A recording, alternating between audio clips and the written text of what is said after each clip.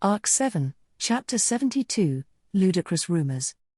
The sheet dangling from the office's window had been insurance, in case the worst came to pass. Inside Gustav's office, a discussion between him and two emissaries, Todd and Arakia, had been in progress, although only led entirely by the two of Todd and Gustav. Getting to the crux of the pair's visit to the island had taken quite a lot of trial and error for Subaru and Hyan, as they had eavesdropped. The events that would occur, the words that would be employed, a way with which to calm Hyan down, the blind spot for him and Hyan to hide in, an escape route, those were the requirements. They would have to deceive Todd, a meticulous person, and Arakia, one of the 9 divine generals. They had no problems in being similar to characters in a manga that could feel any presence. For the purpose of deceiving them, Subaru had needed to pull out all the stops. He had asked Whites to buy some time, Tanza to bring herbs with strong odors on the way to the office, and Idra to gather people on the vantage point so as to distract them, even if only a little. By doing all those things, they would raise their suspicion to the utmost, but only so much that they still would not act on it. Those fortifications, built upon thin ice, had allowed them to overcome their opponent's own defensive fortifications.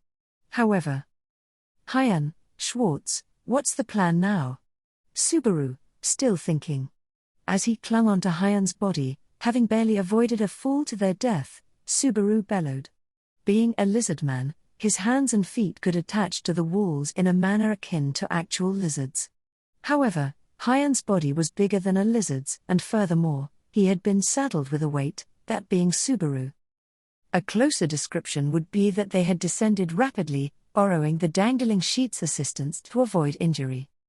Having been lowered from Hyan's arms to the courtyard, Subaru then confirmed the feeling of the cursed tool in his hand. The black ball, still sticky and wet with blood, had been inside Gustav's body, just where exactly it had been placed, he did not know, only that it had been ripped out of him. Subaru, gah! Enduring the nausea rising from within, Subaru frantically planned his next move. The very instant Todd let go of the cursed tool had been the instant Subaru thought he had to act. Since he had attained the cursed tool this way, he had not been mistaken in that. But at the same time, there was no doubt that it was a move made without any thought on what to do afterwards. Subaru, anyway, let's use your camouflage in those bushes. Hyan, are you sure we shouldn't run? Subaru, no, we can't just run away without any thought. She'd find us right away. Quickly. Between the options that popped into his head, running or hiding, he had immediately chosen hiding. As they had already aroused the hostility of Todd and Arakia, there was no doubt that they would face death either way. So he had opted for a path that would give him better insight into future events. If they were to run away, they would have to continuously stay on the run. But if they hid, they would be able to continue mulling over what to do next for as long as they stayed silent. Subaru, pulling the arm of the bewildered Hyan, Subaru dove behind a plant in the corner of the courtyard. Then, Hyan camouflaged himself while covering Subaru, hiding themselves from those around them. With Hyan's body pressing down on him, he felt his heartbeat on his back, beating with an inordinate force. He was frightened, cowering. Still, he had to endure this. Because if he could not... they're not here. With a light thud, a girl overcame the height that Subaru and Hyan had struggled to descend. The one landing barefoot in the courtyard was Arakia, holding a thin tree branch in her hand. One of her eyes covered by an eye patch, she turned, surveying the courtyard with her sleepy-looking eye. Could Hyan's camouflage truly deceive her eye as she searched? Even if they could elude one's perception provided the person was unaware of their existence, they would not be able to conceal themselves in the blind spot were their existence to be known. If she just searched for Subaru and Hyan with the slightest bit of extra attentiveness, would heighten their anxiety on being found. There was nothing Subaru could do about that. But they absolutely could not let themselves be found. Not because he had obtained a cursed tool capable of killing or saving everyone on the island. For a more pressing reason, a reason directly related to Natsuki Subaru's own state, was why he could not afford being found, was why he could not afford dying. Arakia, He wished that she would turn around and walk away in the wrong direction. But in the end, that wish of his was in vain. Wrinkling her brow and letting out a small growl, Arakia approached the shrubs where Subaru and Hyan were hiding. Their presence, their smell, their breathing, the sound of one of their heartbeats, he did not know which one had tipped her off. Or perhaps, it was some sort of aura that only the strong were able to sense, something Subaru and his partner could not. If she was feeling anything along those lines, it would be beyond foul play. To corner them with something they had no way to counteract should be against the rules. But it seemed that, in Arakia's point of view, those rules were laughable at best. Oi, the hell's this?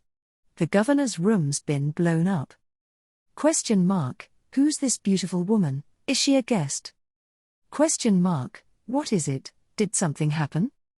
Just before these bitter thoughts completely filled his head, just before Arakia reached the garden shrubs, the courtyard's atmosphere was disturbed by the voices of multiple men. Looking over, 5 gladiators had lumbered over and made their appearance in the courtyard. They were probably onlookers of a unit who had caught the sound of Arakia blowing Gustav's room up. Their attention was focused on Gustav's room, with its blown-out walls, and on Arakia, a beautiful, unfamiliar girl standing in the courtyard. Arakia, too, turned towards them as they appeared, tilting her slender head with a thoughtful look. From her perspective, it was as though she was suspecting that those that had now appeared were comrades of the ones she was chasing, Subaru and Hyan.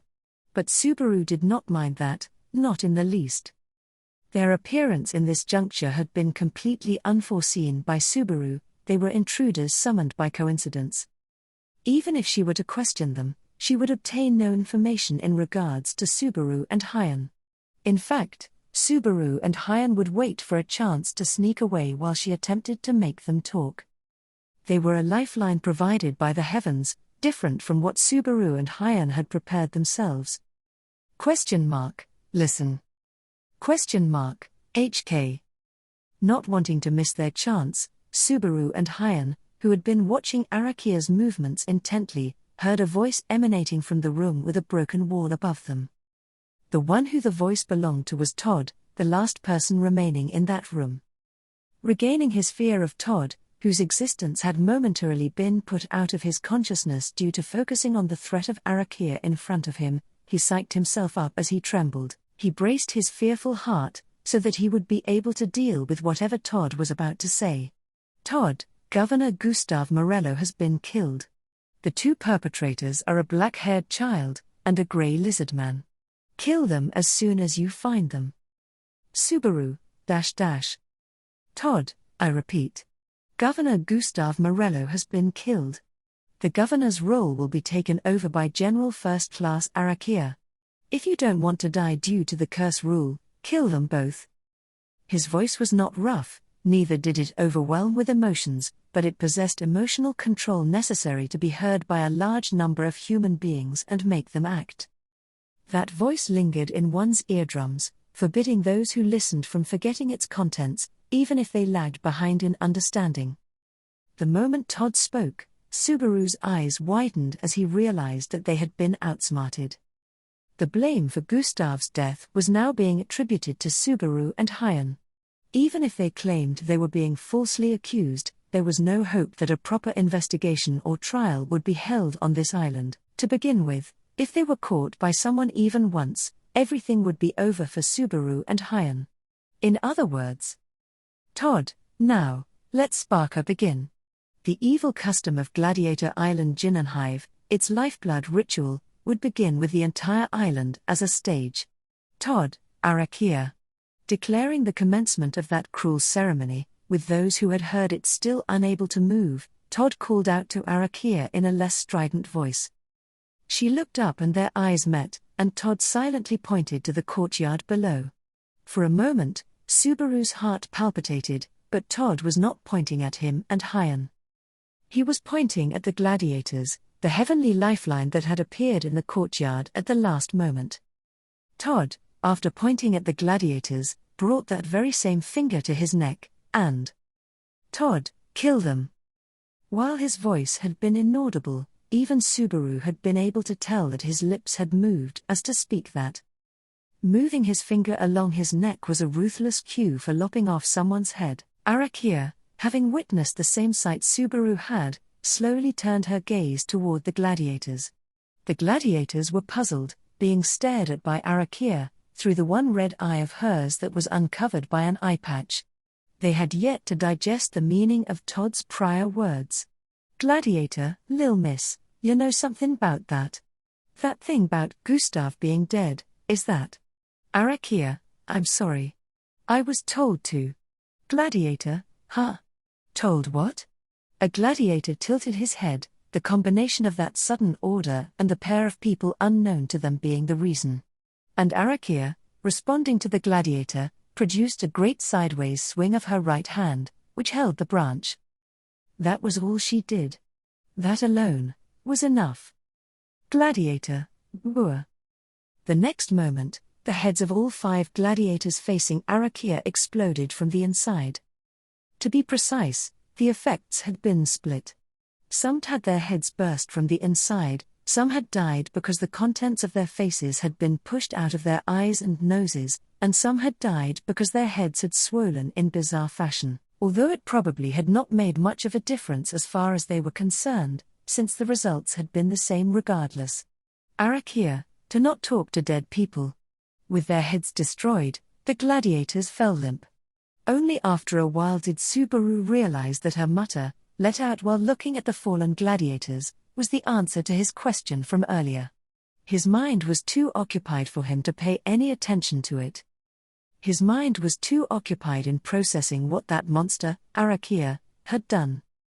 It was probably water. Todd had given Arakia advice at the time Gustav was killed. To put water inside her opponent's head, perhaps that was what she had done. The heads of the gladiators had been blown up from the inside, with the water that materialized there being the cause. Arakia, 1 glass of water's worth. As she voiced that, Arakia fiddled with the tip of the branch in her hand with her other hand. While her ruminating tone lacked emotion, to Subaru it sounded somewhat like she was expressing dissatisfaction she felt, a dissatisfaction that only amounted to her being unhappy about not reaching that amount. Having feelings of that sort after murdering people, it was far from normal. That was why she was a monster. Arakia, and of course, Todd was one too. Anyone here? Did anyone hear that loud-ass voice just now? Arakia's inhuman deeds made Subaru's mind grow darker, and while Hyan froze, forgetting to even breathe, yet another voice arrived at the courtyard. Another gladiator. One gladiator after another rushed there, understanding that it was the most likely spot everyone was gathering at since they were able to look up at the governor's office, from which they had heard that voice. And so, that meant, "Gladiator, oi, you, where did you come from?" The governor's. Arakia, "I was told to not talk to dead people. That the victims of the spirit eater, of Arakia, would increase. Hence, it commenced. A massacre on the Gladiator Island commenced, for a reason different to the curse rule being invoked. The situation that Todd had set up was so horrid, that it was hard to believe that it had been a sudden flash of inspiration. One by one, Arakia would kill the gladiators indiscriminately. Naturally, there was not even a single person able to take her on and return a blow, given that she was a divine general. Entering her field of vision was a calamity of such magnitude as to signify instant death. Certainly, Arakia should have been able to manipulate waterspouts and explosive flames, but the fact that she had not utilized those kinds of powerful techniques that seemed like they could engulf the entire island, at the very least, truly provided some modicum of relief. Perhaps loathing being unable to check the corpses in that case, Todd had ordered her as such. And Arakia aside, the island's guards were also troublesome. From what it seemed, the guards had somehow believed Todd's words that Arakia had taken over Gustav's role after the latter's demise. Subaru did not know how someone could actually take over an official position of the sort, but he did not believe Gustav would wish his murderer to succeed him. A portion of that matter had become that Subaru and Hyan had killed Gustav, so as far as the guards were concerned, there was no reason to doubt Todd's words. Subaru disliked being misunderstood by the guards like that, but his biggest problem was, shit. They've really done it. The guards have unleashed the gladiator beasts onto the island. They're coming at us. Run, run, run, run. Such bellows and screams were continuously raised throughout the island as it descended into chaos. The unleashed gladiator beasts, the ones employed as enemies during Sparka, were, as far as Subaru could see, witch beasts who'd all had their horns broken off, and currently, they were obeying the guards. Those gladiator beasts, complying with the orders given by the guards following Todd, were on the prowl for the pair of Subaru and Hyan on the island. However, the gladiator beasts could not distinguish between each gladiator. That was why, one after another, the gladiator beasts had also begun attacking the gladiators indiscriminately. Where are ya? Hurry up and come on out, Schwartz. You creepy lil brat. A guard yelled, his eyes shimmering with hostility, as he patrolled the corridors with a large two-headed dog next to him. The guards did not make active attempts to communicate with the gladiators, so this marked the first time Subaru had seen them lay their emotions bare in such a way. The thought that they had always harbored hostility in that way also brought sadness to Subaru. Only, it did not just bring sadness, it also brought a realization. The guards looking for Subaru and Hyan appeared to be impatient and irritated, and moreover, they appeared afraid. Probably, that was not unrelated to the fact that the guards too would die when the curse rule was activated. The guards, too, were taking many things into consideration as they chose to obey, so that they themselves would not die. Arakia and the guards, from Subaru and Hyan's perspective, were dangerous enemies prowling the island. Had Todd, the one controlling them like pawns, been operating on his own, or had he been spreading his instructions? The fact that his whereabouts were unknown considerably diminished Subaru's capability to think. The whole time, because he had continuously been on the lookout for Todd, his strained heart was on the brink of cracking. And to pour salt on Subaru's wounds. Oi, where's Schwartz? Was he there? Haven't seen him. I'm more worried about the guards. If they find us, we're dead. So, if we hand Schwartz over to them?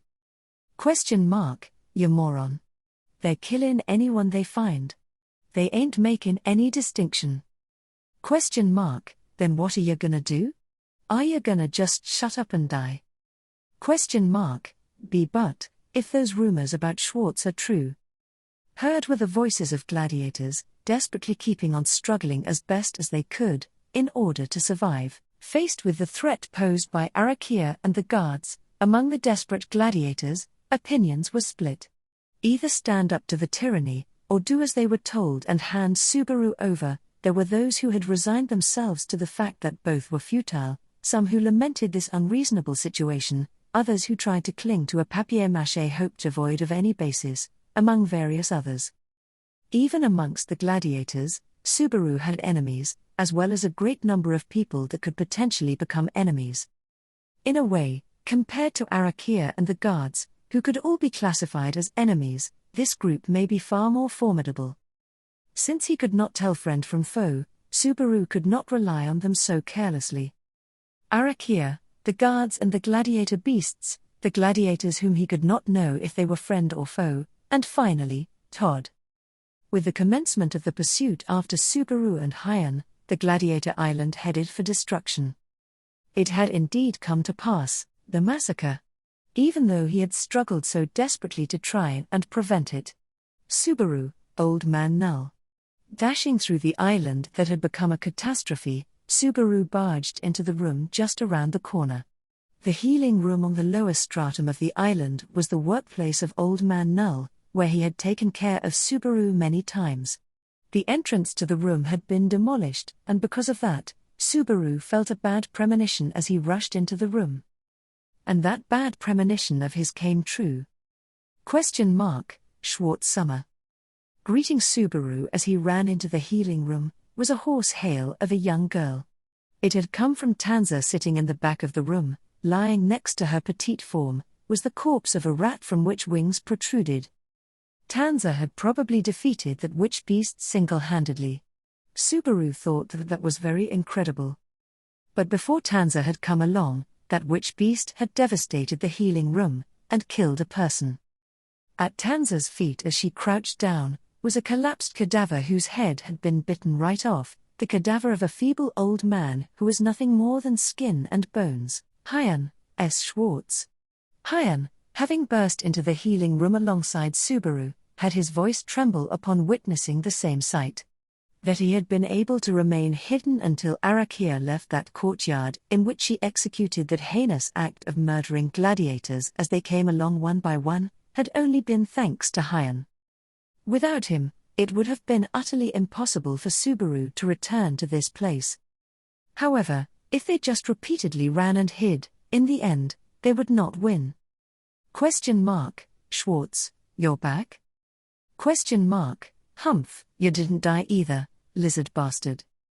Idra and Whites also rushed over to Old Man Null's corpse, in front of which Subaru and Hyun were hanging their heads. All the members of his unit, who had helped him sneak into the office, were present. Considering the state of the island, that no one had died and they had been able to reconvene was akin to a miracle. However, if it truly were a miracle, shouldn't the results they had procured be much, much better than this?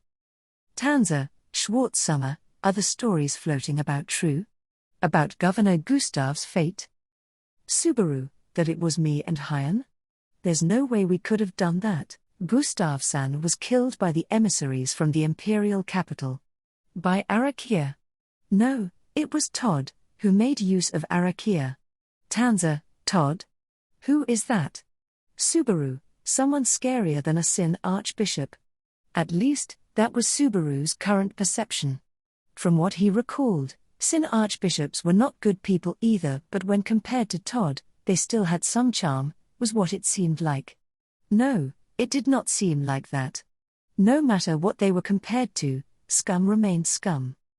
But the way Subaru had put it seemed to make Tanza and everyone else understand just how dangerous Todd was. Tanza, do not give such a reckless example. Even if we comprehend they differ from the likes of the Sin Archbishops, it is still bad for the heart. Subaru, sorry, but I'm quite familiar with them. After all, I've happened to encounter them plenty of times. Tanza, you have encountered Sin Archbishops plenty of times? That is, as expected. Subaru, as expected, what does that mean? Do you know something about me?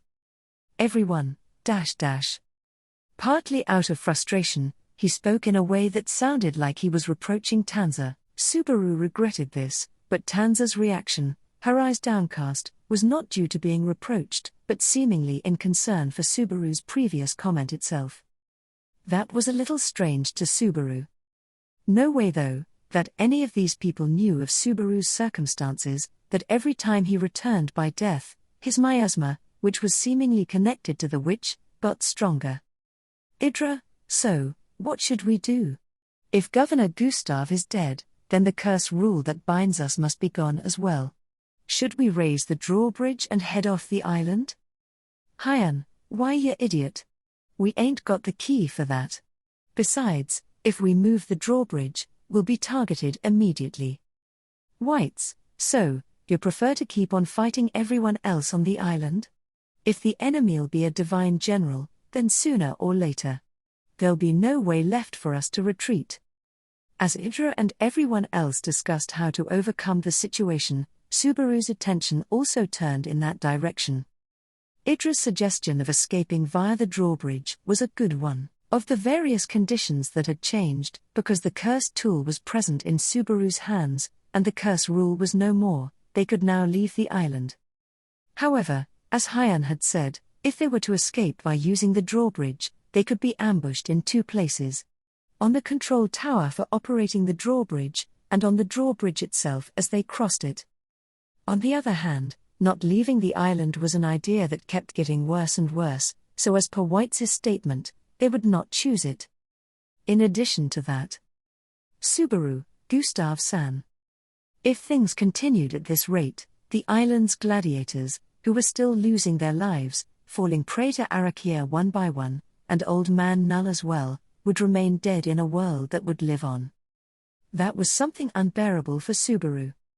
Even if he had succeeded in recovering the cursed tool, and the fear of the curse had disappeared, deciding that this was the very best and moving forward was not what Natsuki Subaru had originally desired. Such a path was not what the son of Natsuki Kenichi ought to choose.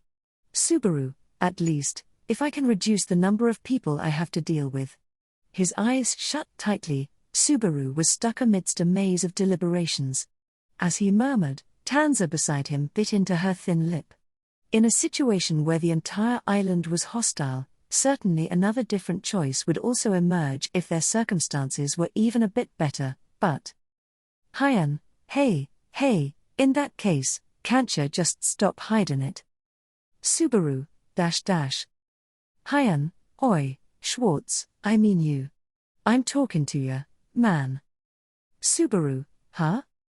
As Hyan suddenly started talking, a feeling of trepidation in his voice, Subaru widened his eyes in wonder. It had happened as he was pondering over things, but even more than that, since he had no idea what the hell Hyan was talking about, Subaru had been slow to reach. To stop hiding it, so Hyan had told Subaru. So he had told him, but… Subaru, to stop hiding it. Hiding what? Hyan, see, cut it out. In this situation, keeping it a secret ain't the right move. Whites, oi, stop it, lizard bastard. Hyan snapped at Subaru with an intense vigor, the latter without a clue as to what the former was going on about. Whites intervened to stop him, but Subaru was too surprised to thank him. But Idra, also making a serious face, prefaced with Schwartz towards Subaru. Idra, the way he's putting it aside, I understand how Hyan is feeling. Isn't it about time you come forth with it? Subaru, no, like I said, I have no idea what you're talking about. Idra, it's about your father. Subaru, my dad? With seriousness, with unbelievable seriousness, Idra declared so to Subaru. But despite being told that with such seriousness, Subaru's confusion only grew more and more. He did not understand why it was so necessary to talk about his father right now. Subaru's father was, in the eyes of his son, in the eyes of his wife, a man of paramount splendidness, a person who ought to be respected, the very object of Subaru's admiration, but… Subaru, what, he's an ordinary salaryman. Hyan, don't pull the wool over my eyes. I already know. You're His Excellency the Emperor's illegitimate son, don't ya? Subaru, .. Subaru's voice, as he attempted to explain that information would not be useful in this situation, was drowned out by Hyan's own, as the latter's arms were held behind his back. It was drowned out, but the volume of water employed to do so was so overwhelming, that Subaru's mind was unable to comprehend the vastness of the wave that had washed him over. Just now, what did Hyan say? Subaru, I'm His Excellency the Emperor's child? Hyan, yeah, that's right. It's being talked about outside the island. With black hair and black eyes, the illegitimate son of His Excellency the Emperor Vincent Volakia's somewhere in the country. That's… Idra, Schwartz, it seems that'd be you? Taking over from Hyan, Idra spoke towards Subaru, his voice and eyes serene. The eyes of Hyan, seemingly depending on him, and the eyes of Idra, which had faith in him, when they appeared as if they had not just told an unfunny joke in this situation, Subaru looked at the Whites. His tattoo-covered face contorting, Whites spoke. Whites, I believe I told ya. I know who ya are. But, I don't give a fuck about that, I'll lend you my strength regardless. Were it not for these circumstances, those faithful words would have been far more moving. Back then, when Subaru had been told that in the lower stratum, just how much resolve had it taken Whites to go and say that, its weight only now becoming clear. And that too, came from a wholly mistaken idea. Subaru, wait a second me, the child of the Emperor, why? Idra, for someone of such young age, your ability for judgment, command, and survival are unimaginable. You were the one who saved us and Hyan's people during Sparker, Schwartz. Subaru, that's. It was true that Subaru had defied fate by making full use of his ability. But he had no idea that it would cause such a preposterous misunderstanding among Idra and the others. In the first place, for them to have even gotten such a wrong idea of him. Subaru, Tanza, why didn't you tell them they're wrong? Tanza, Schwartz Summer, I have been viewing it with my own eyes. Subaru, Tanza, Schwartz Summer. You were accompanying His Excellency the Emperor at that place. With Tanza gently holding the hem of her kimono in place as she asserted so, Subaru was left speechless. What she was talking about had taken place at Chaos Flame. Indeed, Subaru had been in his shrunken state alongside Abel, donning his ridiculous mask. Since Tanza was Yorna's attendant, it would not have been odd for her to be aware of the truth. And Tanza had seen the shrunken Subaru, together with the real Emperor, Abel. And that had appended onto Idra and the others' mistaken assumption. Subaru, what? Tanza was working with Olbart-san. No. Subaru's guess had been that Tanza had been conspiring with Olbart in various deeds. Perhaps she had been acting to protect Yorna, so he thought, and he did not really feel like blaming her for that. And Olbart would not reveal his hand, even to an accomplice. Tanza was unaware that Subaru was a shrunken Natsumi Schwartz. If so. Subaru, Tanza, who do you think I am? Tanza, the black-haired woman and His Excellency the Emperor's. Subaru, And the rest was silence. Tanza spoke no further, but he understood what she was thinking. Having understood that Subaru was speechless, and he also comprehended that it would be difficult to explain it. He could offer no evidence. There was no other way but for Subaru to become larger, right here, right now, all of a sudden. Subaru, this thing about the Emperor's illegitimate child, why is that relevant? Idra, Right now, a rebel army has been raised outside the island, against His Excellency the Emperor. The one considered to be the leader of that rebel army is Subaru, the Emperor's illegitimate son? Idra nodded at Subaru's suspicion. And so, even if with some difficulty, the theory was making sense within Subaru's mind. A power struggle between an emperor and his child. The battle initiated by Abel and his group outside the island had become a story along those lines. In truth, it was a battle between a real emperor and a fake emperor. But what was made known was that it was a battle between the real emperor and a rebel army led by the emperor's child. He could envision just who had concocted that, and how they had done it. Subaru, that bastard. Immediately, Subaru comprehended that the situation had been set up by Abel, and that the rumor had been spread by him.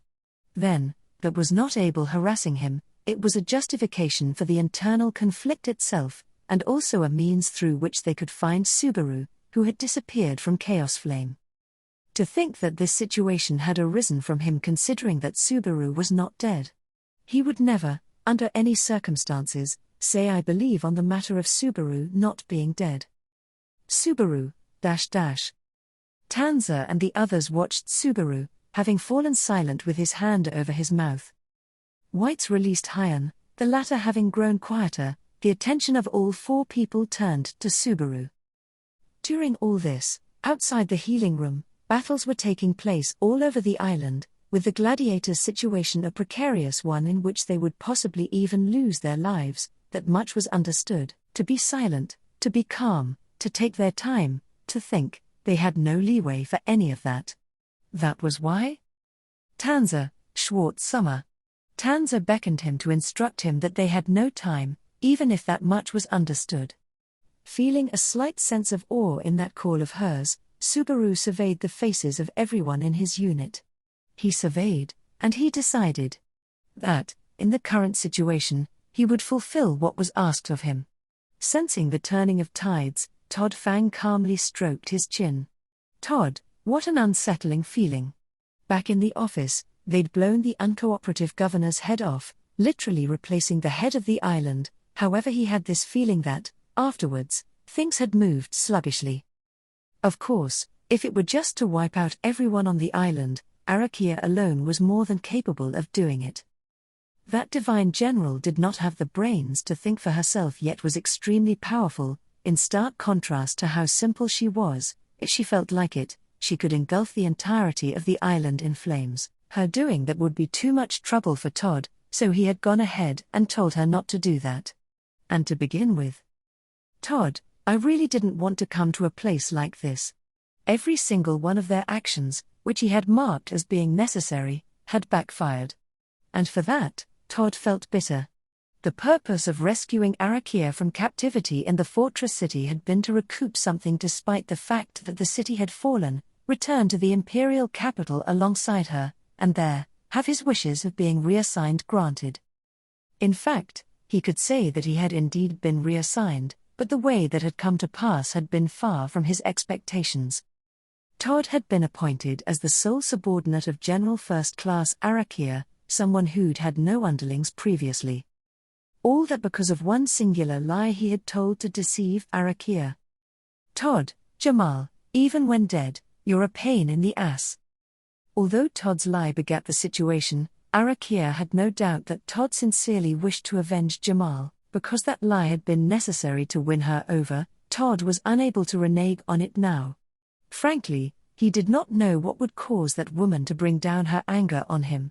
Considering the possibility of being turned into charcoal the instant he incurred her wrath, he was unable to retract his comment so carelessly. As a result, Todd had been made Arakia's subordinate.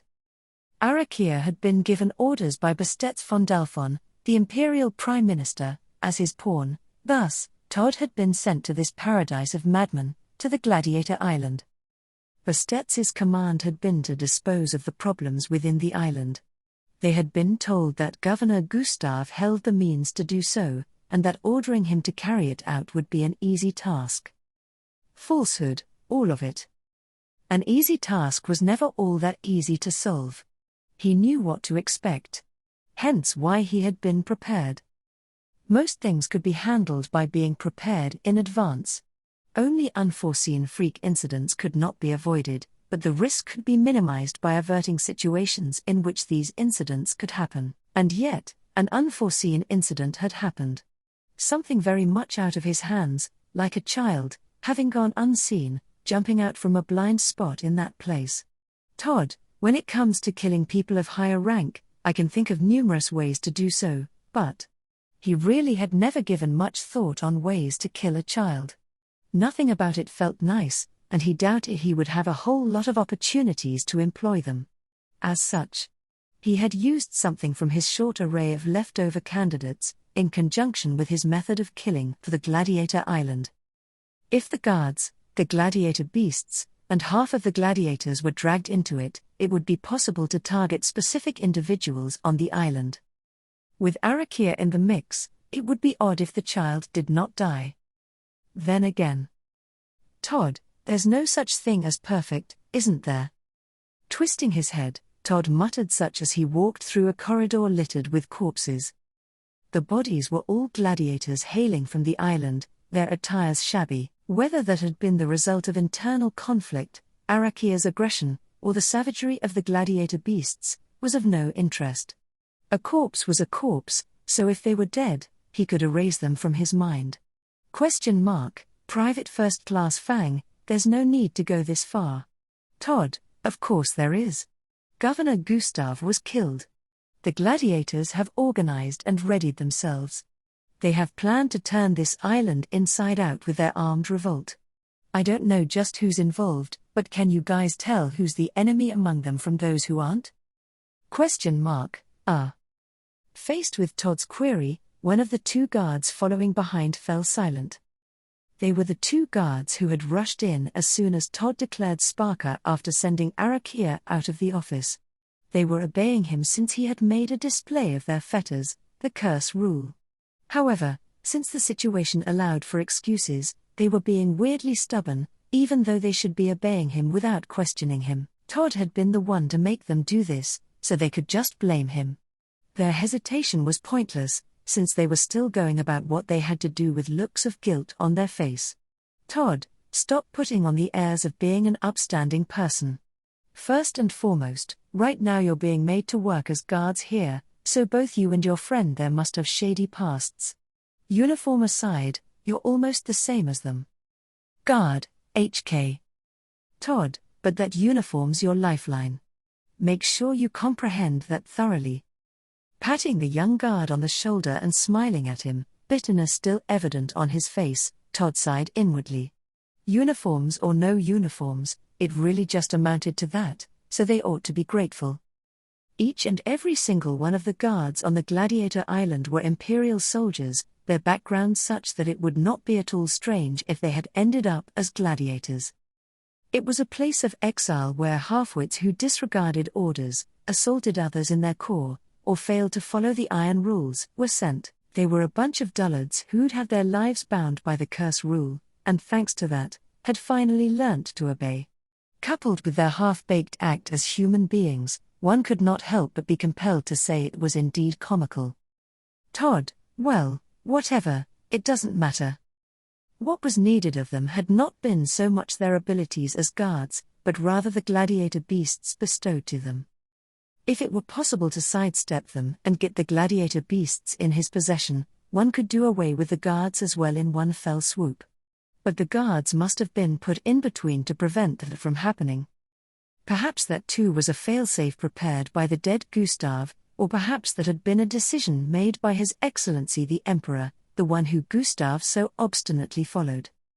Todd, anyone who willingly wishes to go to war, anyone who stands by it, is out of their mind.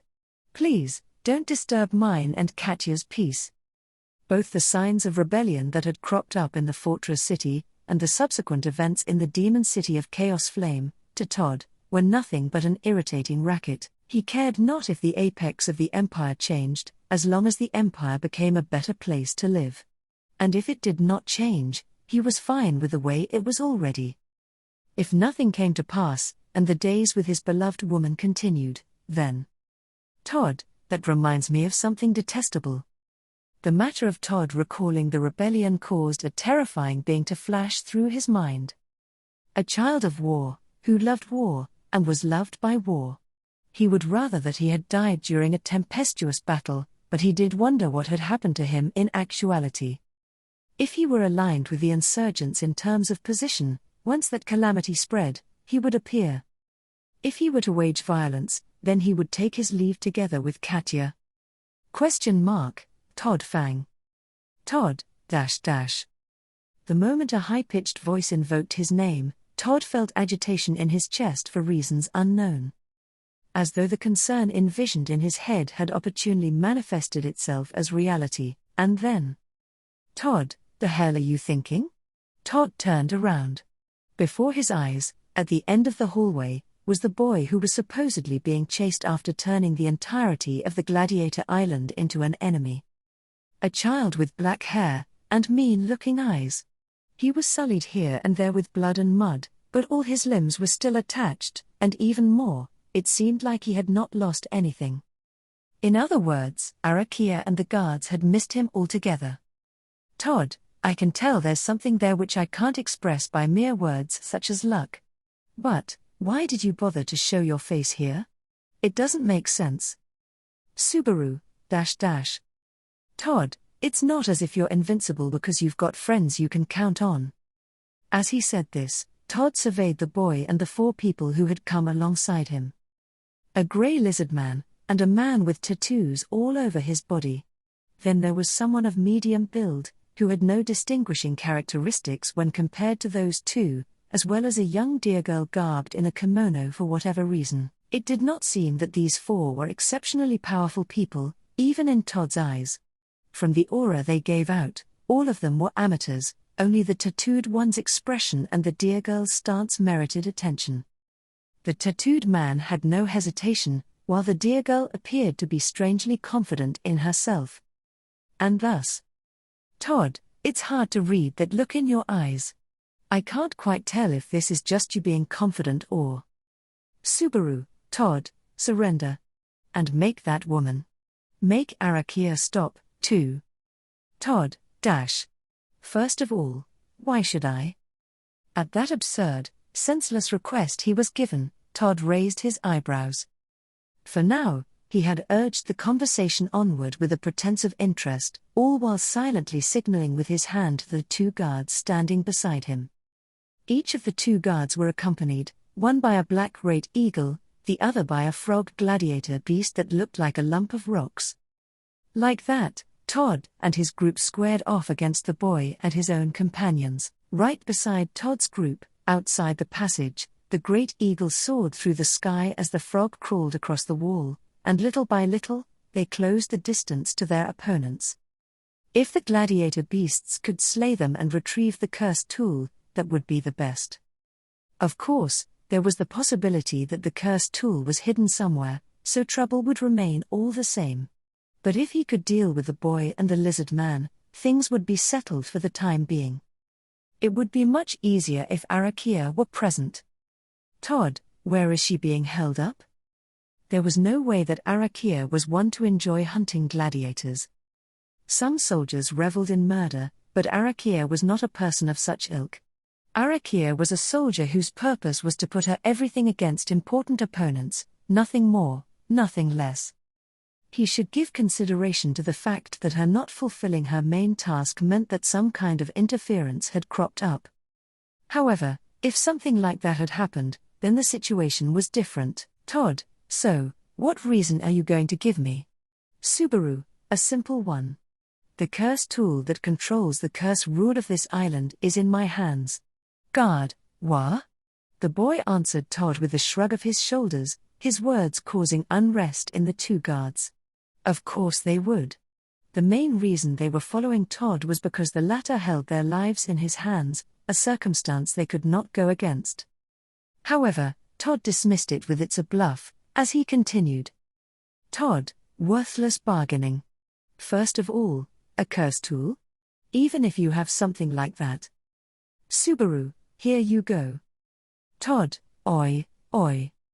Even though no demands to see it had been made, the boy pulled something out of his own pocket. It was a black sphere, wiped clean of blood, and very recognizable even at a distance. It had been in his hand only for scant time, but there was no mistaking it. It was the real thing, the cursed tool that had been inside Gustav's body. If it were Todd, he would definitely hide it somewhere on the island and use the item and its whereabouts as a bargaining chip. What was the purpose of bringing the real thing instead of doing so? Todd, what's with that dirty orb?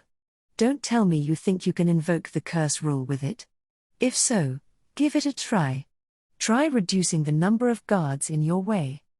Guard, what? Don't. If he does that. Todd, I told you, it's a bluff. Or perhaps you do not believe the words of a messenger from the imperial capital? Having once more conveyed that to the guard who had lost his composure, the guard fell silent, his face pale. The reaction made Todd a bit uneasy.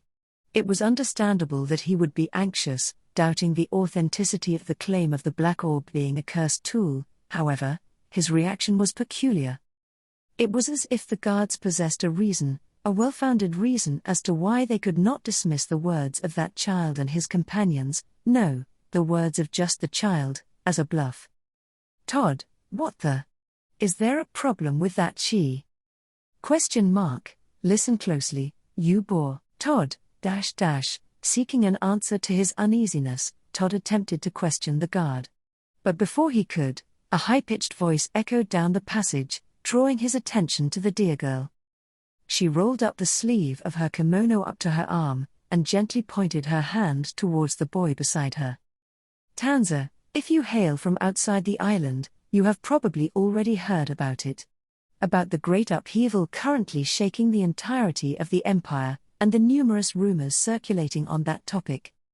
Todd, Todd shut one eye at the girl's appeal, which felt dignified, even majestic. Regardless of how they had secured the means to obtain information while on the island, the girl was correct. The public would gossip about this thing or the other to their heart's desire. As far as the insurgents went, various sayings already existed. One of those was that one among the 9 divine generals had already joined them. Some of those were quite ridiculous, but... Todd, hey, no way, Tanza, this gentleman right here is the one at the heart of the situation shaking the Empire. This esteemed gentleman, who has stood up to correct the erred ways of the Empire, the one endowed with the legitimate credentials to do so. After a beat, after a pause, the young girl looked over at him. In the recesses of those round eyes of hers, Todd caught a glimpse of a thought that swelled the concern that had been brewing in his heart. Tanza, he is the son of His Excellency the Emperor Vincent Wallachia, Natsuki Schwartz-Summer. The illegitimate son of His Excellency the Emperor, with the cursed tool in his hands. Those ludicrous claims had been delivered by the girl carrying herself with utmost dignity. Her demeanor was as though she'd had plenty of actual experience in scenes of the sort, and was accompanied with persuasion, such that one was unable to doubt the truth of those ludicrous claims. Indeed, among those ridiculous rumors, there had been something of this sort. The leader of the insurgent army was the illegitimate son of the emperor, possessing black eyes and black hair, or so the rumors went. Of course, imperial soldiers with their heads screwed right would have doubled themselves over in laughter, struggling to take such absurd nonsense seriously. If he did indeed exist, even Todd thought that spelled trouble. But the idea that he would just happen to be on this island by chance was far too ridiculous to contemplate seriously. However, guards, HK.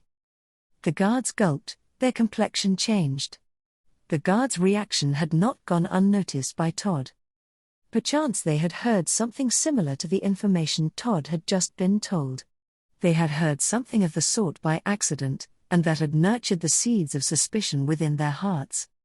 Henceforth, upon the boys, upon the child named Natsuki Schwartz's declaration, that of possessing the cursed tool, they were incapable of laughing it off as a bluff. They were possessed by an illusion that he could perhaps be more credible than Todd, with his position as a messenger from the imperial capital, and as Arakia's subordinate. Hence, Tanza, now then, all of you belonging to the guards, let us quickly. The girl had tried to run her mouth and say something in quick succession. Before the girl's request could reach them, Todd brought his arm to his waist and grabbed a hilt, sweeping it sideways with all his strength. Guard, HK. The arcing blade of an axe swept towards the two guards standing beside Todd. The head of the guard to the right was chopped off, while the head of the guard to the left was cracked open and slammed against the wall. Both were granted instant death, the momentum of them still wavering having prevented them from joining the others. And then, Todd, let's go. Rushing to the head of the guard he had chopped off, Todd punted it forward as hard as he could. The head splattered blood as it flew, soaring towards the boy and his group, eyes wide in amazement. They looked on as though they had not understood the meaning behind his actions in the slightest. Gyao. Arc 7, Chapter 73, White's Rogan. White's Rogan had never believed he could live or die honestly. Either way, the thing called society tended to undervalue the word normal.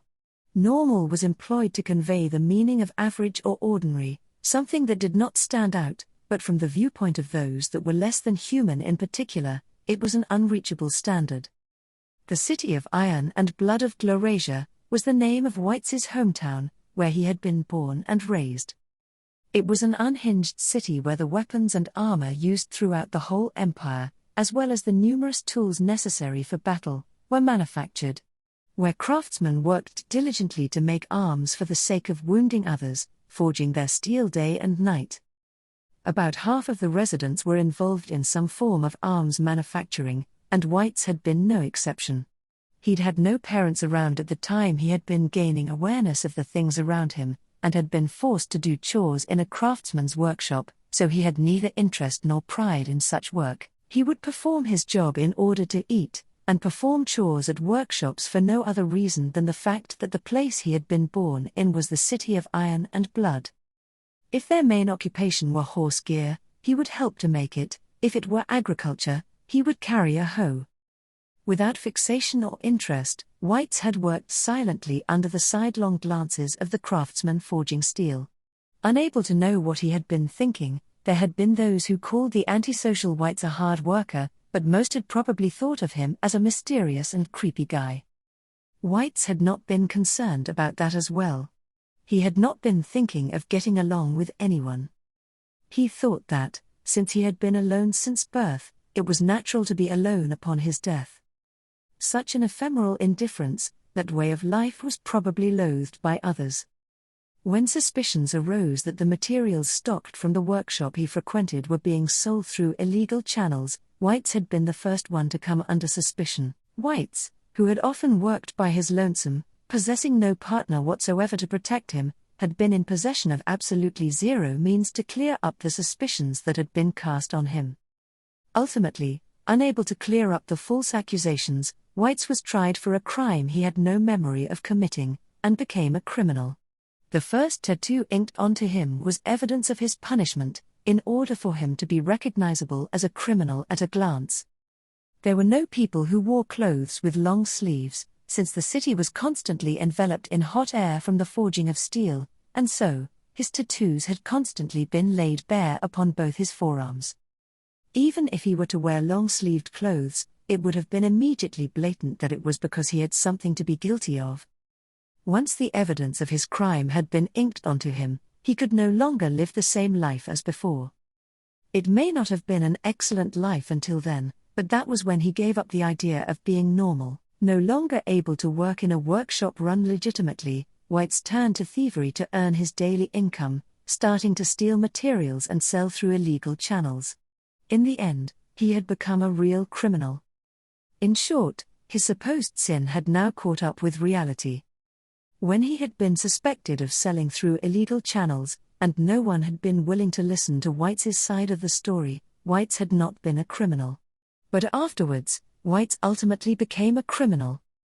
Perhaps it was something such as an inevitability. Whites, if I'm a repulsive fuck, then I'm fine with that. Inked with tattoos and having become a criminal, in anyone's eyes, he would appear be detached from the concept of normal.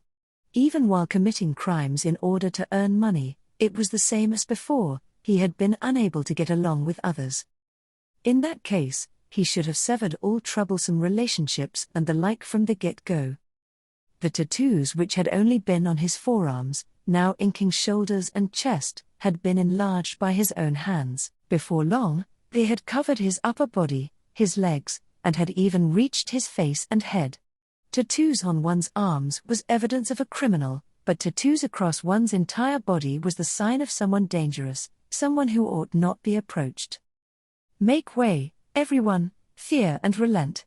The once pitiful man, forsaken by all and fallen to crime, was no more. What remained was merely someone less than human, some troublesome, with nothing left to lose.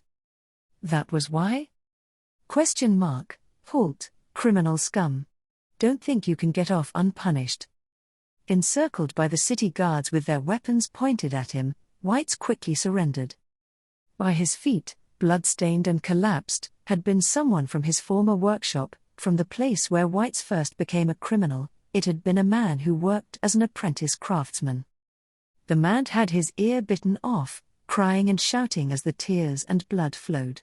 On that day, he had falsely accused Whites of being a criminal, and hearing that rumor leak out over a drink, Whites had retaliated, spitting out the ear he had been holding in his mouth. Whites was seized by the guards and thrown in jail. Whites was notoriously known within the city of Iron and Blood. Without anything like a path of salvation granted to him, soon after, it was decided that as a criminal slave, he would be sent to the infamous Gladiator Island. Without the will to oppose, he accepted it. Without the intent to resist, he crossed the lake. At the place where he had been sent, having been put together with a group of seedy-looking people in similar circumstances, he had been forced to participate in a ceremony to fight an extremely dreadful witch beast. I don't care what happens. I ain't got any intention of dying. No matter who I must sacrifice, no matter who I must outsmart, I'll survive, and then, one day, I'd be treated. Subaru, Whites. Grab the sword. I'm counting on you. I'd be treated as a normal human being, that was my wish. Whites, take cover. The moment he saw the head belonging to the guard flying through the air, Having been kicked, whirling around as it sprayed blood, Whites immediately thrust Schwartz, standing next to him, towards Tanza, dressed in a kimono. This girl, contrary to that youthful appearance, possessed great strength. However, she had not mastered that power. The strength of her body and her mind were misaligned. It was far too risky to rely on her. With Schwartz, they made a good combination. Weak in body, but strong in mind, was Schwartz. If it was him, Tanza would probably be put to good use. Therefore, at this moment, pushing him towards Tanza, strong in body, but weak in mind, had supposedly been the right choice. And then, Whites himself, the performer of such deed. Whites, A.R. Running forward, he swung his arms up and slammed the guard's head flying towards him into the floor of the passage. Beheading his ally in an instant, then punting that head to make it fly, that utmost shocking deed was a scheme that had put the thoughts of Whites and the others to a standstill, but it did not seem to be just that. In reality, the judgment of the four people aside from Whites had been one beat too slow, but Whites had made a move. Schwartz had been so vigilant of that man, so it did not seem like that was all he was aiming for. And it happened right after Whites had thought that. Whites, HK? Right beside Whites, who had been glaring towards the man in front of him, who had taken an axe into his hand, the monstrous black bird, the gladiator beast, had charged in, destroying the wall of the passage. Smashing the wall half a step behind Whites, it laid waste to the passage of the island's upper stratum right beside him. Aiming for Whites and the others, the flying gladiator beast approached to slaughter. No, that was wrong. It was not wrong that it was a gladiator beast, but that bird had not been aiming for Whites and the others. Gladiator beast, Gyau. Having smashed the wall and made its appearance, what had been pierced by the monstrous bird's beak was the head of the guard that had been decapitated. Aiming for the head of the decapitated guard, the monstrous bird had crashed into the passage. Neither did he understand what that meant, nor did he have the time to think about it. Whites, Isle. While his back was showered with wounds from fragments of the wall bursting open from the tremendous impact that had occurred half a step behind him, as well as the sharp wings of the gladiator beast, clenching his teeth, Whites did not take his eyes off the man.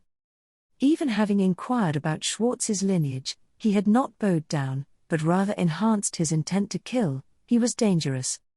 He was a honest-to-God threat, different from Whites's tattoos, which only created a sense of danger. No matter what, he would stop it. Todd, Seeing Whites moving forward, the man ruthlessly narrowed his eyes.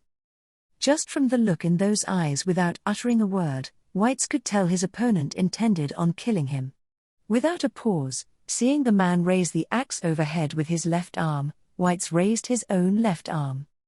That was the arm that had been the first to become inked with a tattoo, becoming evidence of him being criminal, the impetus for him drifting to this land. Resolutely channeling all his strength, he would try to receive the blow unleashed by that man. Whites, Gay. HK. Without mercy, the swinging axe took aim at Whites's head from the left. Forcing his raised arm into its trajectory, Whites's arm did not meet the blade of the axe from up high, but rather from the side. At the moment of impact, the bones of his elbow were shattered, and the bones of his upper arm and shoulder were pulverized alongside his flesh. Through the impact and pain, his vision turned a deep red, and his left arm was dyed with darkness completely different from the color of the tattoo. But Whites, I endured it. He had not been waiting for it, rather, by stepping forth, he had been capable of weakening the power behind the axe slightly. That was the main reason why it had not smashed Whites's head in, why it had not ended his life. From the start, he'd had the grit from being called abnormal, but he had not possessed the judgment to match that. The unification of that grit and judgment had been the result of encountering a child far more reckless than himself. Hence, that encounter allowed Whites's arm to reach the man. Todd, you haven't. With his left arm destroyed, he tried to seize the man with his remaining right arm. At that moment, the form of the man had vanished. No, the form of the man had not vanished, Whites had just become unable to see it. Exiting his field of vision, he became unable to see the form of his opponent in the dark, blurred space. Something akin to that had happened. However, it was strange. It had been strange. Suddenly, on the right side of White's vision, the portion he could not see expanded in the span of a breath. Just as if something had suddenly crushed the right side of White's vision. White's. Unable to find the vanished form of the man, White's harbored physical unease as someone called out to him. Slowly turning to look behind him, there was the destroyed passage and plumes of smoke. Then, he saw the head of the monstrous bird that had destroyed the passage, sent flying by a downward swing of the axe of the man who had vanished. White's. Beyond the man who had beheaded the bird monster, he could see 4 people standing above the crumbling passage. There were also some who had fallen on their butts while retreating, but it seemed that all of them had avoided the monstrous bird's intermission. That he himself was relieved about that, White's was a little surprised. While surprised, there was one thing he wanted to tell them, who were watching him in amazement. His broken left arm ached plenty. For some reason, the right side of his face had also started aching plenty. While making use of that pain to somehow keep a grip on his consciousness, which had been getting distant. White's, it was the first time. White's. White's, anyone said, they believed in me. Muttering, White's understood that had been the thing lodged within his heart. Understanding that, he lost the strength in his legs, collapsing right then and there. White's. While hearing his name cried out with such emotion once more, he closed his eyes. For some reason, it had been an awfully pleasant feeling. As he tried to rush to the collapsed White's, he was stopped by the slender fingers reaching out to him. Tears in her eyes, shaking her head when Subaru turned to look back at her, the kimono-clad girl did not permit Subaru to take impulsive behavior. And then, before he could shake those fingers off. Wagobo. There was a hideous, ear-splitting screech, and the ceiling of the passageway was crushed from above. Right overhead of the collapsed White's, the passage succumbed to the weight and collapsed with a violent screech. Directly under the falling ceiling, White's was engulfed, and the floor gave way. The destroyed passage had opened a hole to the lower strata, and Subaru witnessed White's falling headfirst together with the gigantic grey frog which had crushed the ceiling. To White's, who had taken an axe to his left arm, and suffered a blow from a knife to his right eye, he must. White's. Subaru screamed as he reached his hand out towards the falling passage, towards the crumbling floor and ceiling. White's had fallen. White's, who had rushed forward to protect Subaru and the others. Quickly, they had to jump down there and save White's. Todd, it sure is lucky that the second one fell. Witch beasts are a pain to kill. In front of Subaru, whose thoughts had gone astray, Todd muttered, giving a sidelong glance to the collapsed passage. At his feet lay the corpse of the decapitated giant black bird. The witch beast had been killed by Todd with an axe after it had crashed into the passage. The events that had occurred had done so far too quickly for Subaru to digest. What Todd had done, what had occurred before his eyes, anything and everything. Until he was finished dealing with them, he would be unable to think about anything else. He would be unable to think about White's. What had happened with White's, and what had become of him, he would be unable to think.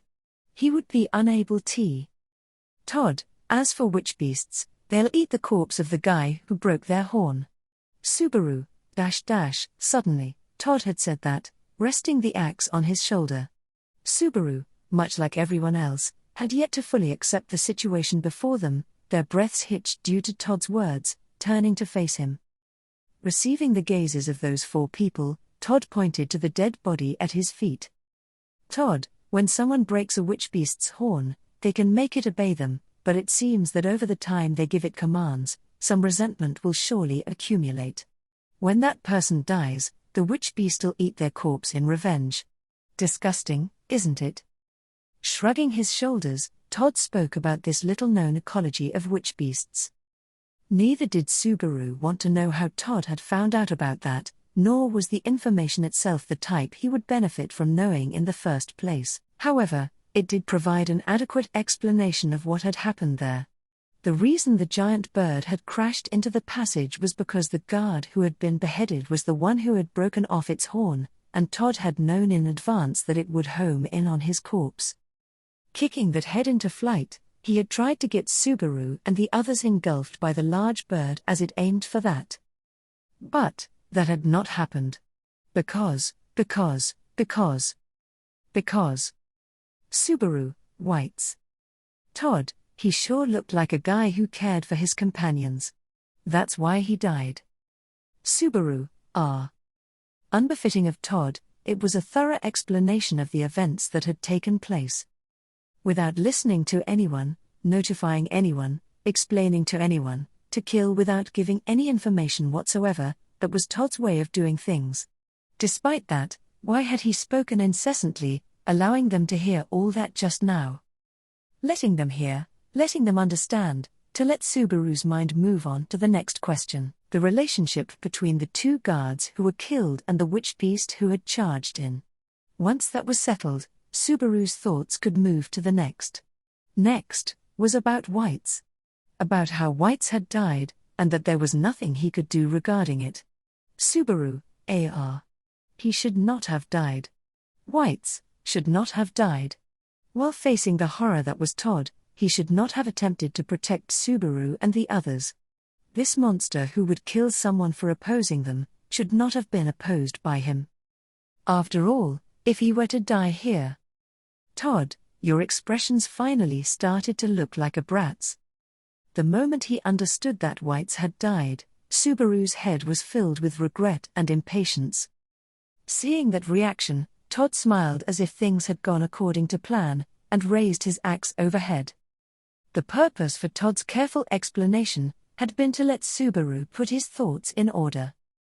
Forcing Subaru to confront Whites' death, which he had unconsciously tried not to think about, had been so that his heart would be crushed, in order to turn an enigmatic enemy into a mere human being of flesh and blood. Tanza, Schwartz Summer. Subaru's legs had come to a halt in shock, and Hyan and Idra's minds were still unable to recover. The first to move before the three of them could, had been Tanza. Tanza set her eyes on Todd approaching them, with her arms outstretched, she stood in front of Subaru. However, Todd frowned at Tanza's conduct and... Todd, hey you're doing it all wrong. Tanza, Saying that in front of Tanza, who had been standing in the way, Todd dropped to his knees on the spot. While Tanza's eyes had been captivated by that movement, the crouching Todd extended his arms up to her inner thighs, and hoisted her up.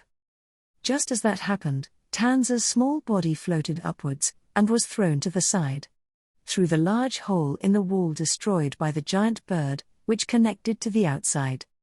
Tanza, Even though she wielded physical abilities that were unthinkable for a child, she could not defy gravity or the laws of physics.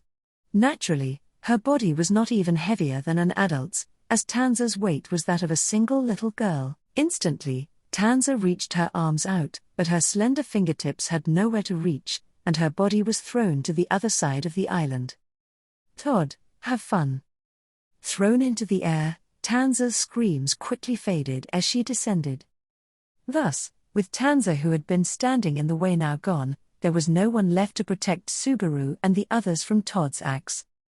Idra, he's His Excellency the Emperor's. Todd, yeah? Idra, he's His Excellency the Emperor's son. Are you insane? Glaring at Todd, who had turned around, Idra cried that out. Eyes bloodshot, his friendly facial features burning with anger, he reproached Todd for not being swayed by the lie that Subaru was the illegitimate son of the Emperor of Wallachia. However, Todd's answer to that complaint was simple. Wordlessly, he merely swung his axe to bash Idra's head in. Idra, woah. Just before his head was smashed in, Idra, his clothes having been yanked, fell on his butt. The axe missed and landed behind Idra, whose eyes widened, while Subaru, who had yanked him down, shook his head hastily. It was impossible, words would not get through to him. From the start, this threat itself had been a mistake. Subaru had tried to rely on taking the easy way out. As punishment for that, he had found him into this situation. Todd, you dodged that, huh? My bad, my bad. However, readjusting his grip on the axe, Todd turned to the side with a disgusted expression. At the point his gaze had been directed to, near Subaru and Idra, who had fallen on his backside, Hyan camouflaged himself against the surrounding scenery. Assimilating with the destroyed floor and walls, he would be incapable of telling that Hyan was there. But it was not like he had been able to move quickly. Todd, disappearing right in front of me, what's your plan? Hyan, schwa. Meeting eyes with Todd, Hyan flinched, and his camouflage was instantly disrupted. Until then, his assimilation with the scenery had been perfect, as if part of a painting had been ruined. It then became something exceedingly unsightly, unbearable to look at. This time, it was red paint that had been applied to the picture, gushing out of Hyan. Hyan, taking the blow from the axe on his shoulder, it cleaved through to his lower chest, and Hyan collapsed. As his blood profusely flowed out of him, the camouflage of his body was undone, and the remains of the grey lizard man fell over with a thud.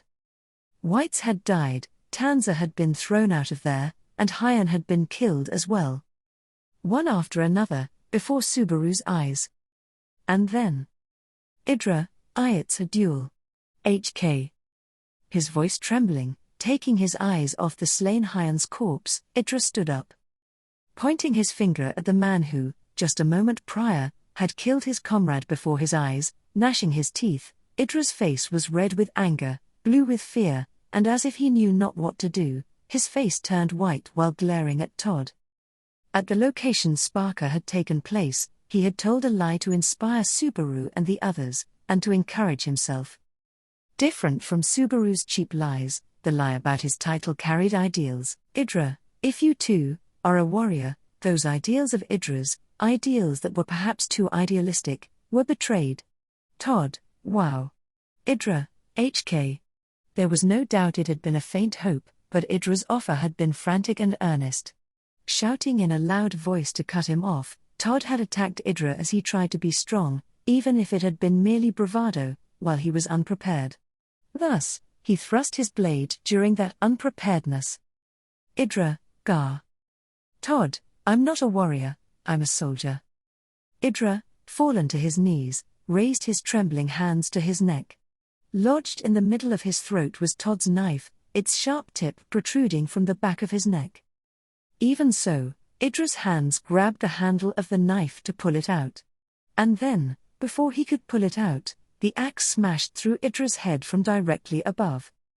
Idra, Idra fell forward, and Todd pulled the knife out from his body.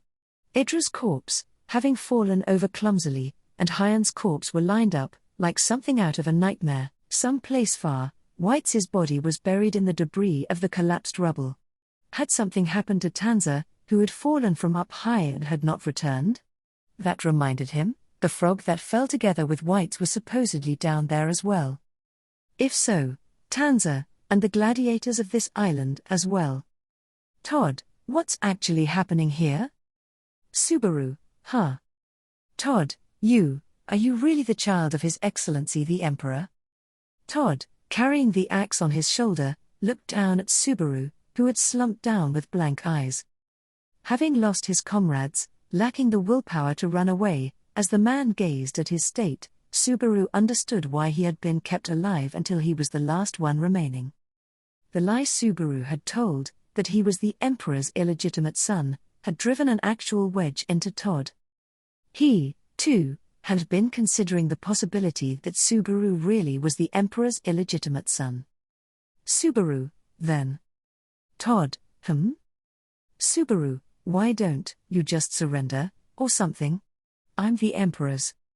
If he had considered the possibility that Subaru was his son, then there was supposedly some room to consider the appeal of Subaru and the others. Subaru had decided to go along with Tanza and the others' misunderstanding by using this strategy, because he had thought it would be the best way to put his unit on their feet again, and because it had been a gleam of hope for them.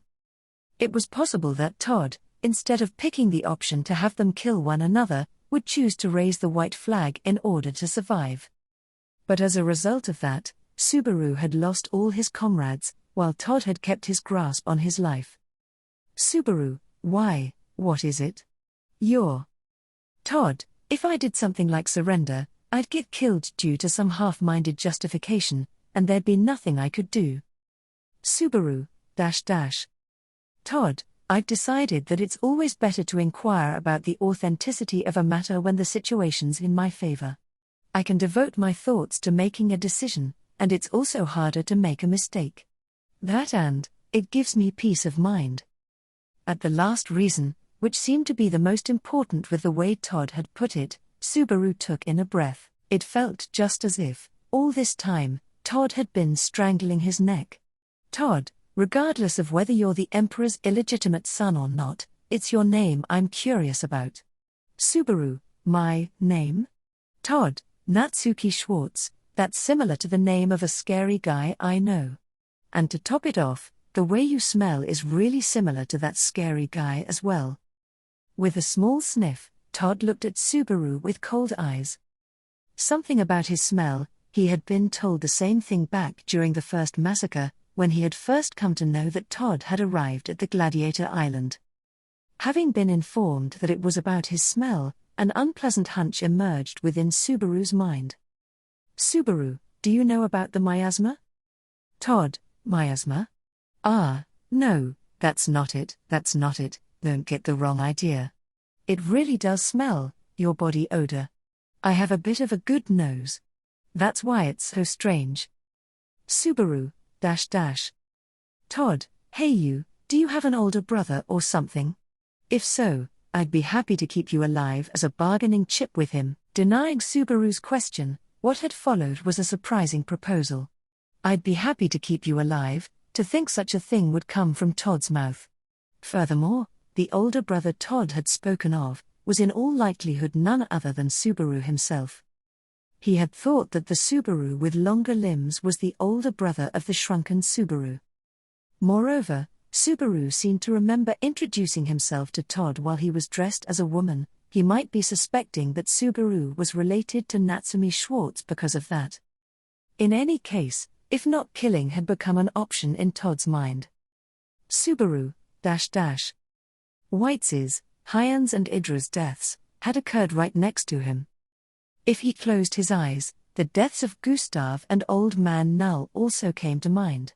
He could also see the deaths of the many gladiators, see their remains, which he had witnessed along the way. Absolutely everyone had ended up dead.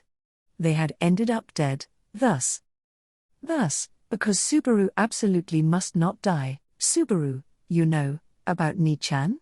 Taking advantage of Todd's misunderstanding, he switched gears to advancing the conversation. If Todd was somehow cautious of the big Subaru, then by using that caution, the small Subaru could live. If he could survive this place in that way. Todd, wait. Subaru, huh? Subaru opened his mouth and tried to string together some words that would get him through this. Todd outstretched his palm and grabbed Subaru's face as it made an expression, and Subaru could see his eyes through the gaps between his fingers. Crouching down while grabbing Subaru's face, Todd gave him a terribly cold look. And then, Todd, hey, you tried to manipulate me, didn't you? With a dull thud, a sharp sensation slid into his chest. Feeling the chill of the blade's tip inside his body, Subaru widened his eyes. Then, one beat later, a pain so great that his limbs went numb screamed in the back of his head with potency. And due to that potent scream, Subaru's own mouth also screamed, Subaru, G-E. Todd, my bad, there's no room for carelessness or weakness. An oversized knife had been lodged deeply within Subaru's chest. It was not a matter of pulling it out or not pulling it out, it was simply too big. It had pierced him. Having stabbed him, it was probably destroying that which was important within his chest. Blood frothed at the edges of his mouth, and while spilling red saliva, Subaru's body trembled. Coughing violently, a red-stained package fell out of his mouth. It did not matter. It no longer mattered. He could not use it. It was not like he could use it. Die, he must not die. If he died, it would be terrible. If he died, dying would be, he must not die. Todd, don't move. Lying down, trying to crawl away from that place, Subaru's abdomen was stepped on by Todd as he spoke. So that he could not move, so that he could not get away, he had been stopped. Having stopped him, in front of Subaru, Todd raised his axe overhead. It hurts, it's scary, and it's awful, it's dangerous, at least, this red, this cold pain, this, at least this, I must, stop this. Subaru, I must, not, die. Todd, 1, 2 and 3. Weakly, he raised his hands to shield his head. Useless. The head beneath Subaru's hands, and his very life, the blade of the falling axe pulverized all of those. Subaru, HK. As his head was smashed in, everything contained inside of it had spilled out. Feeling as if he had been watching that horrific scene, a scream exploded from the depths of Subaru's throat. Reaching out both of his trembling hands, he touched his own head. It had not been smashed.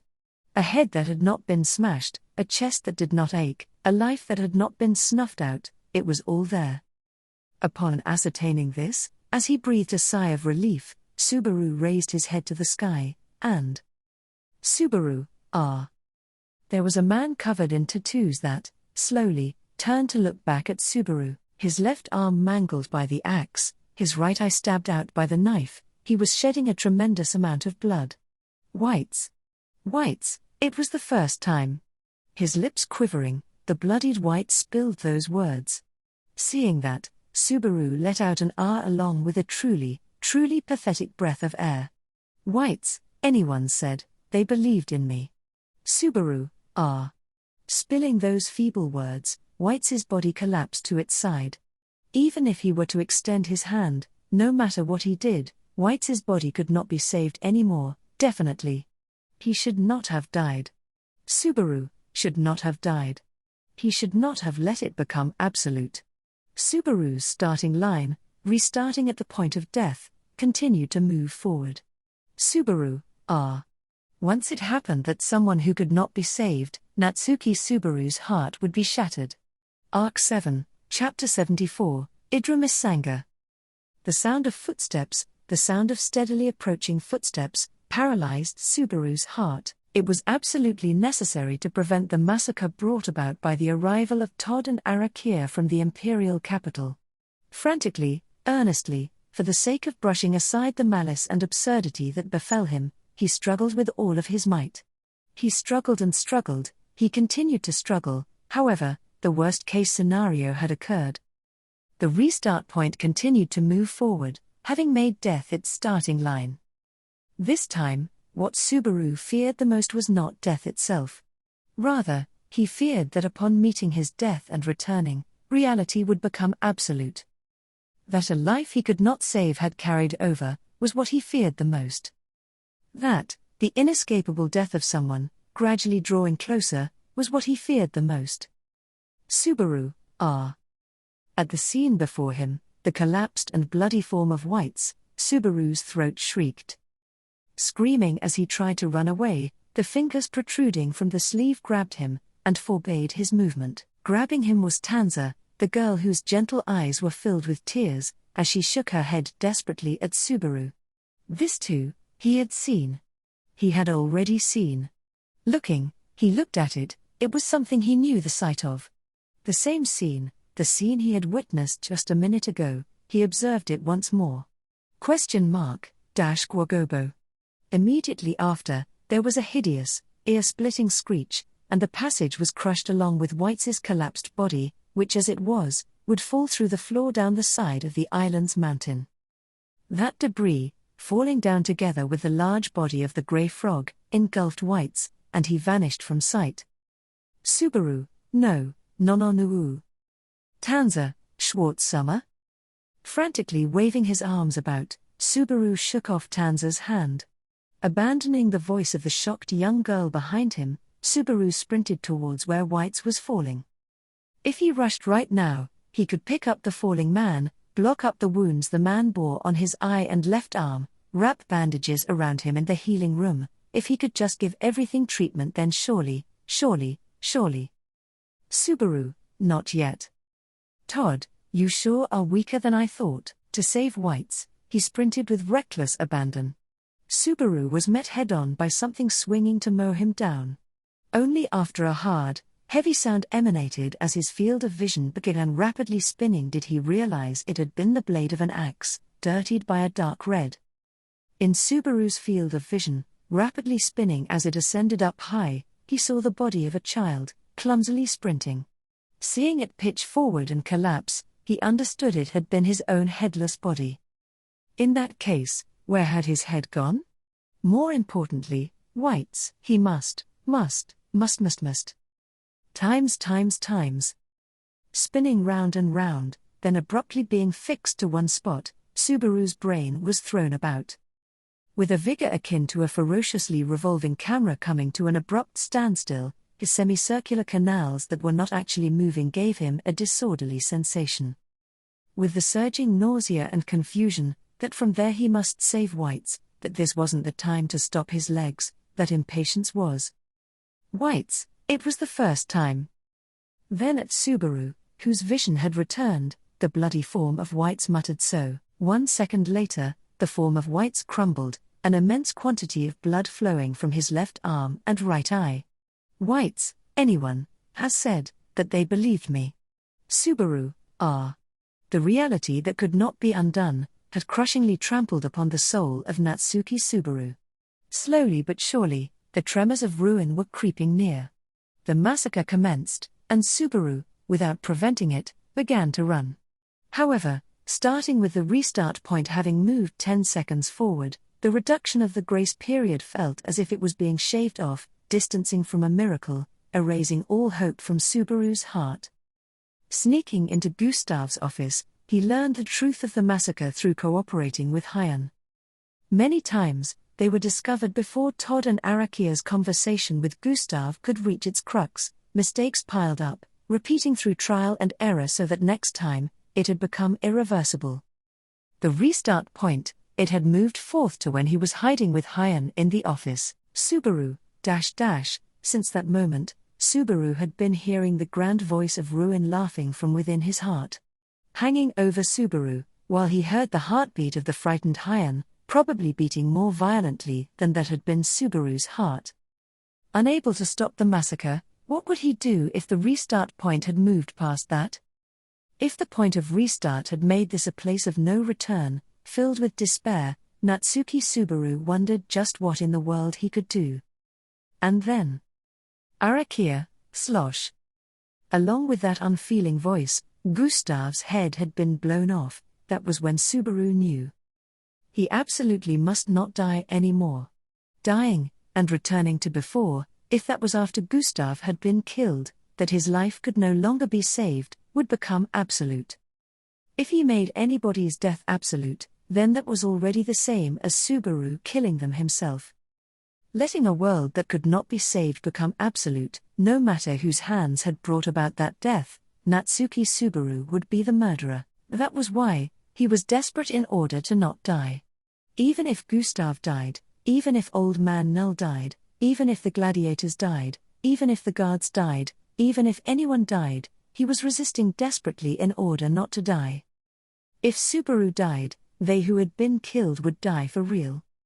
Though he understood it was an unreasonable notion, Subaru could not do anything but struggle like that.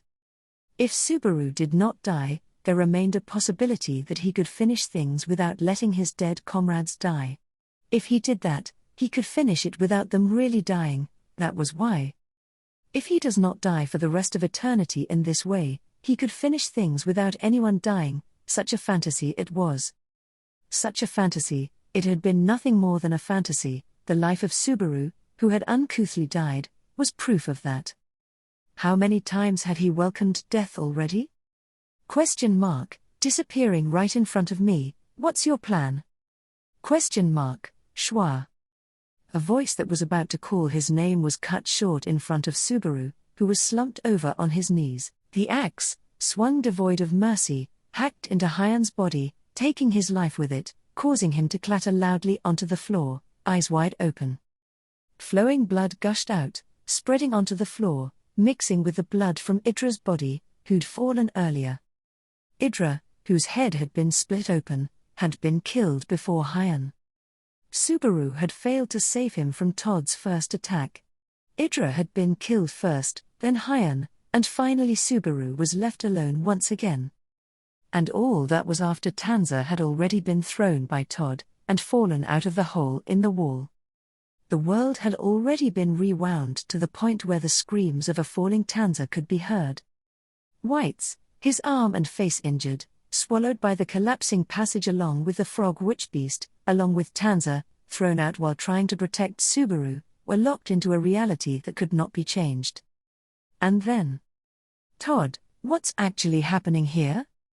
Subaru, who was slumped over on the spot, his knees stained with their flowing blood, was posed a question by Todd carrying his axe atop his shoulder. Subaru's numb brain received a jolt, telling him the words that would follow. The question from Todd, which he had been asked so many times already, was, Subaru, are you really the child of His Excellency the Emperor? Todd, quit predicting what people are about to say. Todd let out that mutter with a tone of voice that indicated displeasure in response to Subaru, who still had his head hung down.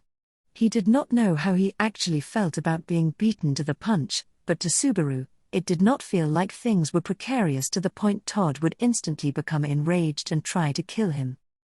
Not that he was trying to create a sense of danger, that had just left his mouth in a fit of panic. But if Todd's pace were disturbed even slightly. Subaru, if you don't want to die, stay put. Saying this, Subaru pulled out a black orb from his pocket, the cursed tool that had been placed in Gustav's body. He held it out as to display it to Todd. The black orb, having wiped clean of blood, and possessing a texture and feel akin to that of a glass ball, was far heavier than a golf ball. What it was made of, and what material it was made of, knowledge of that did not really matter. The important thing to remember was that it concealed a very great and cruel power. If this was truly the key needed to activate the curse rule, that which Todd desired, then he could use it. It could supposedly be a second chance for him to be listened to. Subaru, this, it seems, is what you need for the curse rule. If you don't want to die. Todd, hey you, what you've got there is. Subaru, I'm the one. Who's doing the talking? Right now. I said if you don't want to die, you heard me damn well, didn't you? Subaru barked as he waved his hand with the cursed tool, spittle flying. There was no room in his head, crammed with regret and despair, and no leeway for him to examine Todd's every word. Intense anger welled up in him as he just commanded him to do as told. Todd, good grief, I got you. Seeing Subaru's anger, Todd let out a small sigh and raised his hands, lowering his axe. Subaru was astonished to see Todd following his instructions so readily. His reaction made Todd raise an eyebrow. Todd, you're a weird one. Aren't you the one who told me to do this? Subaru, well. It's not so simple. Unable to argue back with Todd, Subaru's eyes darted around, clearly flustered, as he strongly rued his own foolishness. Using being Emperor's illegitimate son had been mistaken, he should have just used the cursed tool as a shield from the start. He had been scared and impatient, so he had jumped to the easy option. And because of that, he had ruined everything. Gustav, Old Man Null, Whites, and Tanza, all because of Subaru. All because Subaru had not made proper use of his head. Todd, by the way kid, you know how to use that? Subaru, huh? As he condemned and rued his own foolishness, a voice interrupted his thoughts. Due to that question cast by Todd, his hands raised, Subaru let out a hoarse voice and looked at the cursed tool in his hand. As far as how to use it went, he did not know. It did not have an easy-to-understand switch or a mechanism that told him how to use it just by holding it. Subaru, I guess. Todd immediately saw through the threat just by how much his gaze wavered. Todd, if you knew, you wouldn't have done this, there'd be no need for threats. Subaru, Immediately after, Todd kicked Subaru's hand away with an upswing of his foot, his hand still raised. Having kicked the hand which was holding out the cursed tool, the black orb flew up directly overhead. Subaru reflexively followed it with his eyes. Once again, he was acting foolishly. Looking up was the same as offering your neck to the enemy. Subaru, .. His gaze chased after the flying cursed tool, until it was abruptly interrupted. Just before the interruption, he thought he heard a thunk coming from his left side to his right, but he had no way or reason to know for sure what it was. And he had no choice but to admit something: he was unable to conceive a way to stop Todd Fang. A fool who had everything taken away from him, after playing the good guy and having been made fun of. That was how the people around Idra Misanga, a man who had lost his family's business, ended up on the street, and became a slave, evaluated him. A small farming village in the northwestern part of the empire was Idra's home, the land where the Misanga family had kept the family mill business going for generations. Idra had heard that the mill had been established in the generation of his grandfather's grandfather, who had apparently been a very skilled person during his lifetime. He had been entrusted by his lord to manage the water wheel built along the river in the village and the mill that used it, and he was in charge of milling the entirety of the grains from the village. The rewards were high, the labor was low, and Idra came from a privileged background in the eyes of those who had to rely on the Misanga family to mill the crops they produced. However, neither Idra himself nor his family were using their business to have a life they could boast of. There was no doubt that they were well off compared to their neighbors. At the same time, however, they had also acted as members of the village, taking on roles that should normally be performed by the village head, such as paying taxes to the lord on behalf of the villagers in times of crop failure, or going directly to negotiate with the lord. Do business honestly, and strive to earn widespread trust and confidence. This was the family motto and philosophy of the Misanga family as millers. In the process of milling using a water wheel, many would pocket some of the grain. Indeed, Idra, and his father, had been sternly told by their own parents, who were in charge of the family business, that the world looked harshly at millers, and that exactly was why it was important to be humble. Because he had a role in which he could easily arouse suspicion, he had always kept an open mind when interacting with people, never monopolizing wealth, sharing joys and sorrows with those around them. Even if this was not the right way to live in the Wallachian Empire, which respected the strong, it had been honored as the correct way to live in the remote rural village that was out of reach of the iron and blood rule of the imperial capital. Idra was also one of those who had grown up with its benefits since childhood. So even after his seriously ill father handed over the family business early on, he had tried to keep the tradition alive. It's an honest and good life, isn't it? I'm jealous.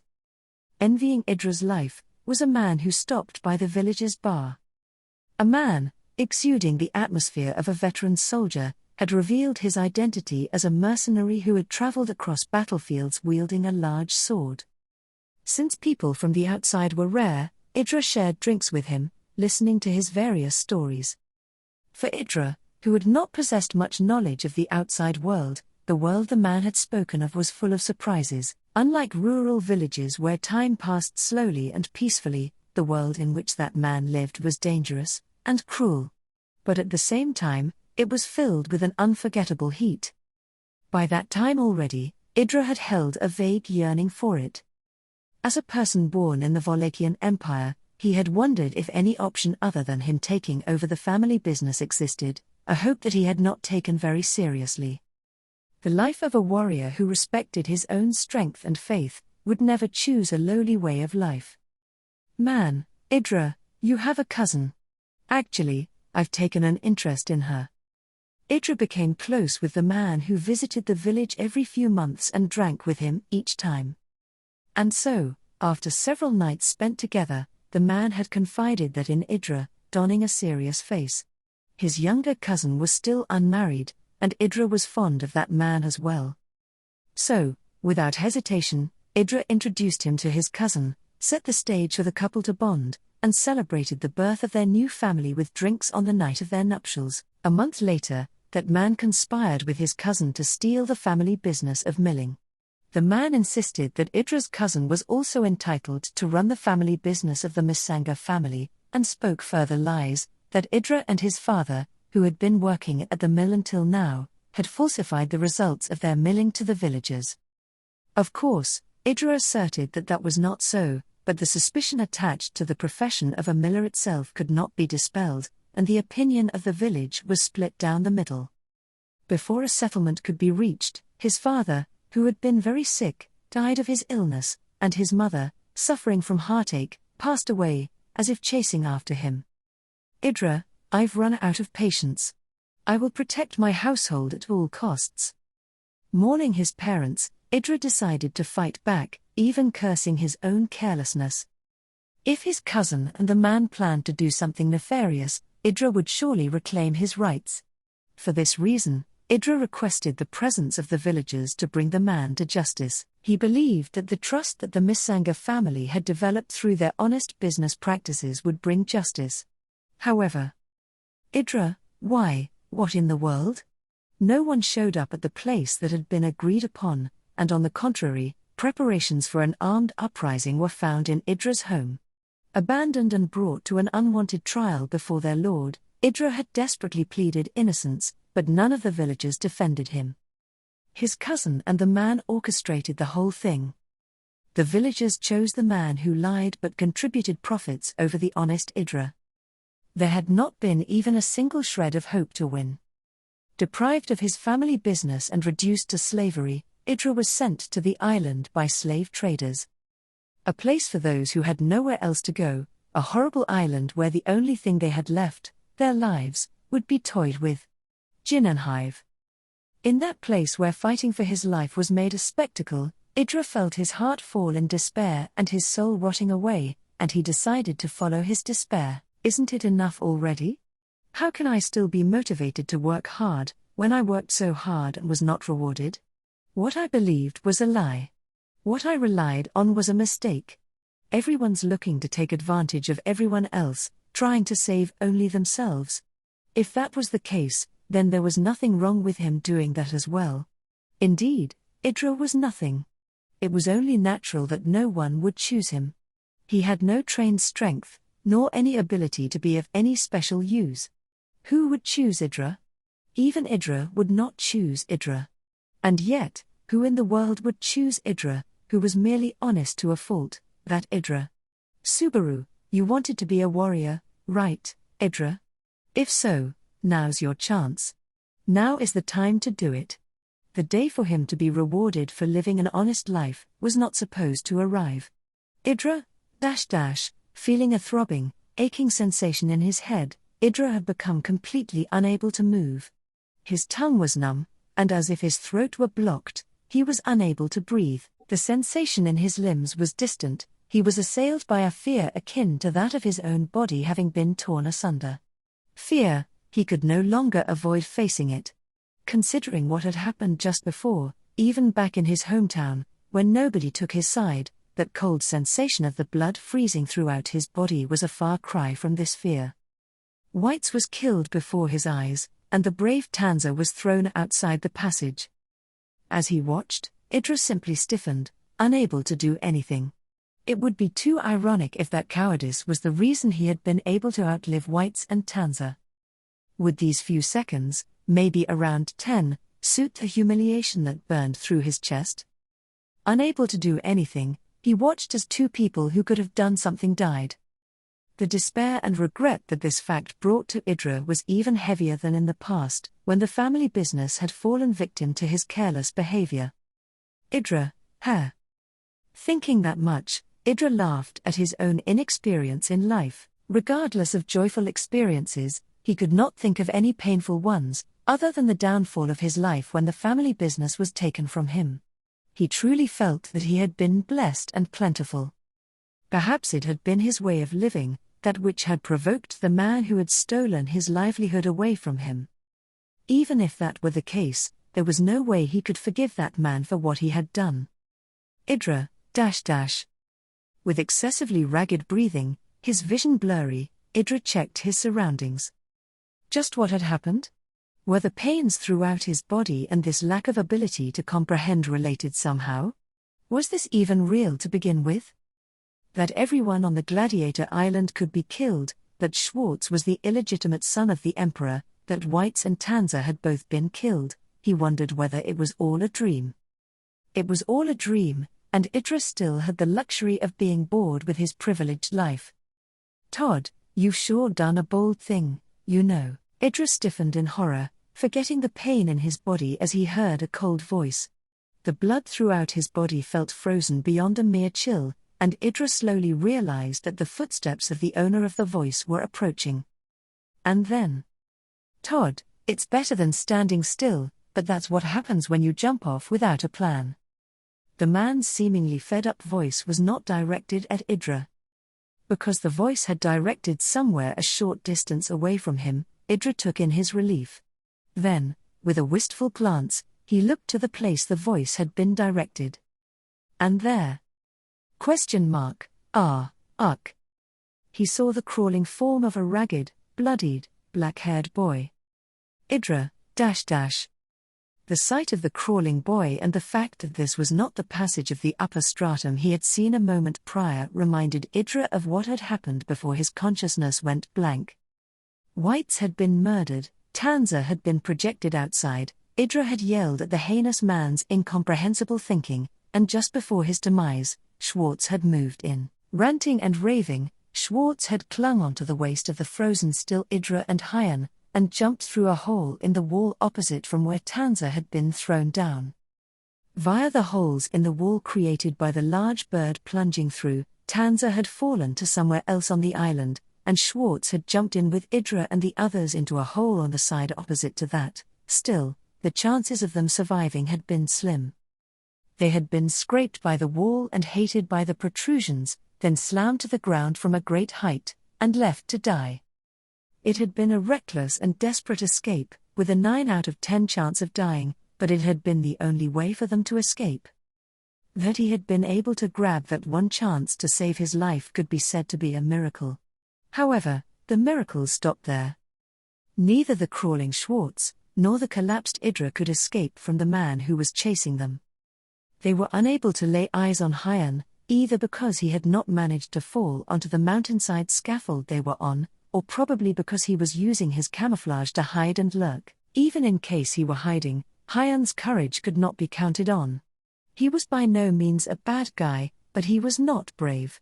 Though he was subservient and cowardly, though he would get carried away, though he was attached to Schwartz, one could not expect more from him. Even so, if there was any chance for him to get through this without dying, then he should hold his breath and hide. If the miracle that Schwartz had so desperately grasped would keep Hyan alive, then that was fine. At least that much should be repaid to Schwartz. Idris, Suddenly, he had a thought. Now that he had fallen from a great height and was in tatters, and now that that man was paying attention to Schwartz, maybe Idris, too, would be overlooked as having died. He was a scary guy, but there was no way he would go around crushing the heads of all the corpses. Depending on Idris' condition, if he could make him think he was dead with a convincing performance, then he could possibly get through this without dying. Like this, he could survive, even if only by himself. Idris, it was time to choose. In order to survive, what would Idris Misanga sacrifice, what would he do? In this cruel world, where the strong and cunning got whatever they so wished, just what kind of person would Idris Misanga choose to become? If he was honest, then people would have faith in him, and foolishly, honestly believing that he would then be trusted, this man who had lost everything. Todd, 1, 2 and 3. He raised the axe, gripping it with both hands. He was about to swing it down onto the crawling boy's head. Holding his breath, shutting his eyes, he hid his face from just about everything. What in the world could be saved with that? Idris, no. He forced his whole body to move, tearing it off from the ground it seemed to stick onto, and ran clumsily, spitting up a lot of blood. He ran and threw himself onto the man's back. He could not move his left hand, so he just used his right hand to grapple that body, desperately trying to bite it. Todd, I knew you were alive. A moment later, As if to mock Idra's resolve, the man dropped the axe he had raised over his back.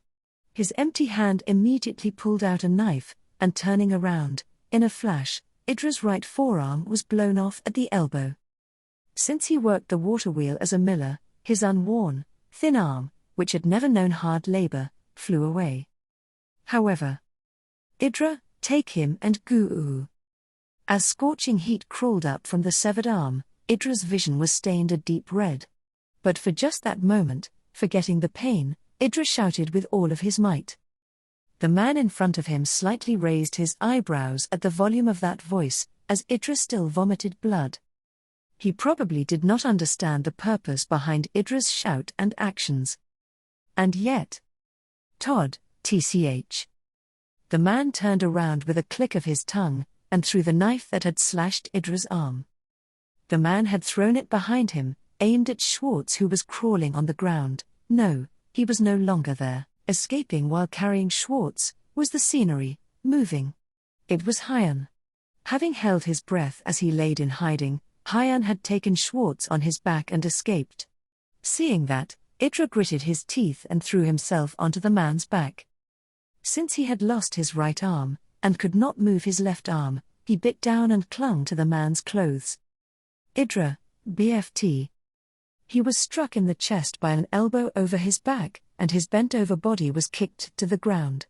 However, his left arm, which had been struck by the impact of the fall, began to move instead of being in severe pain. His dislocated shoulder had been popped back in. And then, adding to the series of miracles, the axe that the man had dropped lay next to his left arm. Todd, did you not think that he had escaped? Not letting go of his knife and having lost his axe, the man tilted his head as he looked at Idra. Even though he had lost his weapon, he did not look disadvantaged in the slightest. That was a matter of course. The blood Idra had shed, and the blood that he was shedding, was ceaseless. It was a miracle that he was alive, and too many miracles had already happened. Henceforth, Idra shook his head at the man's question. Idra, no, I thought he had escaped. But, I also hoped. Todd, Idra, I hoped he hadn't escaped. A man who was just subservient and cowardly, who would easily get carried away, but was not a bad guy. That it would be good as long as Hyan had not escaped, Idra had foolishly and honestly believed that. After all, people did not change so easily. He had tried to deceive and use the people around him by making them think he was a warrior, a lie that had been exposed quite quickly. He had to be honest, and he had to be widely trusted and relied on. Even if they pointed and laughed at him for being a good person. Idra Misanga would become neither a warrior nor a fraud. Brandishing the axe with his left hand, while shedding blood, Idra shouted, Idra, I am Idra Misanga, the son of a miller. Todd, never heard of him. Now, mustering up the strength he possessed to the fullest extent, Idra lunged at the man who wore an apathetic face. He was glad that, thanks to Schwartz, he had not become a liar on that day. Carried on a body that was running for its life, he had been taken from the jaws of death. He was shaken violently, without concern for his wounds or safety, but that was only natural. Subaru too was battered, but given the state of the other person's body, this was not the time to be concerned about that. Subaru, hi, here, in. Having been gripped around the waist painfully, Subaru dug his nails into the other person's body. He was not even sure where he was clawing. The person he had clawed had already looked an utter mess. It was not that they were all scraped up or anything, but the colors, the patterns, everything was all messed up. As they mimicked every bit of the surrounding scenery non-stop, he could not even accurately gauge what was supposed to be correct.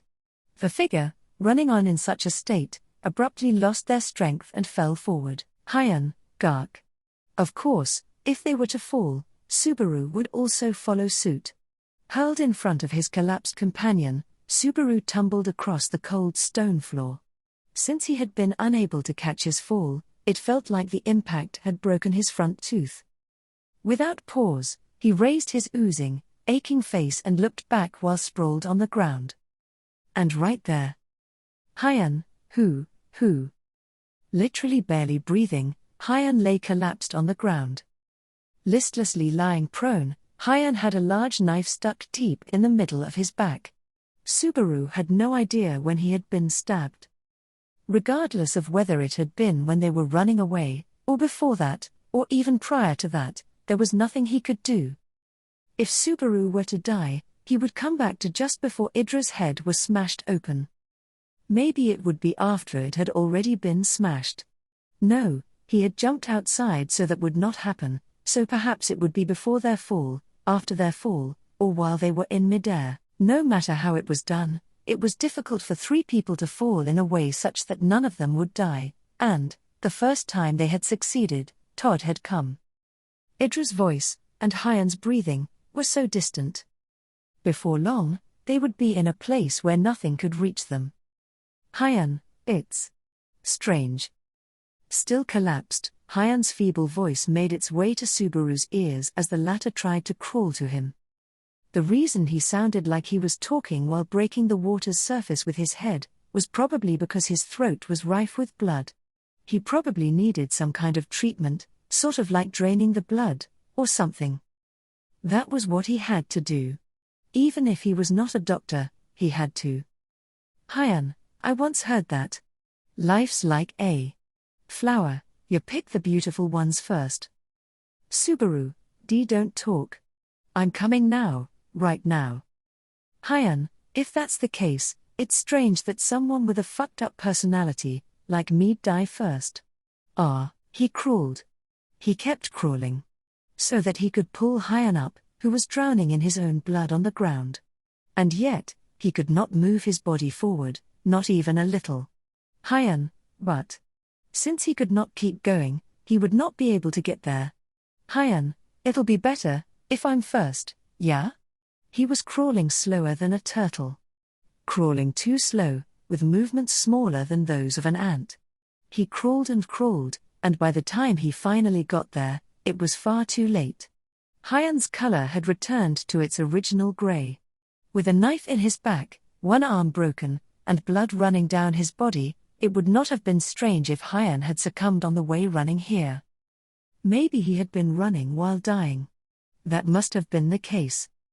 Everyone was already dead, with Subaru unable to help them. Subaru had as good as killed them. Since he had been unable to save everyone, it was as if he had killed them. Subaru, was it blood, tears, or snot that was sullying his face? He did not know which was which, what was what, who was who, what the answer was, anymore. He just did not understand anything anymore. Oh my, is that you, Basu, groaning there by any chance? Subaru, yeah, I knew it, Basu. Dear me, what an unexpected coincidence it is to meet you in a scene like this. Things have gotten quite lively, doesn't it excite you? A light-hearted voice called out to Subaru, who lay there stunned, feeling like he had let go of everything. He could not turn around to the place the voice had come from. Using all the strength in his body, he was going to pick himself up, somehow, and look the person who had uttered those stupid words in the eyes, and say something. You don't have to bother risking your life turning around. Subaru, After all, this isn't the place to overdo things, is it? And with that, they themselves circled around to Subaru's front. Cecilus looked into Subaru's face as he spoke. With the left half of his body scorched black, the blue lightning was smiling carefree. Arc 7, Chapter 75, I know. In that wretchedly hopeless scene, such a cheerful voice and smile were terribly out of place. It was evident at first glance that his kimono was violently smoldering, and despite the left half of his face also having been scorched black, Cecilus's attitude as he gazed at Subaru was the same as it had always been. That was far too abnormal. It was not just him. Right now, those who remained alive upon this island, all of them were abnormal beings. The people who were upright, all of them had certainly died already. Cecilus right in front of him, Todd pursuing him, Arakia on her killing spree, and Subaru, the great sinner. Every single one of them, because they were not upright, but instead, shameless people, they had been able to survive like this. That was why? Subaru, see. Cecilus, from the looks of things, it seems like you've also had a considerably hard time. On that note, Lizardman Sans also died, and at this rate, the lil dear girl and your other friends from your unit are all gonna be annihilated, won't they?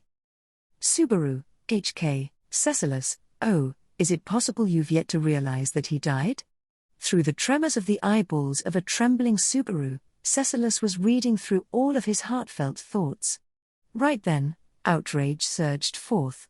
Despite seemingly reading Subaru's heart like that, why was he completely unable to sympathize with Subaru's current feelings? Hyan had died, having been told that, just what would become of Subaru's feelings? And, just why? Just why would he speak of that death so frivolously? Cecilus, he really died, you know, absolutely and irrevocably. Only, the face he died with wasn't too bad. Subaru, even though he died. HK. Cecilus, are you thinking it doesn't matter whether it was good or bad? That seems to just be a difference in opinion, then. If they had a good way of living, then they'd also have a good way of dying. It's rather tactless for us listeners to butt in with how we feel about it, so let's stop with that. Lizardman San had a good death, that face of his is proof of that, you know. Subaru, Cecilus, it's the face of having died after fulfilling one's duty. I also want to go out like this. Subaru did not say a single thing to Cecilus, who incessantly spewed his nonsense. He had not been cajoled by those words, rather, he thought them to be meaningless. He had not seen the visage Hyan had made upon his demise, so it was utterly unthinkable that he could comprehend Cecilus. That was why, there was not even a fragment of a reason for Subaru to engage with his point. Cecilus, well then, though we happened upon each other here and have been blathering on, in truth I'm actually quite busy right now. I'm in the middle of a fantastic showdown with a half-naked woman who's been rampaging around the island. Stretching his crooked back with a jerk, Cecilus continued to speak as he pleased. The person who had been mentioned in conversation, Subaru knew it to be Arakia without even needing to think. Arakia had commenced a massacre upon being told to do so by Todd. Todd's lack of outstanding fighting strength had been his only good aspect, but that had disappeared once paired with her, making him an impeccable evil. He imagined he would not lay eyes on her again after she had begun turning the gladiators' heads into water balloons, but it seemed like the one who had been keeping her in check was Cecilus. Even with the latter weakened, could it be that a divine general was being suppressed by a fellow divine general? Cecilus, but, as you can see, I'm in the middle of getting cooked in a close fight. Well, I'm beat. Seems like she's here, the person who can compete with me toe-to-toe, that is. Though I'd always thought that, without a doubt, the path to reach the heavenly sword was something that had to be climbed on one's own. Subaru, why? Cecilus, pardon? What was that? Subaru, why, do you seem like you're enjoying this? Quite literally, at the end of the agonizing struggle that had seemed to wring out his soul, the venting of his anger rushed forth from his mouth. Indeed, it was just him venting his anger. In this hellish situation, on this island where Whites, Tanza, Idra, and Hyan, and just about everyone had died, Cecilus's smile was revolting. Why was he smiling? In this situation, just what was so amusing? Subaru, why? Cecilus, you've got cause and effect backwards. I'm not smiling because it's enjoyable, I'm smiling to make the situation of this play more enjoyable. Subaru, Cecilus, in this cruel world, everyone's in pursuit of their own ideal happiness. The myriads of different people in existence, the philosophies they each follow, that pursuit remains constant in all of them, but whoever it may be, they have to herald a faith that suits them. Thus, the faith I herald, is the reason behind this way of being. While he spoke, Cecilus touched his scorched left cheek with his right hand. Though his tattered and charred skin was peeling and flaking away, even in the midst of seemingly unimaginable pain, his smile did not deteriorate. Without relying on any cheap tricks like not feeling pain, Cecilus kept on smiling. Cecilus, I'm the leading actor of this world. Therefore, I'm not going to adhere closely to the script, but instead the script will adhere closely to me. If you ask me why I smile, then that will be my response. Subaru, Cecilus, for whose sake do I laugh for? It's for my own sake. May it be so that the observers in the heavens above never feel any shame whenever they might look at me. Subaru, Cecilus, well, Basu, what kind of faith do you herald? That was Cecilus's philosophy for maintaining his smile while half of his body was smouldering. That was something Subaru could not comprehend in the slightest, but as if something were making him hesitate to kick Cecilus for relying on his emotions, he had felt something akin to that peculiar faith. Observers, Cecilus had once spoken of the same thing before. That someone, or rather something, of an ethereal nature had been observing them, that seemed like what he had wanted to say. Even in the situation they were in, he staunchly stuck to that recitation of his, so certainly nobody would be able to bend it. That was why? Cecilus, would you look at that, seems the intermission's over. As he said that, even when witnessing Arakia's figure descend, coming from the passage of the lower stratum, his smile did not vanish. Surely nobody among the gladiators would have stood a chance against Arakia, her whole body clad in flame. And yet, the wooden branch in her hand had snapped, and she had lost the eye patch that concealed one of her eyes. Loathing the fact that she was able to see with the eye under that eye patch, Arakia was concealing her left eye with her vacant hand, and her face, which had been emotionless in the past, was contorted, expressing utterly complex emotions. Arakia, Cecilus. Clenching her teeth as she glared at Cecilus, the woman's pupils flickered with turmoil and ire. Having sprouted from her back, wings of flame danced, the force of their blaze wavered as if in tandem with her emotions, immolating, continuing to permeate the passage with terrific heat. The scent of burning was in the air, the woman proceeding to incinerate everything encompassing her surroundings. The walls and floor of the passage, the candlesticks and doors, and even Hyan's collapsed remains. Subaru, HK. Cecilus, if we all burn to death here, together, would that be proper recompense for the face he died with? That was a pretty uncharacteristic thing for me to say. By all means, do as you wish, feel free to either stay or leave. Seeing bits and pieces of Hyan's body catch fire, Subaru's expression changed as Cecilus's voice fell upon him. Firmly, Subaru put his arm to the floor, and little by little, tearing his body away from the ground as it began to heat up, he stood up. His head was aching. His blood was lacking. His chest felt like it was overcome with feelings of powerlessness. Even so, just why was Subaru still standing? He would neither burn to death here, nor would he bite down on the drug placed behind his molar. Just why? Cecilus, then, till we meet again in this life. The reason why he had started sprinting unbeknownst to him, Subaru turned his back on the flaming passage. Running, limping, he was running at far too slow a pace. Faster, if only he had been able to surpass this speed, would he not have been able to finish things without letting them, Idra and Hyan, Whites and Tanza, die? And while he lamented such things, Subaru still continued to run away. https://cdn.discord.com/attachments/9279207032007894679433009467943340094/arakia_fire.ping. Cecilus, well now, Basu's disappeared as well, huh? Arakia, Cecilus, dear me, seems like I'm hated an awful lot. Feeling the presence of that faltering sprint grow distant, batting one eye shut, Cecilus produced a wry smile. The woman clad in flames cast him an intense glare. He understood that he himself was the target of her ire, yet he did not quite understand what the source of said ire was. Only, he felt that it was neither his opposition, nor him interrupting her slaughter of the gladiators, that had originated that rage. Perhaps there were other reasons beyond that. However, Cecilus, in general, I do have the special skill of angering the people I come into contact with, but, as is usual in those situations, I don't have the faintest clue why. Arakia, HK, for how long will you keep joking around? Cecilus, I'm joking around, huh? May I go as far as to ask what part exactly am I joking around about? Arakia, that appearance, just what is it? Those red eyes glaring at him, his appearance had been pointed out. She had asked what was up with it, though it had been none other than her who had cooked him until he was seared on only one side.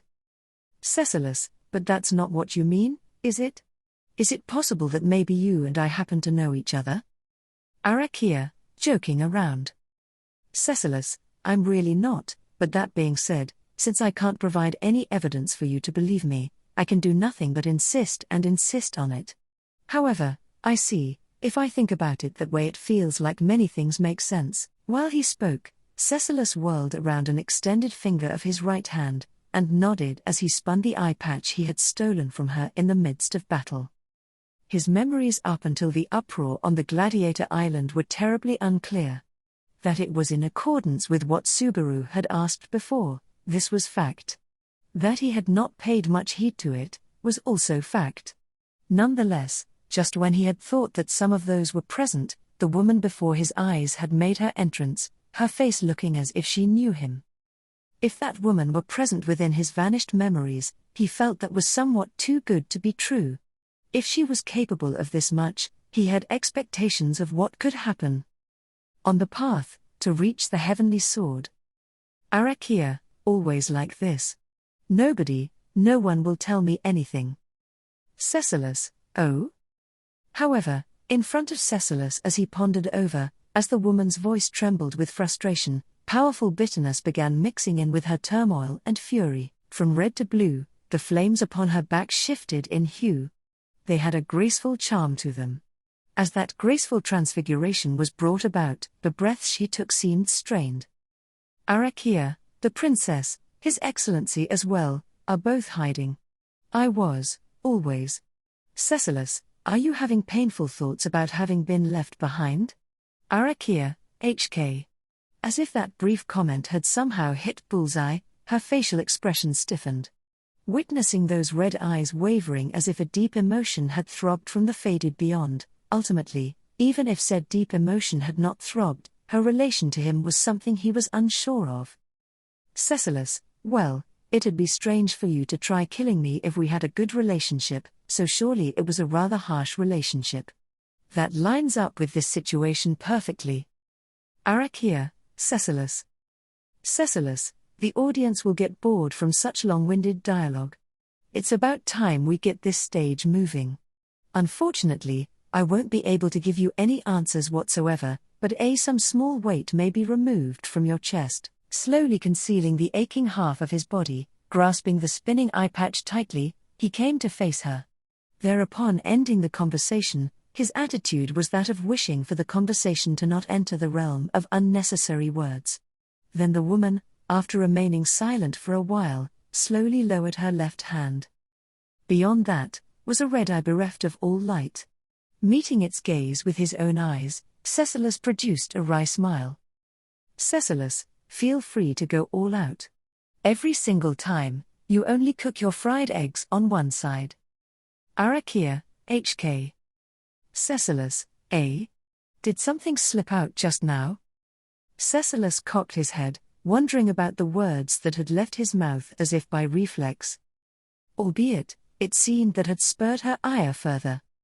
Arakia, -- Furiously, the sprouting blue flames proceeded to incinerate the lower stratum of the island as they rose.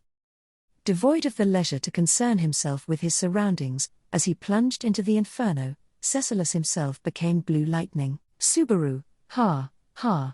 Feeling the heat of the inferno on his back, Subaru frantically fled from the lower stratum. Fled, indeed, he was fleeing. Not resisting, nor struggling, but fleeing. That it had been a strategic withdrawal, or a valiant escape in order to follow up next time, he could not make those excuses. After all, he had nothing at all to follow up with beyond this point. Everybody had died, there was no getting anyone back anymore. Although Whites and the others had staked their lives so he could escape, he was unable to do anything whatsoever. Everything, and anything, his intention had been to succeed in both. In reality, he had intended, by overcoming Sparker on 2 occasions, helping out the comrades of his unit as well as Hyan's comrades, to surmount every hardship. It had been a terribly mistaken presumption. To begin with, Subaru had died many times.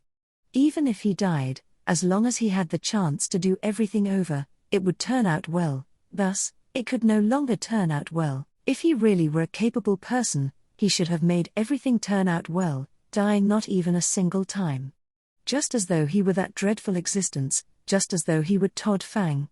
Without even possessing the authority to start over through death, he had the capability to surmount every situation through his own power.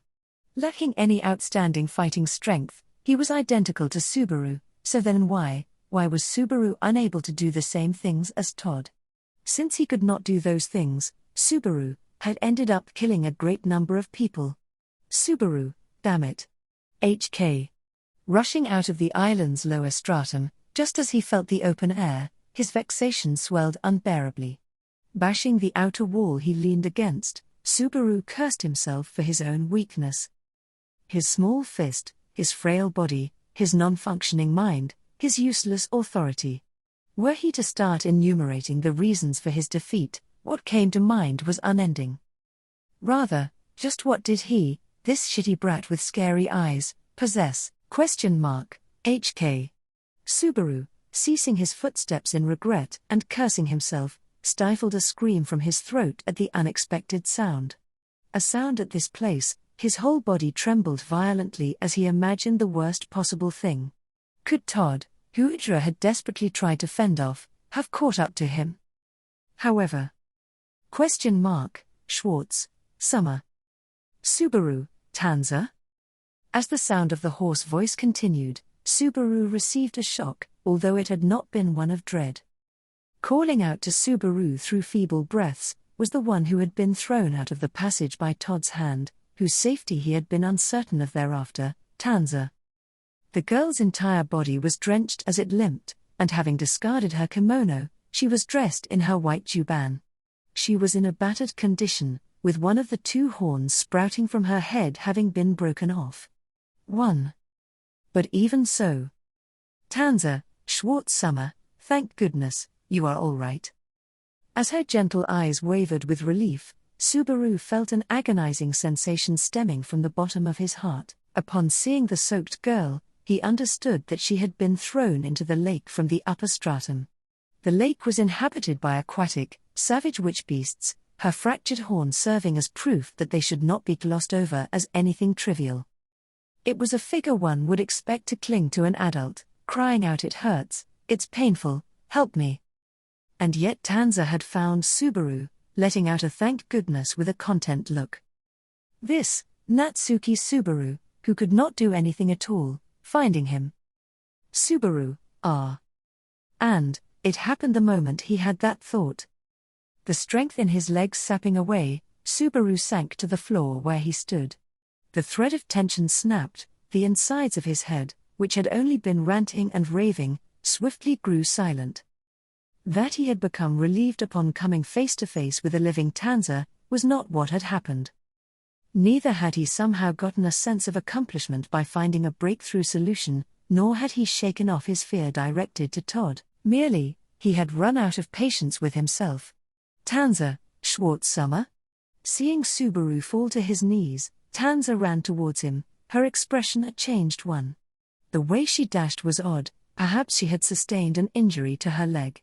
Looking closely, he could see that the sides of her drenched white juban was slowly being dyed red. Despite having sustained a wound seemingly of awfully immense pain, she was still worrying about Subaru. When he realized he could not live up to any of Tanza's expectations, he lost all strength. Resignation had overwhelmed his inner heart. Subaru, .. It was neither pain, nor fear. That which dealt despair to Natsuki Subaru, was not something as easy to understand as hardship. He had been unable to meet the expectations, the wishes, placed upon him. That, above everything else, was what brought Natsuki Subaru despair, a despair that had become deadly poison to him. Tanza, Schwartz-sama, compose yourself. The others, Idra-sama and Hyan-sama. Arriving at his side, Tanza touched Subaru's shoulders as she fret over the two people not present. She had not called out White's name. That was a matter of course. Tanza, too, had witnessed White's be slain through her very eyes. Then, regarding the two people not present here as well, she had surely felt a bad premonition. That premonition was accurate to a hopeless extent. Subaru, the two of them. They died. Tanza, HK. Subaru, both Idra and Hyan, protected me. Everyone had died. It was not just that he had not been able to save them, but they had saved him. Whites, Idra, and Hyan, all three of them had perished while protecting Subaru. That Tanza was close to death was also because she had attempted to defend an immobile Subaru. Everyone dying was Subaru's fault. Everyone being killed was also Subaru's fault. The horrible tragedy that had befallen the Gladiator Island, all of it had been Natsuki Subaru's fault. Tanza, Schwartz-sama. Let us leave this place. At once, we must hide somewhere. Subaru, even if we hide, it's pointless. No matter what, we'll be found immediately. Tanza, even so. Shall you do nothing at all, and wait like this until you are killed? Then for what purpose did everyone in our unit lose their lives? Subaru, Shaking her head side to side, Tanza let out a frustrated cry directed at Subaru, still unmoving. Her tearful appeal, however, far from kindling Subaru's heart, only brought about a cold understanding. Indeed, Subaru, for whose safety the three had staked their lives, was utterly, completely useless.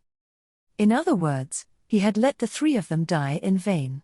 Because all of them had tried to protect Subaru. He had not been capable of living up to their expectations.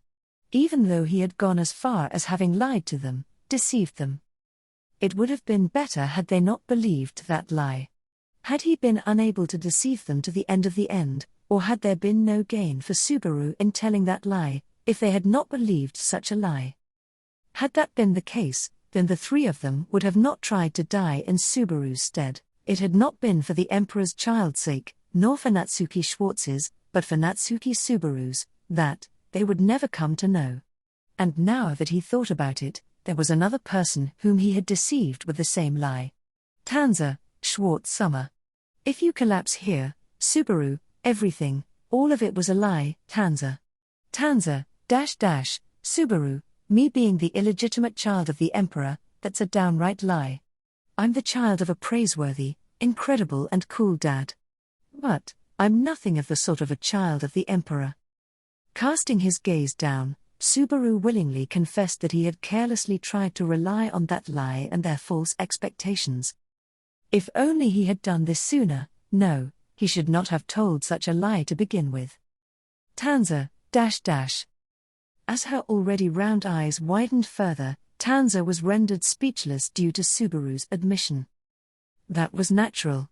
Given the situation, to think he would tell a lie made Subaru himself want to curse his own self. Having been deceived, it would not be strange in the slightest for the girl to surrender herself to anger.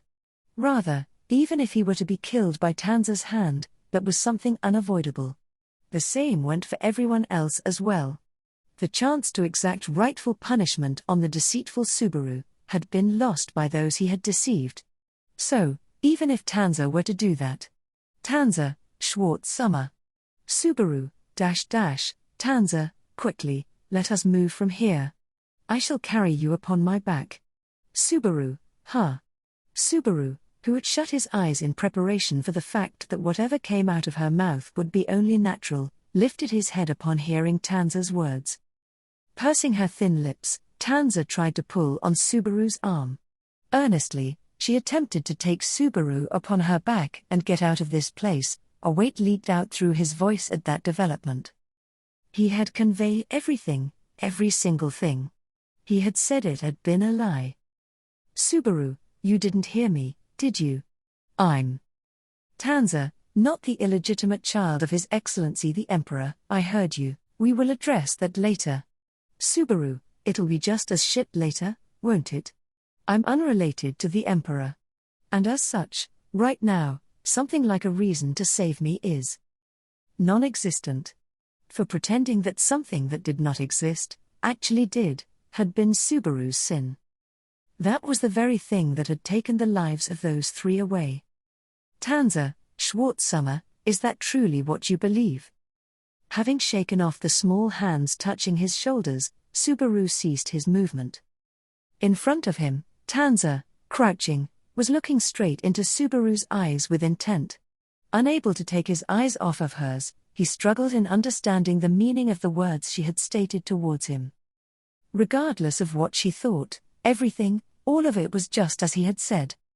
Tanza, White Summer, Idra Summer, Hyan Summer, the reason everyone put their lives on the line to protect you, Schwartz Summer, was all because of the falsehood you spoke. Do you truly believe that? Subaru, after all. After all, I said I was the Emperor's child. Tanza, myself and everyone else, all of us believed it. Nevertheless, those three. Those people, a scaredy cat, a coward, and a liar, do you think they would wager their lives out of loyalty and patriotism to the Empire? If Subaru were the illegitimate child of the Emperor, he would be known as an imperial prince. That was why, for those three, as people of the Empire, it would have been only natural for them to try to protect Subaru. But, once again, he slowly digested Tanza's words, pondered them over. As a scaredy cat, Hyan had tried to run away so he could save himself. As a coward, Whites had struggled to survive by outmaneuvering those around him. As a liar, Idra had tried to make himself look bigger so as to be able to control everyone. Not one of them felt like someone he would get along with. Assuredly, the three of them had held similar feelings. Despite that, in the end those three had staked their lives, standing to defend Subaru. Protected him. Allowed him to escape. Why had it been so? Because the three of them had believed Subaru to be the illegitimate child of the Emperor. Though, it was possible. It was possible that if that had not been the case. Subaru, why? Tanza, it is because, Schwartz Summer, you actually got close to those three. Subaru, Tanza, you engaged in actual conversations with them, answered them, and attempted to actually come to an understanding with them. By doing that, Schwartz Summer, you became close to everyone. His understanding lacking, as Subaru voiced that question, Tanza spoke as she looked into his eyes. What had Subaru done? Why had those three tried to save Subaru? She was trying to inform him as to the answer. Even so, Subaru did not comprehend the meaning of what Tanza was saying. After all, Subaru, that kind of thing, it's natural. I haven't done anything even remotely special.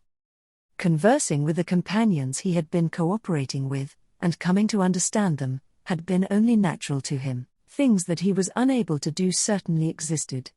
Things that he wanted to do, but could not.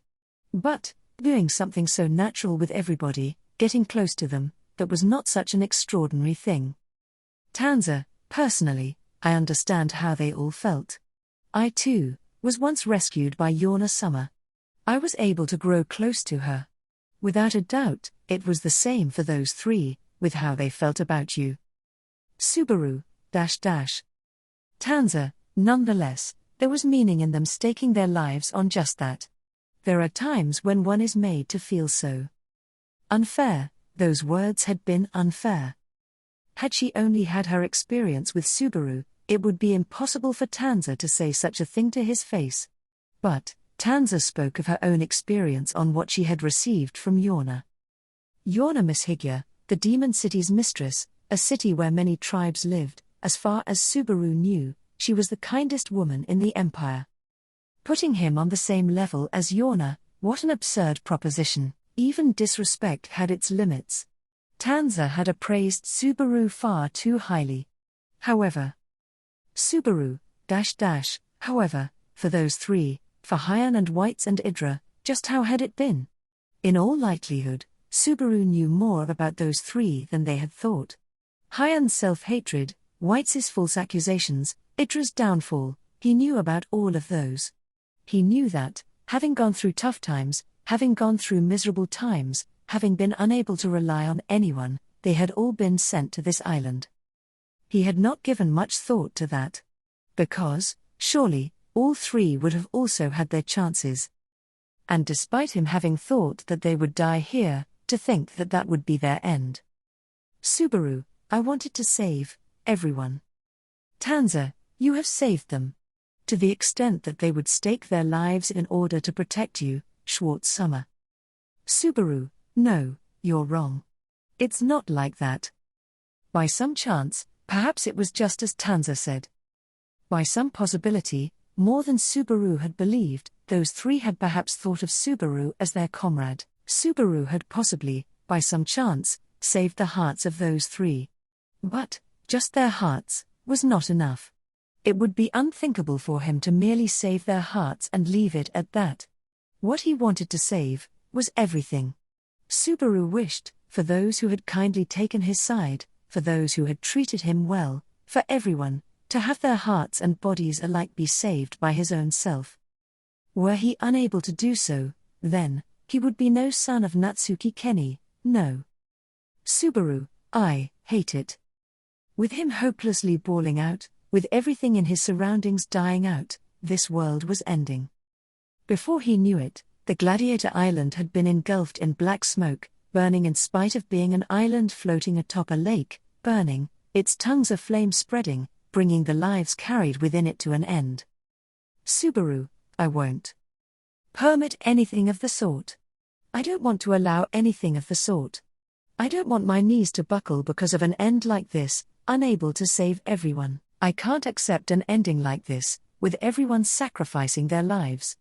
I cannot accept it. Therefore, Subaru, I don't want to lose to you. I don't really care about stuff like winning or losing, though.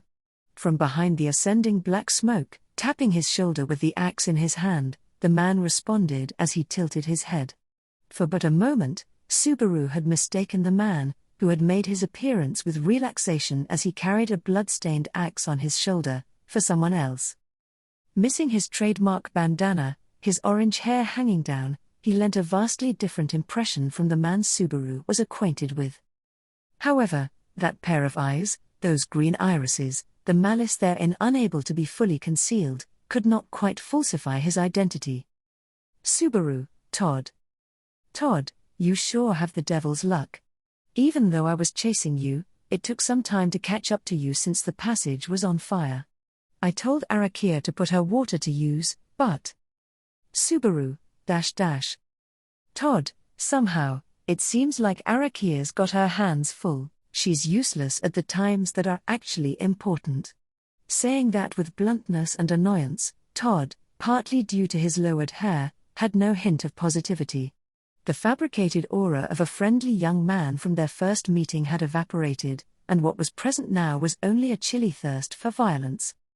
Perhaps even that violence was also a misunderstanding on Subaru's part, and was possibly another fabrication. He was a man who would tell only the needed lies if push came to shove, utilizing those around him, a fabrication as was typical of Todd. Tanza, please, refrain from coming any closer than that. Glowering at Todd as he tried to take a step forward, Tanza picked up a nearby rock. With the arm strength Tanza possessed, power unthinkable for a child, then even an ordinary stone would be enough as a lethal weapon when thrown. In the case Todd was the opponent, however, Subaru did not feel like a rock would not have any usefulness beyond being a rock. And in fact, Todd was no coward, instead narrowing his eyes. Todd, even though you fell in the lake, you're quite stubborn, little miss. Are you the same as that lot from earlier? Tanza, if you are referring to everyone from the unit. Todd, that's a troublesome look in your eyes. I also don't intend on underestimating just how dangerous that desperation is. If I did, it'd be troublesome, as we'd render each other unable to move. As he stated that, Todd ran his hand through his own hair.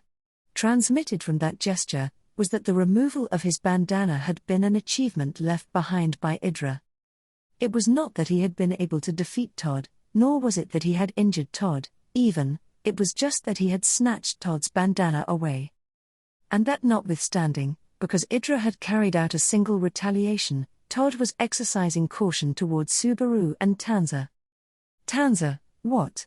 Just what is it exactly that you desire? Todd, I just want to go home to my fiancée, though.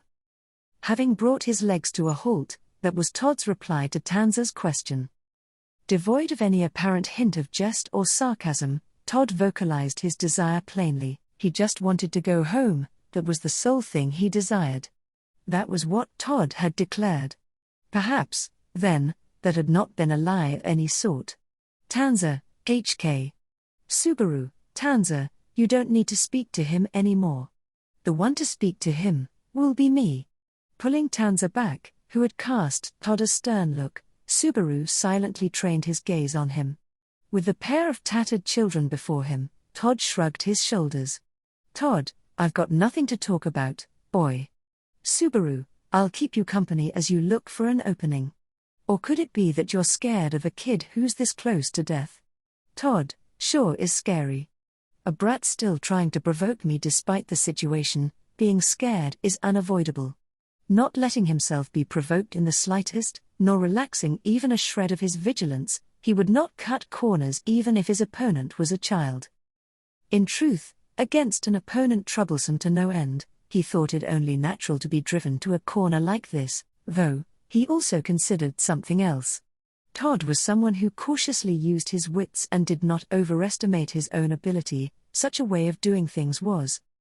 Subaru, you're someone who tries to manage everything all on your own. Todd, it's impossible to do everything. I know the extent of my own ability. Subaru, although you came alongside Arakia as comrades, you really don't trust her in the slightest. He could not feel any consideration towards Arakia in Todd's attitude. Not because he was not confident in Arakia's strength, nor because he believed there was no way she would lose, but rather because, regardless of her strength or weakness, Todd simply did not care about Arakia. And that was unrestricted to just Arakia. That way of thought applied to everything in Todd's vicinity. That was why, his thoughts, his actions, his ideals, all were fulfilled entirely by his own self. Subaru, I don't want to lose to a guy of that sort. Todd, it's not about winning or losing, I don't particularly mind. It's fine if you win, as long as you die. Subaru, my defeat won't just be my defeat. It'll be Tanza's, Hyan's, White's, Idra's, everyone in the unit's defeat. That was absolutely loathsome. Altogether, Subaru and the others had fought, they had resisted, and they headed towards victory. As a unit. That was why they would win. With everyone, he would go and win. Subaru, kneeling, his body close to death, Subaru put a hand to his own chest. Though Todd scowled at those words, he did not heedlessly shift his vigilance away from Tanza. Naturally, were Subaru to attempt any discernible action, Todd would surely move to impede him. Though, as Subaru remained kneeling on the spot, he did not move. He would not move. Subaru, Todd. And, he had no need to move. There was just one thing he had to say. Subaru, I can return by death. Powering through his slight hesitation, Subaru spoke so. Prepared for what could happen should he say that, with his hand still upon his own chest, Subaru clearly spoke those words, and then. Todd, what? After an instant of nothing, because of Subaru's words, Todd wrinkled his brow, creating deep creases. Unable to grasp the meaning of those words, Tanza returned signs of doubt all the same. From the reaction of those two, and from the lack of pain hailing from his chest, Subaru discerned the origin of the discrepancy. Although his body had shrunk, he could not forget those memories of agony. Were he to speak of that, a disaster should, without fail, befall Subaru. Unbearable pain would be bestowed upon him as punishment for breaking the taboo, by the black shadows that govern the world of stop time. That did not arrive. For what reason? The witch had lost sight of Subaru. At the tower of the Crimson Lapis Castle, during the Sparker on the Gladiator Island, during the massacre triggered by Todd, a discrepancy had accompanied the spirals of death that had occurred at every single one of those scenes. Instinctively, and consciously, Subaru had understood that, akin to how a bird would not forget how to fly, akin to how a fish would not forget how to swim, Natsuki Subaru would not forget how to use his own authority. Was being sent to the Wallachian Empire the reason? Was the onwards march of infantilization the reason? Before this, way before this, he could have noticed it. Even during Sparker, even while the massacre was ongoing, the moment the unleashed gladiator beasts, the witch beasts, did not rush towards Subaru, it was made certain that he had been parted from the witch's hands. Henceforth, he shouted, Subaru, I can return by death. Todd, HK, you. Subaru, I can return by death. Return by death. You understand? Return by death. Return by death was something he must not reveal to anyone. Because accompanying it was a penalty of unbearable pain, and beyond that, there was a possibility that it could directly lead to despair akin to one's heart cracking. To sow the life of those listening by abusing that mechanism, he did not expect anything of the sort. He did not stop it from reaching Tanza's ears either. He even bestowed Todd with information he did not want him to hear. However, the one he truly wanted to hear it was not Todd, nor was it anyone else on the island. Subaru, I can return by death. Raising his eyes to the heavens, Subaru projected his voice towards the same overcast skies black smoke was ascending to. With his body in tatters, the reverberation of his loud voice brought pain to his viscera. He was near death. Nevertheless, Subaru's resolve was settled, for the pain he wished for was nothing of this sort. May it be so the observers did not feel shame, those were the rambling words left behind by Cecilus. It was unlikely that Subaru and Cecilus had been envisioning the same thing.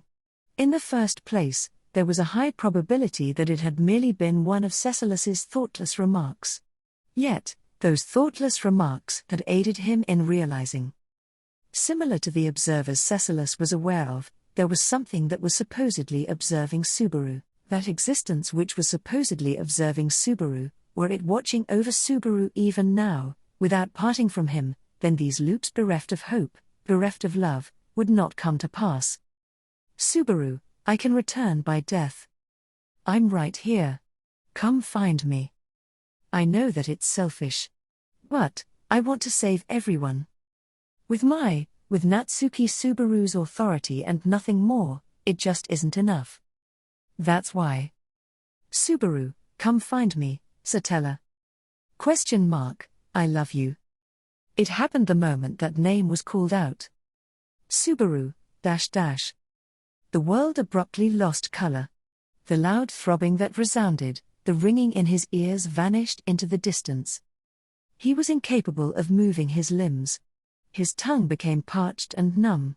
He became unable to both move his eyes and breathe. The force restraining his free will, the threat slowly disrupting the beating of heart, all of that had been, because.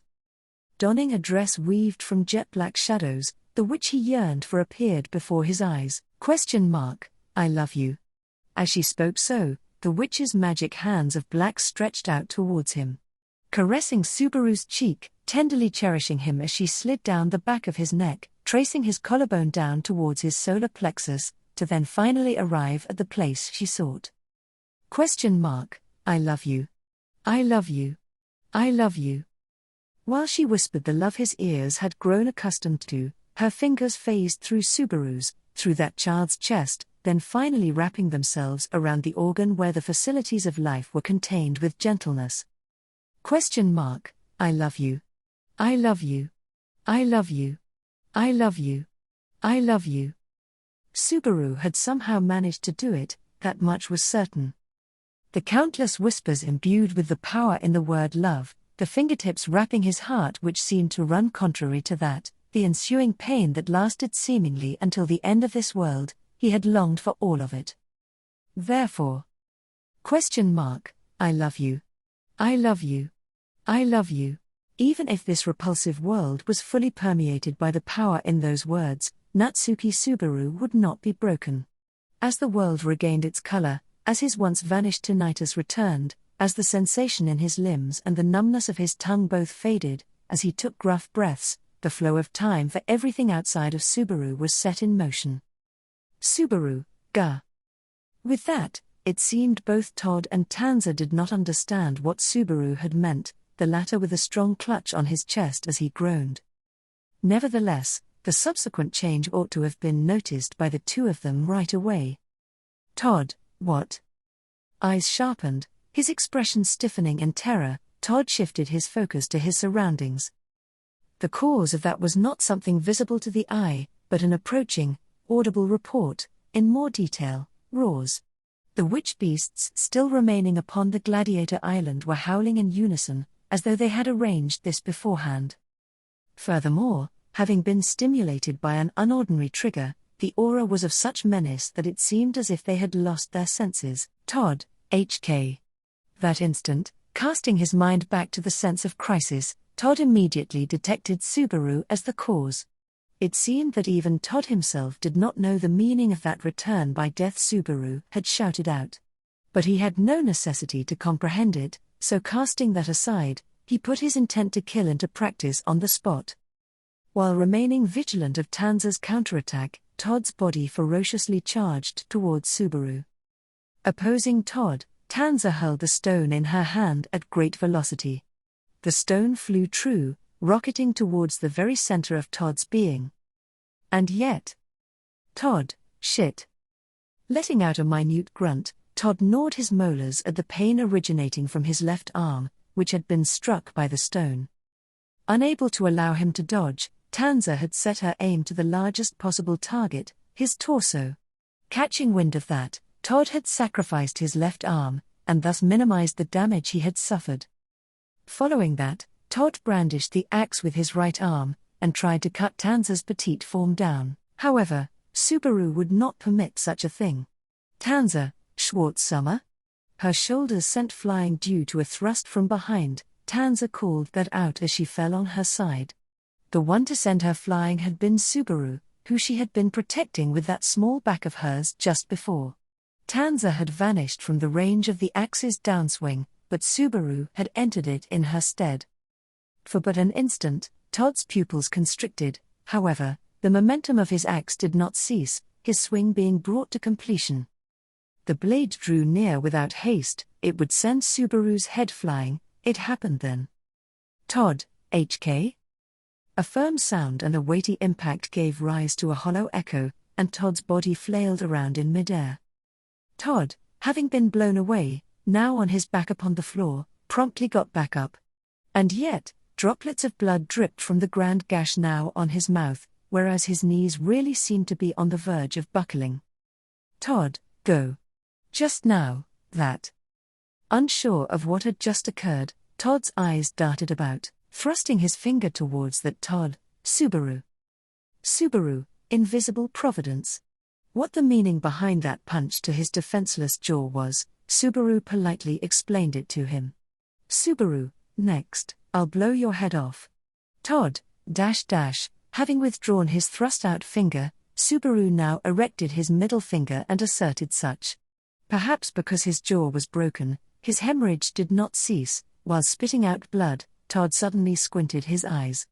With that, he would begin his retaliation over that broken jaw, or so they had thought. Todd, While quietly training his gaze on Subaru, Todd slowly retreated into the background. His legs backing up to enter the ascending black smoke, without any faltering, he vanished into the fumes. As soon as he noticed that the situation had become unfavorable to him, discarding just about all of his reluctance, he had chosen to escape. Subaru, well, I thought. He'd do that, but... Tanza, Schwartz-Summer. Seeing Todd's disappearance with her own eyes, Tanza rushed over to Subaru, her facial expression altered. Before he could take Tanza's hand, Subaru slipped and tumbled down right where he was.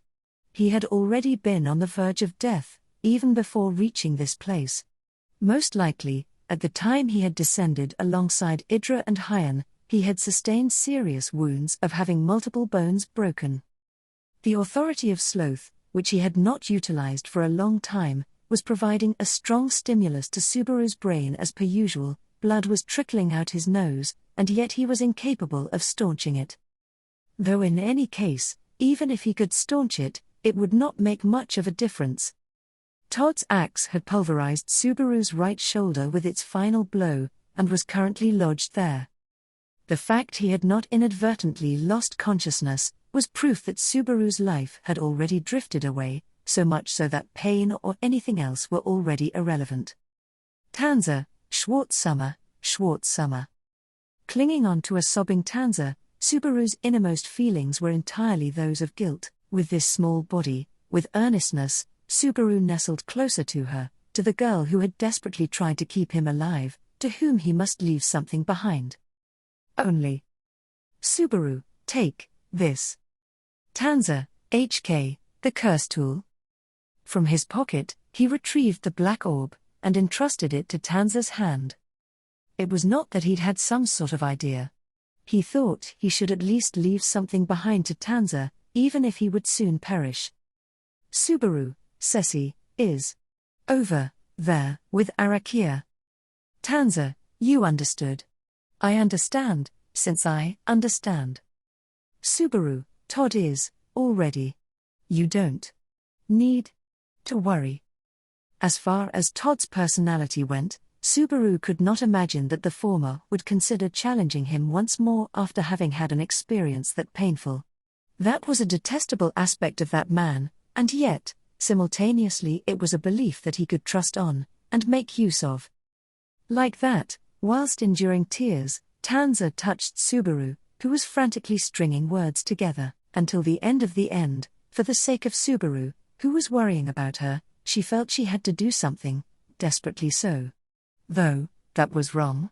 That order of things was completely backwards. Tanza had treated him kindly just before. She had remedied just about all of Subaru's thoughts. That Natsuki Subaru was, until the end of the end, someone better off not giving up. She had aided him in remembering so. Thanks to that, once more, was he still able to fight. That was why? Subaru, next time. Indeed, at a Subaru softly vocalizing his resolve, Tanza widened her eyes. Still, for the girl, that must have sounded like a final show of obstinacy from a Subaru about to pass away. As tears accumulated in her eyes, firmly enduring those emotions, Tanza's small hand, her slender fingers, gently wrapped around Subaru's minutely trembling hand. And then. Tanza, yes, that is correct, Schwartz-Summer. Next time, without a doubt, we will not lose. Taking care as to not disgrace Subaru's final wish, while crying, Tanza uttered that, aligned with each other, they did not become. Even so, they were aligned in their desire to save one another. That was sufficient. With that sufficient desire, while bearing the feelings of this moment. Subaru, I will save everyone. With that resolve in his final moment, the life of Natsuki Subaru burned to ashes. Dark, dark, a world of utmost darkness. Nothing but darkness existed in this space where light could not flow in, this ultimately distant land, a place neither prayers nor wishes could reach. Always did that place gnaw at his heart, imposing a feeling of helplessness, bringing about grief and sorrow, a cursed land untrodden by any being. However, this time, this very moment, did his thoughts wish, anticipate this arrival. Subaru, The darkness he could not stand a chance against by his lonesome, was engulfing everything, taking away everything. Even if he was being tortured by that feeling of helplessness, abandoning everything in his vicinity, even himself, the feeling of defeat that originated from being unable to do anything anymore had scorched his body. I love you. Subaru, it may not be everything. But, I know. The things he could accomplish by his lonesome were not that numerous. He was not a human being ambitious to such an extreme extent. That was why he could also make mistakes, and why his resolve too could bend. Even so. I love you. Subaru, I know that as well, I really do. I know. Having parted ways, it was something he knew at last. Simultaneously, he became unsure on how he should retain the emotions he'd had up to this point. Still, as he had indeed been thinking that he wanted to know. The most important thing, he knew it, he really did. Subaru, thank you. I'll be heading off now. To that place, to that land of isolating waters, where all life had been wiped out, for the sake of losing no longer, for the sake of not allowing those he held dear be trampled upon, once more, Natsuki Subaru would rise. Once more, he would rise. Through his buttocks, he felt the galewind horse-pulled carriage shake with a rattle. It had not been too comfortable of a journey. It was not about how comfortable the ride had been, but rather about how comfortable he had been. In regards to the former, it was likely that this was a rare privilege, even within the Empire. He did not feel overly grateful about that. As to why he felt so uncomfortable in such a luxurious carriage, was due to the scarcity of windows, and to the fact he was not in control of the reins. Naturally, both left some margin for one to be targeted in exchange, so whichever was preferred varied from person to person. Quite simply, it was just that he hated his response being delayed because he had left things to others. The horse-led carriage itself had been made quite solid through the protection of earth magic, and when it came to being vigilant towards their surroundings, it was being handled by someone who possessed considerably greater senses than he did. Man, it sure does leave nothing to be desired.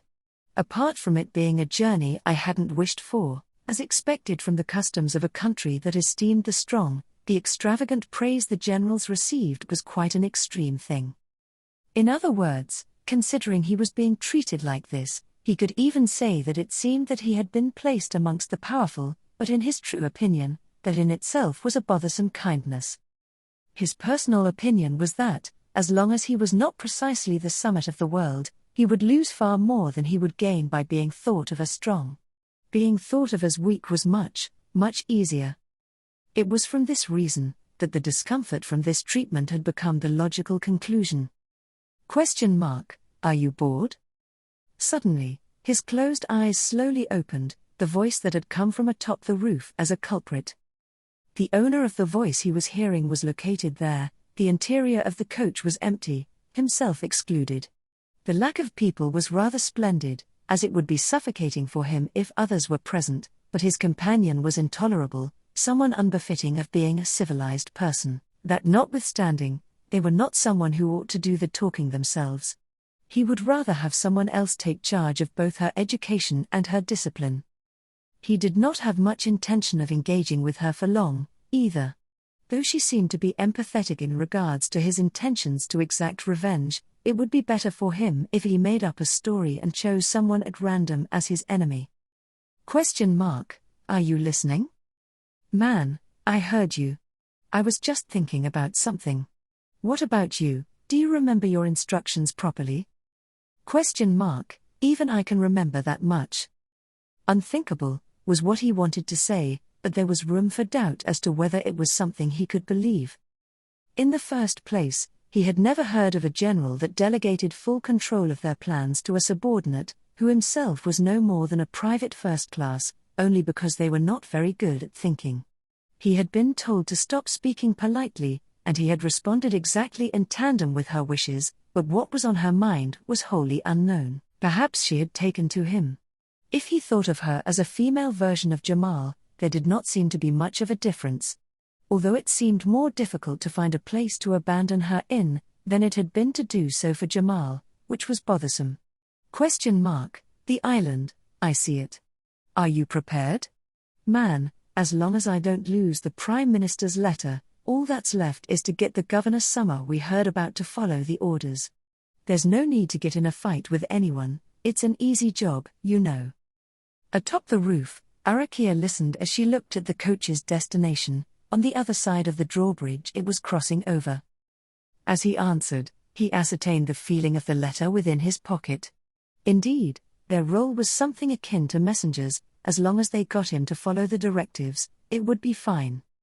However, If ordinary messengers really would have been sufficient, there was no reason to bother with sending Arakia. That was the sole thing that bothered him. Man, it should be an easy job, kinda. Arakia, the objective is the annihilation of the island. Is it possible? Man, provided the governor agrees to activate the curse rule obediently. Governor Gustav Morello, the manager of the Gladiator Island, the place where their goal lay, had imposed an absolute regulation called the curse rule for the sake of ruling over the gladiators assembled on the island. The curse rule was invoked when someone who had been engraved with the curse mark from Gustav violated the rules. That life would then be taken without any room for argument. It truly was a convenient thing. A curse tool created by one of the 9 divine generals, the master of enchanted items, was serving as the trigger for the curse rule, and the conditions to invoke it were plain and simple, too. Man, at a fixed distance, those who go too far from the curse tool will die. Arakia, any concerns about the people of the island? Man, the safe zone seems to be roughly the whole area of the island. At any rate, even if they try to slip away covertly, they'll die if their curse mark hasn't been removed. It can prevent their escape even if they get frightened into crossing the drawbridge. That ability to restrain them is enough to keep them inside. In truth, if they were to let one gladiator die as an example of the curse rule's effect, then probably nobody would try and do the same to double-check it. No fools that reckless existed. It was a curse activated without taking the trouble to look the recipient in the eye, or pressure them in any way. On top of the island's special characteristic, he honestly admired how that restraining device was thoroughly drilled into them. However, were they to realize that the curse rule could not be utilized freely, it would rouse an uprising right away. Man, well, I intend on annihilating them when that time comes, so it'll be fine to just throw the cursed tool into the lake. The water surrounding the Gladiator Island was quite deep. Were it not for the large drawbridge, its coast would be unreachable, much like an island amidst isolating waters, but the distance to the bottom of the lake was even deeper. If the cursed tool were to be thrown into the lake, by the time it reached the bottom, they would be in the range of activation of the curse rule. In the worst-case scenario, that of the governor not cooperating, throwing the retrieved cursed tool into the lake would also enter the realm of possibility. Man, it's essential to prepare for the absolute worst. The hiding place of the cursed tool included. For one to untactfully hold pride in their work, it would trouble him should that be a cause for difficulty. It would be best for him to cooperate in slaughtering all the gladiators, obediently, being reasonable without incident. He wanted to return home as soon as possible, after finishing their task like that, and thus fulfilling the objective of their journey. Man, Katya. Because they had been separated for so long, their short reunion had strengthened his attachment. It was a cruel action, one akin to spilling a single drop of water into his parched, water-craving throat. He wished to ingest water until his stomach burst. That could perhaps be called a natural emotion for a human being, he thought. Even if it made it just 1 second faster, he would finish his task and return to the imperial capital. If it were for that purpose. Man, I'm completely fine with any sacrifices. Indeed, that was when one of the switches within himself flipped towards violence. Arakia, Todd, something strange. Called out by his name, the man, Todd, lifted his head with a what? Her tone lacked seriousness, but that was the kind of manner she conducted herself with more often than not. Nonetheless, having ascended to the rank of divine general, her true abilities were nothing to be made light of, and it was also true that a normal person would not be able to guess them. That which she had pointed out was their objective, the Gladiator Island, which they were steadily approaching. They were already nearing halfway through the drawbridge, at a place between the two shores where the coach would cross over to the island half of the bridge. Having been called out precisely just before they entered their opponent's lair, a bad premonition overcame him. And then, Todd, stop. Question mark, huh? Todd, right now. Stop. Turn back. The instant he looked closely at the path outside the window, Todd yelled that out, bewildering the soldier on the driver's seat. Clicking his tongue at the slowness of that reaction, Todd immediately climbed onto the driver's seat, snatched the reins away from the soldier, stopped the carriage, and whipped the Galewind horse to make it turn around post-haste. After that, he ignored the befuddled coachman and looked back toward the roof. Todd, Arakia, keep an eye on the island, be alert. If there's movement, fire at will. Arakia, dash. Understood. Coachman, come on now, our responsibility as emissaries from the Prime Minister is. Todd, dash dash. Coachman, Arakia obeyed without complaint. The coachman voiced his sense of duty. Disregarding the former, and glaring at the nearby latter, who had a poor understanding of things, Todd quietly narrowed his eyes. At that gaze of Todd's, the coachman, his spirit withering away, choked on his words and shut his mouth. That was the right choice. Were he to try to persist on the issue, he would have been pushed off into the lake. It would be better if they were saved the trouble of not losing their coachman for their return, and that had happened had been Arakia's achievement, who had noticed something abnormal before they finished crossing the drawbridge. Seemingly, the situation had already changed. Arakia, Todd. Todd, it seems Prime Minister Bestetz's concerns were valid. With that as his response to her short call, Todd turned the Galewind horse to the opposite direction, retracing the path they had come from. They could not afford for the drawbridge to be withdrawn on them. Those in control of the drawbridge on the farther shore were not restricted to people not cooperating with their opponents. At any rate, Todd, for them to be waiting for us fully prepared, they're being led by a pretty dangerous person. Arakia, we can't win. Even though I'm there? Todd, yeah, that's right. Quietly, while hearing Arakia's voice raise in tension, Todd gave a nod.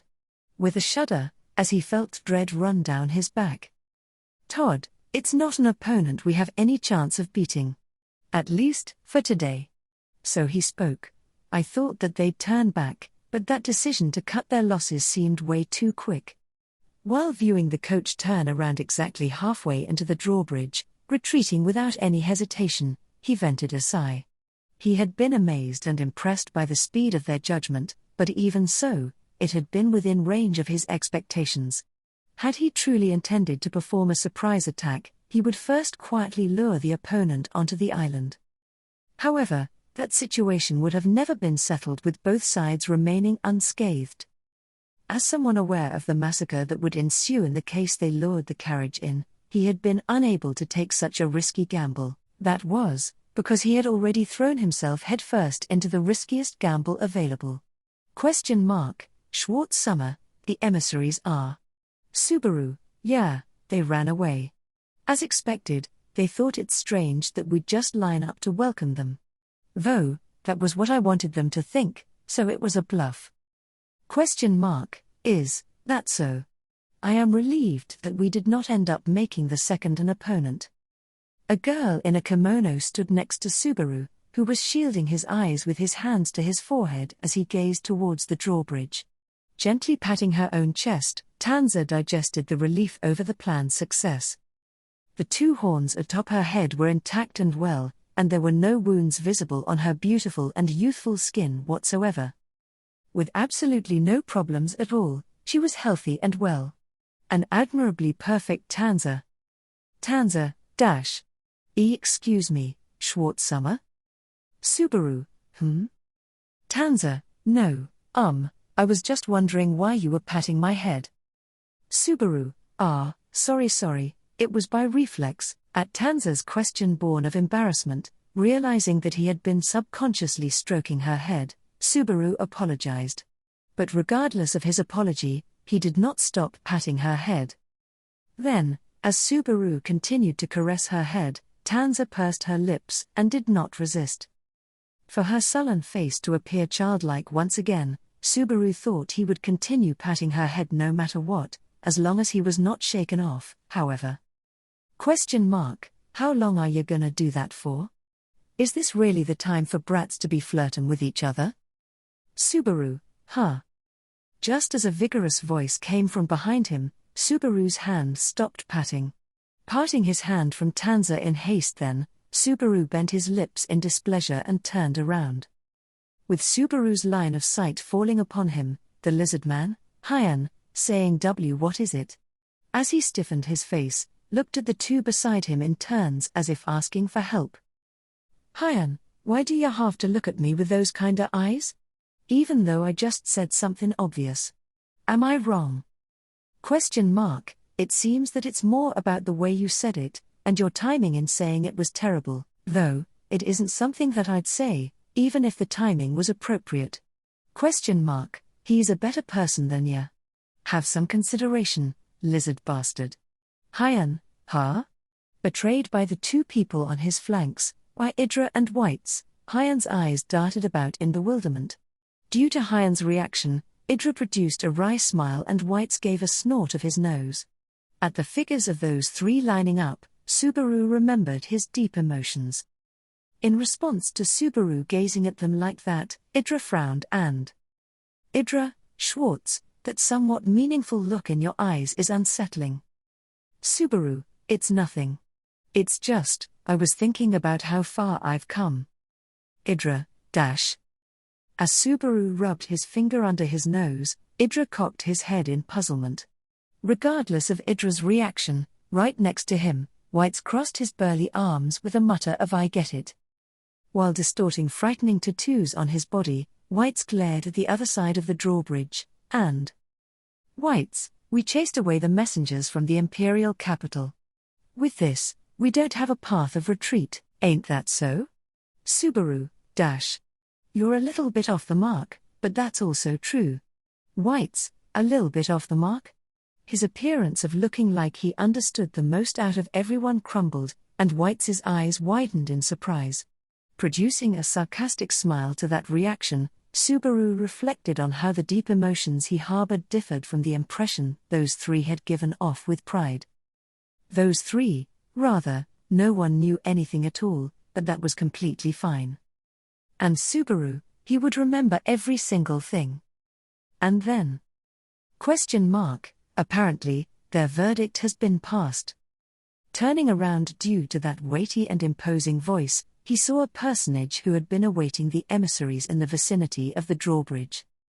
The horse-drawn carriage that the emissaries were riding on had turned back, and having made sure it finished its crossing over to the other shore, he stared seriously at Subaru, with a terrifying expression like that of a demon, as the giant of a man wielding an intimidating aura slowly approached them, and while having the light impression that Hyan and the others behind him were getting overwhelmed, Subaru shrugged his shoulders, and spoke. Subaru, with this, do you believe me? ? No objections. The imperial command bestowed upon me, as the official, by His Excellency the Emperor, the time has come for it to be fulfilled. That is to say. Subaru, that is to say? ? All the gladiators of the Gladiator Island Jinnenhive, they are to be placed under your command. Your Highness, Schwartz. While declaring so, interlocking the hands and fists of his forearms in front of his chest, demonstrating his dignified stance was the chief of the Gladiator Island, Gustav Morello. The guards under Gustav exchanged glances at his statement, and all took an identical stance in unison. Whites, this ain't pleasing. Discontent with the attitudes displayed by Gustav and his group, Whites muttered. Subaru looked back, and Whites jerked his chin and closed one eye. Whites, I object to your deciding by yourself that all the gladiators are to obey. Even if you're the governor and island chief. Gustav, Whites Rogan, keep your opinions within your heart. However, there are things that take precedence over one's personal intentions. I would be troubled if you forgot that, in my capacity, I have means to have you do as I say. Whites, you wanna fucking go? Whites gave a snort of his nose, and Gustav also harbored silent intentions within his eyes. With things as they were, it seemed that the two would come to fight each other, and before Subaru could intervene. Idra, Governor, please don't act hastily, Whites, you lowlife. You never use enough words. Seems to me you were asking for a misunderstanding because of that. Whites, I don't mind fighting because of that in the slightest. Hyan, others are gonna mind, you know. Damn it. Governor, we ain't gonna do something as shameful as to obey your orders out of fear. As Idra held White's back, Hyan stepped forward in his place, and declared so devoid of any shame. Hyan would not look Gustav in the eye were the situation to be unfavorable to him, but, not letting his lack of nerve show, boldly pointing at Subaru with his hand, he spoke. Hyan, even without that strange threat of yours, we're going with Schwartz. Hey, ain't that right, you assholes? Ya ain't afraid, are ya? ? Don't make me laugh, lizard bastard. ? Who's afraid? Who? ? Ait, let's go, Your Highness, our Imperial Prince. ? Let's wrest it away from your nasty old man, it's the start of our empire. Hyan's oh-so-loud call was responded to by a crowd of voices. Rising one after another from all around them, no, from all throughout the island, were the voices of the gladiators who had all come together to welcome the emissaries. Mixed along with the voices of the many men with their blood boiling, were the voices of Hyan's comrades, Orson and his group, and the voice of Old Man Null, who most unusually was present outside the healing room. Quite literally, the Gladiator Island Jinnenhive had become one. Subaru, thank you. While hearing the cheers from his excited surroundings, Subaru clutched his chest and muttered. To the comrades in the surroundings, then to himself, and above all else, to the one who had granted him this chance, he was grateful. Then, Subaru slapped both of his cheeks with his hands, raised his face, its expression cheerful, and Subaru, well, we're going now, but what are you going to do, Ceci? ? Guess you're right about that. As Subaru, having tilted his head, asked a question, a silhouette twirled around as it descended. Having watched over the events as they unfolded from a vantage point up high, Cecilus made a light sound as he landed. He did not have one side of his body scorched, and his manner was unchanged from the time it had been scorched. Gazing over Subaru as well as the large crowd of people surrounding him.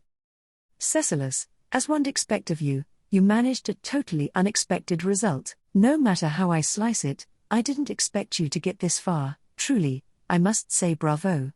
However, I got just one question. Subaru, What is it? Cecilus, kindly, carefully, and thoroughly going around back and forth to several places, your ability to win everybody over's truly superb and praiseworthy. But indeed, that's just it, you know. Aren't you going to persuade me? His two hands concealed by his sleeves, Cecilus asked that of him with a face that showed curiosity from the bottom of his heart. Unable to comprehend it, the smile Cecilus always had plastered on his face had disappeared. Seeing that expression, Subaru slightly widened his eyes, then gave a satisfied nod. That was correct, Subaru had not attempted to persuade Cecilus. Despite having persuaded Gustav, Hyan and Whites and Idra, Orson and the others and Old Man Null, as well as Rex and Milzak, as well as Casho and Moitzo, as well as Deroy and Kreekin, as well as Kudro and Finmel, and even that stubborn loner Josra, he had ignored Cecilus. The reason was, Subaru, Ceci, I wanted to see you make that face. Every single time up until now, the one Subaru had failed in connecting with at the crucial moments had been Cecilus. He was not enough of a fool to cross a dangerous bridge for revenge, but the result of all his thinking that, for better or worse, this was the best way to have an effect on Cecilus. And thus, when it came to pass in reality, Cecilus's eyes went wide upon hearing that, and only then did Subaru give him the announcement. Subaru, I'm gonna work you hard if you come with us now, so, are you coming? Cecilus, ha ha ha ha ha ha ha. Ah ha ha ha ha. Shrugging his shoulders, Subaru winked. Just after Cecilus heard that high-handed invitation, he opened his mouth wide, then delivered a round of explosive laughter while bending his back. Flailing his legs around on the spot, Cecilus was having a hearty laugh. Having had a thorough burst of laughter, he wiped away the tears emerging from the corners of his eyes, and Cecilus, you're kidding me. You're kidding me, you've got to be kidding me, from this very me. From this very Cecilus segment, the Blue Lightning. From the leading actor of this world. From me, whom you ignored, you ask that? To please come together with you? That's completely preposterous, Basu. Subaru, so, what will you do? Cecilus, I'll go with you, of course. I'd like to say something like though it's annoying to be taken along, but it's incredible how you've talked me down to think it's not annoying in the slightest. Ah, incredible. It's a pleasure. While clapping his hands with force, Cecilus got fully on board, his actions aligned with Subaru's expectations. While relieved by the merit of that decisiveness, Subaru placed his hand on his chin. In truth, this was something he had been thinking from the very start, but Subaru, that way of calling me, Basu, it just doesn't sit right with me in the slightest, you know. Cecilus, whoa-ho, adverse winds. To rupture things like that just after I answered I'd come along with you, you're awfully poor at communicating, but then, do you have an alternative I should use to call you? Subaru, guess you're right, huh? As Cecilus pitched forward, Subaru thought for a bit. He suddenly thought about how Cecilus's mouth would have grown accustomed to saying Basu. Hitting upon an idea that was, unexpectedly, not so shabby, Subaru smiled with a wicked face, and Subaru, boss, 3. Cecilus, .. Subaru, from now on, call me boss. He did not intend to be pretentious, but surprisingly, going along with Cecilus's penchant for being a drama geek didn't feel so bad. As Subaru responded in that manner, Cecilus sighed with a ho-ho. Cecilus, boss. It's got quite a nice ring to it.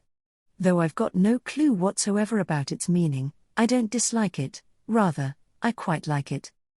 Subaru, it means leader. Just right, isn't it?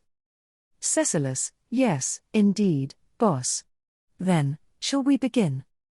Cheerfully smiling, the words of the high-spirited Cecilus were met with Subaru nodding and letting out a yeah. Starting with Cecilus, Subaru then looked over at Hyan, Whites, and Idra, the comrades of his unit, as well as the other gladiators, after that making eye contact with Gustav and the guards who accompanied him.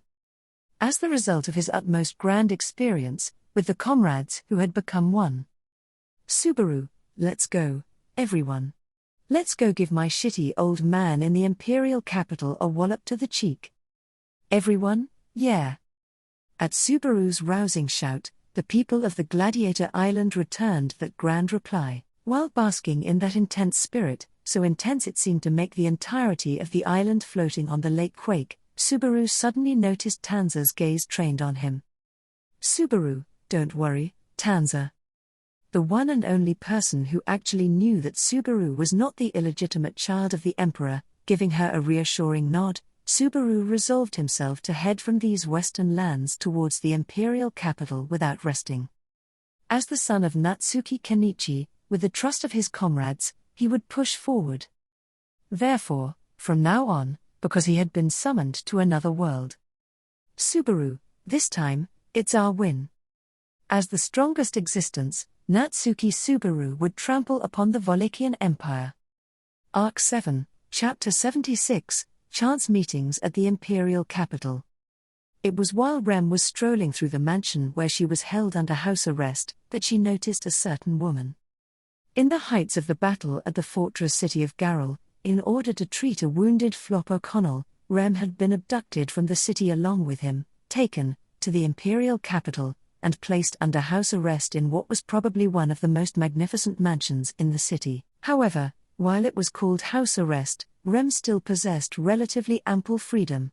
She was not confined to cramped rooms or prisons, nor was she subjected to excessive violence or verbal abuse. While it could have hardly been called tranquil, it was possible for one to say that the treatment she got was mild. Food was prepared for every mealtime, and a time for bathing was also available. In some ways, it was definitely a better place to live than in the village of the people of Shudrak. However, even though she was not imprisoned, she still could not go outside the mansion, as the soldiers responsible for security, the private army of Bastet's von Dalphon, kept watch, reminding her of her limitations. In any case, leaving aside the topic of whether she was more free than not, the situation at hand was not one she wished for. Naturally, she had made Kuna and Holly experience some inadequacy, and it would not be surprising if she were now the object of Priscilla's indignation, having left as she pleased. Above all, how would the people that had left for the East react upon their return? Louis, medium, and the boy named Natsuki Subaru. And it was while Rem was lost in her own thoughts that brought her heartache that she heard a painfully feeble voice.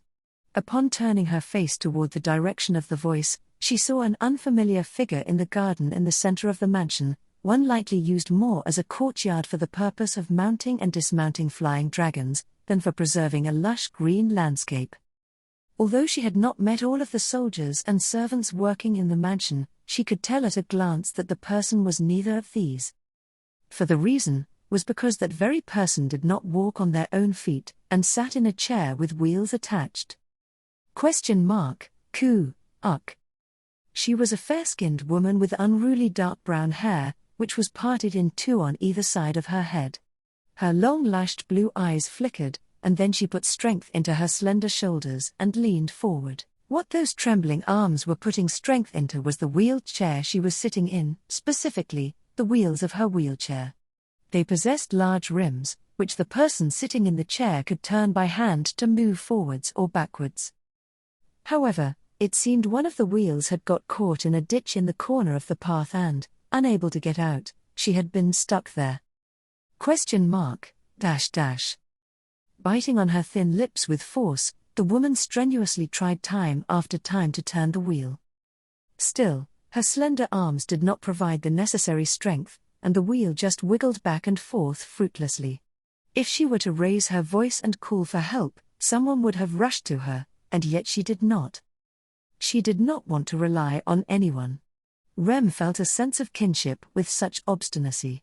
Of course, she did not know due to what emotional state she was like that, but Rem, I'll help you. Unable to leave her be, Rem walked over to the woman stuck in the ditch, and called out to her from behind. Immediately rolling her eyes, the woman looked over her shoulder and gasped at Rem's presence. But soon her look became one of embarrassment, chewing on her lips as she went silent. Rem, once again feeling a sense of kinship to her reaction, placed her hand on the back of the wheelchair. The back of the wheelchair had handles on either side, so that a person standing behind could push it. And so, putting her hands there, and pushing it. Rem, 1, 2 and 3. Rem put her strength into it, the wheel bounced with a bang, and the wheelchair escaped from the ditch in which it was stuck. Using her hands, the woman stopped the wheelchair which had moved slightly forward with too much momentum, then abruptly spun the wheels on the spot and looked back toward Rem. And then? Who asked you to do that? And what came was a very particular greeting. Rem, Reflexively, Rem's eyes went wide and blinked in surprise, as she was taken aback by the woman's words. Meanwhile, the woman averted her eyes from Rem, chewing on her lips. I would have been fine without help for something that trivial. I mean, what do you think you're doing, when you need a cane yourself? Why you should rather worry about yourself. Rem, Thank you for your concern. I'm not worried or anything. Are your ears perhaps not working properly? If not, then I guess the problem's in your head. Yes, it's rather in your head. Rem belatedly realized that those stammered words were apparently meant to be a cutting remark. Her tone was harsh, but since the subtle sense that she was not accustomed to such speech hung in the air, she lacked the talent to deal damage with such sarcasm. Frankly speaking, from Rem's point of view, after encountering Priscilla, the difference in the potency of this woman and Priscilla was about the same as that between a puppy and my Zelda. Now, get lost. I don't have the free time to be concerned about. About you, Rem. If you don't have any free time, does that mean you have some role to fulfill? A role? Why yes, that's right. I have a proper role. Unlike you. After having been asked a question in return by Rem, the woman answered, her cheeks stiffening. As she answered, She scrunched up her thin eyebrows and looked Rem over top to bottom as if scrutinizing her. Then, she brought her right thumb to her mouth, chomped at it ever so slightly, and a face I haven't seen, and a presence I hadn't noticed. Who are you? Rem, my name is Rem. Because of some circumstances, I was abducted to this mansion. Abducted. Rem, yes. May I ask for your name? In order to approach the woman biting her nails and muttering, Rem asked for her name. She thought that, perhaps, the likelihood of receiving an unfriendly rejection was higher. Katya. However, surprisingly without reserves, Katya had introduced herself as such. Rem did not know if it was due to some ulterior motive, or if she had named herself reflexively while she was lost in thought, but Katya seemingly deliberated as she continued to bite her nails. Katya, by abducted, do you mean that you're a hostage too? Rem, hostage. That may very well be the case. It does not seem appropriate to request that I play such a role. Unmistakably, Subaru was probably the only one that would worry non-stop over Rem's disappearance. Of course, she felt the Shadrakians and the O'Connell siblings would be anxious as well, and Priscilla might at least move an eyebrow, but that would not affect the overall situation. Rem's existence would only affect the overall situation when Subaru affected the overall situation. However, Rem, I wouldn't expect that person to go that far. To Rem, it did not seem likely that he could do it, nor did she think that he should. In a short time, she had been shown, time and time again for a short period, a figure resisting earnestly with their lack of ability as he was tormented by absurdity. His figure, as he kept on shouldering the burden of having to do everything by himself, Rem could not stand it at all. It was not because she disliked or hated him. It was still difficult to verbalize why that was, though. Rem, Katya, hey, don't just go silent on me? Rem, sorry. I was just lost in thought. Katya, what are you to Bastet's?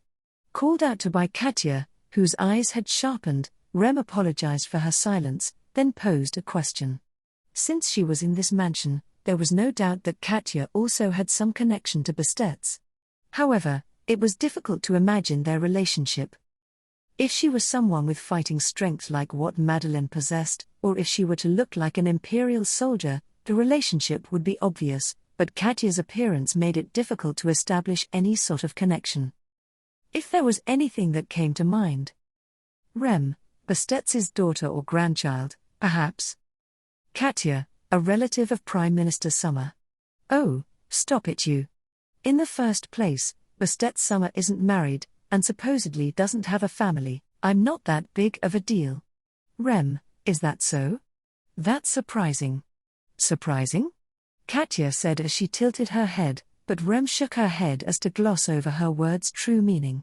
Once before, at the time Bastet and Rem had met face to face, he had explained the reason for his own rebellion against the emperor, that was, his distrust of an emperor that would not produce an heir.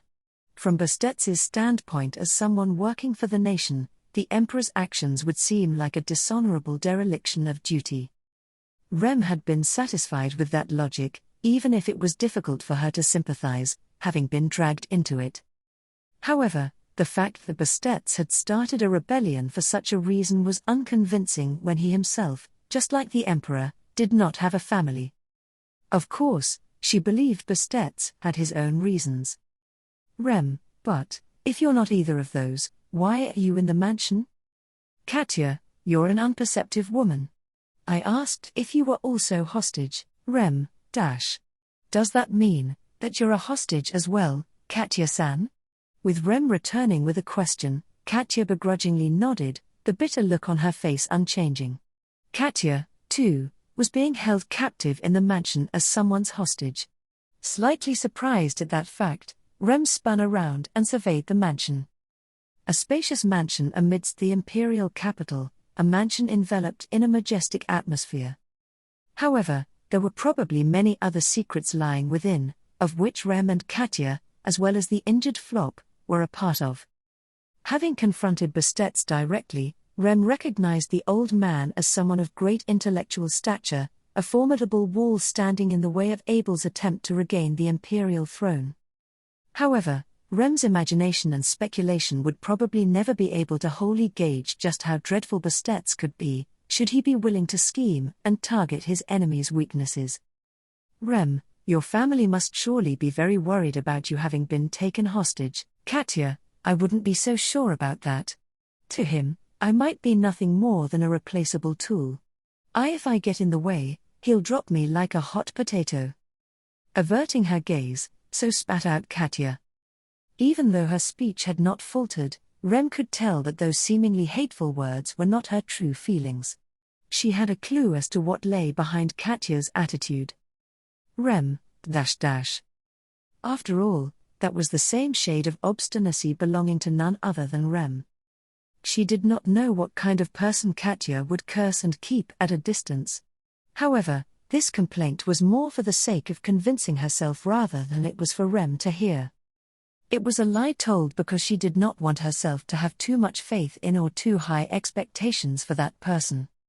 It was a lie precisely because she did not want to admit that the other person thought her irreplaceable, nor that the other person was irreplaceable to her.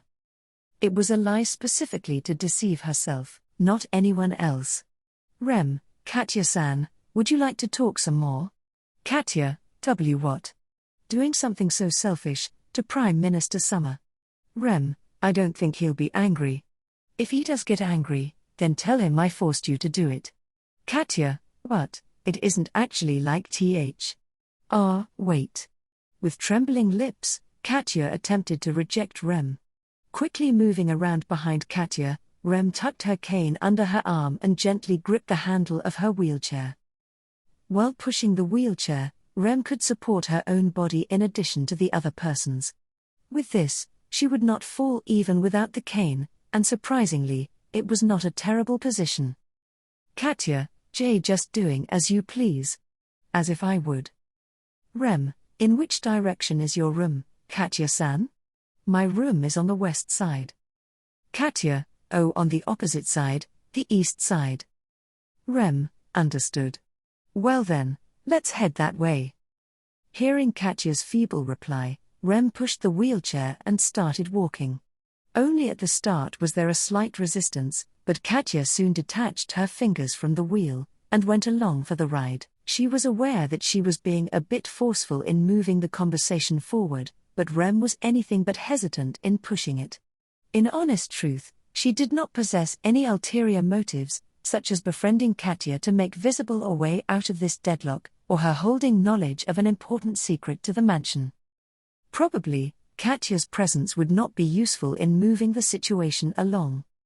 Faintly so, she understood that the reason why Bastet's, who held Rem and Katya's beings hostage, had no family himself, was so that he would have no weaknesses. And yet, there were several reasons why Rem was trying to come to terms with Katya in this way, but Rem, there are so many things I have to know. After having become a captive, she had the belief and resolve that she could not be the kind of weak person who would only spread the seeds of anxiety and worry in the people who knew her. Therefore, Rem would make every effort.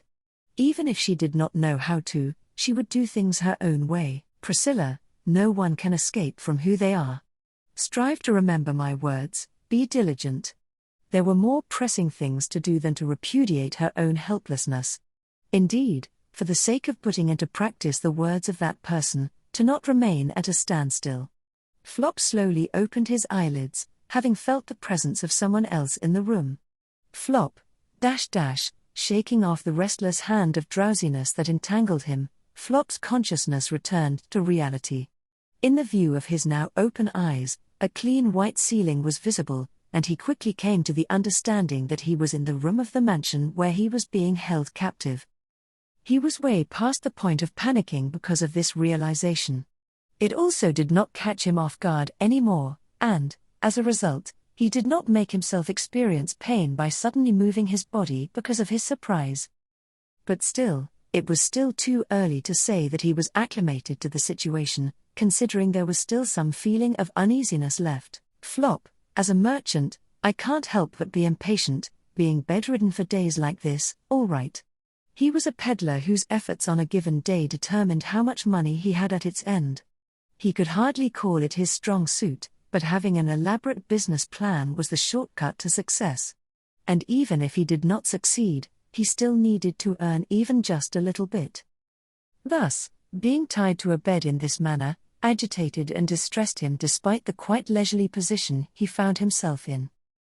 Wondering how Medium would react as she knew he was being held captive, only made it worse. In any case, Flop, I can hardly ask wife-san to bring me to perfect condition at this very moment. What an irritating situation. 1. In order to treat Flop's injuries, Rem was also being held captive in the mansion. For Subaru's sake, as well as the others who worried for her, Rem had to be brought home safely at any cost, but her situation was far from being secure. Rem's current position, that of being Flop's healer, would become quite uncertain once Flop made a complete recovery. He had hoped that Rem would not immediately be disposed of, as someone who no longer had any use. Flop, I guess you could say that depends exactly on your mood, Miss Madeline. Having collected and organized his thoughts, Flop proceeded to cast this particular subject of conversation towards the room's entrance. Flop had been awakened by the presence of a certain someone. The other person's voice could not be heard, but it was obvious that someone was in the room and there were only 2 people who usually visited him.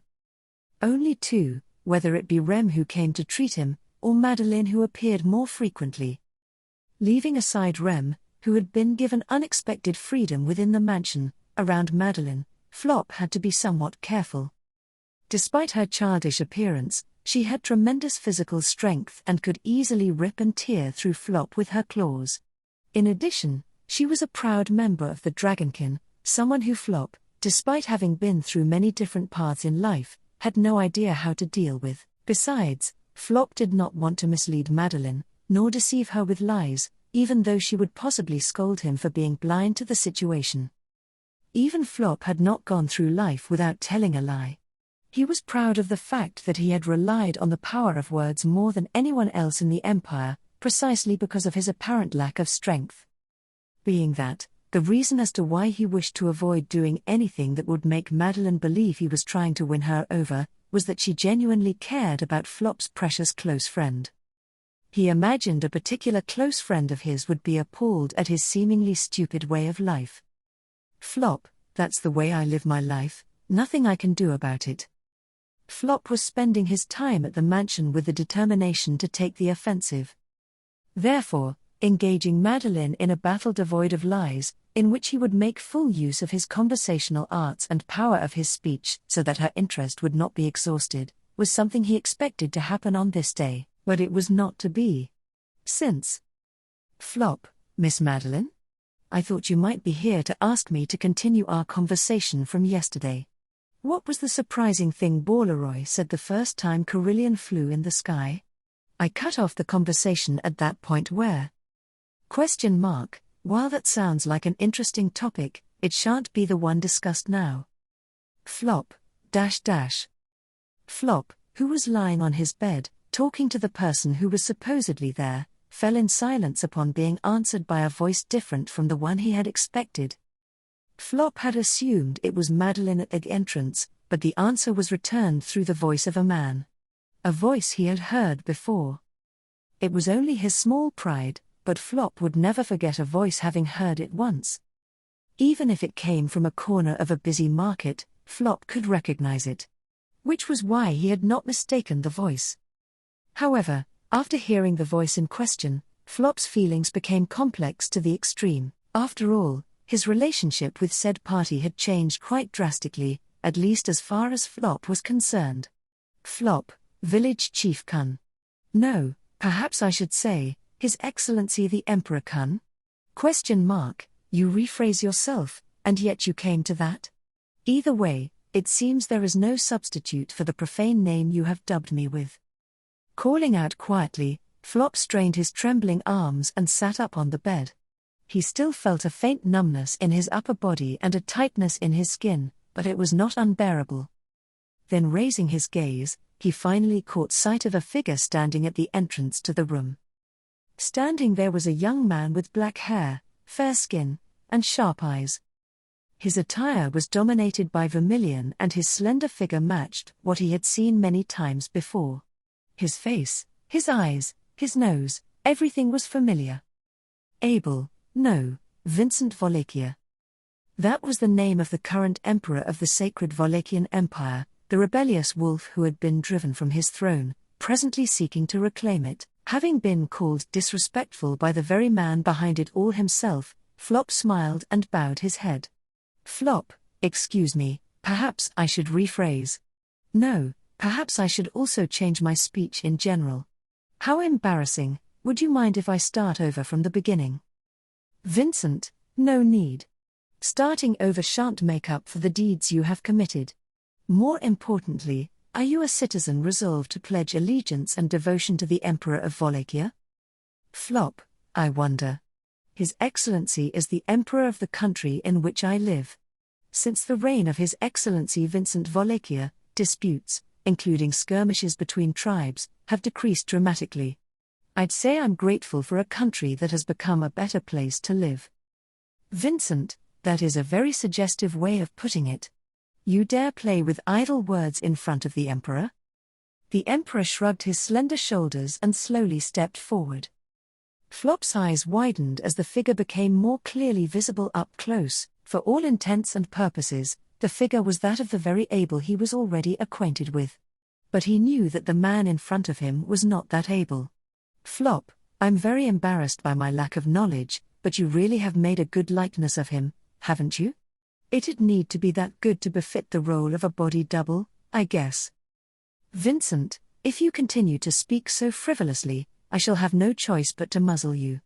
It is not more than the wish of the Flying Dragon General, Madelinis Chart, that has provided you shelter here. But where shall the scales tip towards, the General's wishes or mine whims? Flop, I'll accept your advice to take care in my words. However, I cannot promise that I'll be able to put it into practice. My feelings are very mixed, after all. I'd very much like to remark further on that face of yours. Vincent, Being pointed at with a snap, the other party remained silent after that loud insistence from Flop. Flop was at a loss on how to address the other party, the one who was not able, who, for the sake of convenience, he had decided to call Vincent. Flop knew that Vincent was a false emperor, a man who had plotted to usurp the throne. However, Flop did not possess any reason to denounce him per se. If Flop and Abel were bound by a firm friendship, having built a relationship in which they would be willing to speak out on each other's behalf at every such event, then it would only be natural, but that was not the case. Rather, Flop and Abel's relationship was more complicated as well.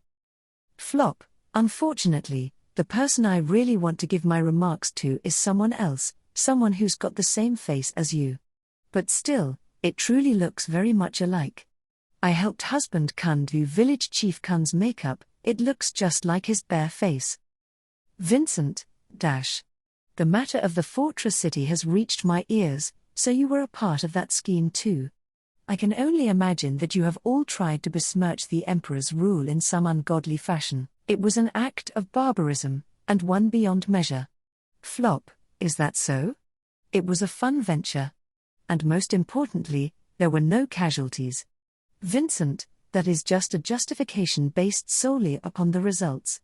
Flop's cheeks relaxed, and he thought about the plan for the fortified city that he, Subaru, and Abel had collaborated on. It was a plan that Flop had found astonishing, but it was the funniest of all the plots in which Flop had ever been involved. Everyone involved in that operation had certainly wished for its success. Flop, Miss Tarata and Miss Kuna did, and I did, as well. That's why I can't unravel it. Vincent, Flop, husband Kun, His Excellency the Emperor Kun. I wonder why he, who I still don't know how to call, was ousted from the imperial throne and put in that position, too. Flop looked at Vincent, cutting him off, more to the point. He looked towards the usurper of the throne, whose expression did not even waver, his face a mirror image of the emperor's. Flop, Just why did you and your people have to make our rock-solid empire quake? Why did you have to raise this disturbance? Vincent, you are quite the talkative man, are you not? Flop, it's a tool of the trade. I'm a merchant. Also, my dear sister often compliments me on my good looks. That's another tool of the trade. Vincent, I see. In that case. Flop had a toothy grin on his face. Vincent nodded at his words, composed, before suddenly grabbing Flop's face with his outstretched hand and pulling him closer. Forced to lean forward, his wounds sore, Flop moaned out a mug.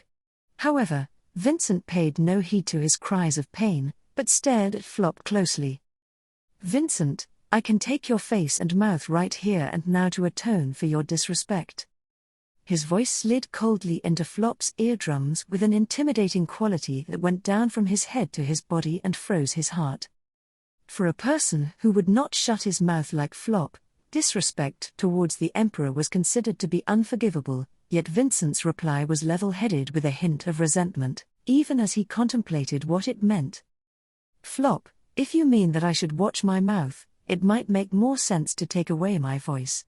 Once again, Flop looked back at Vincent with an ugly look on his face, which was still being gripped, giving an answer that was likely to provoke him and make him even angrier.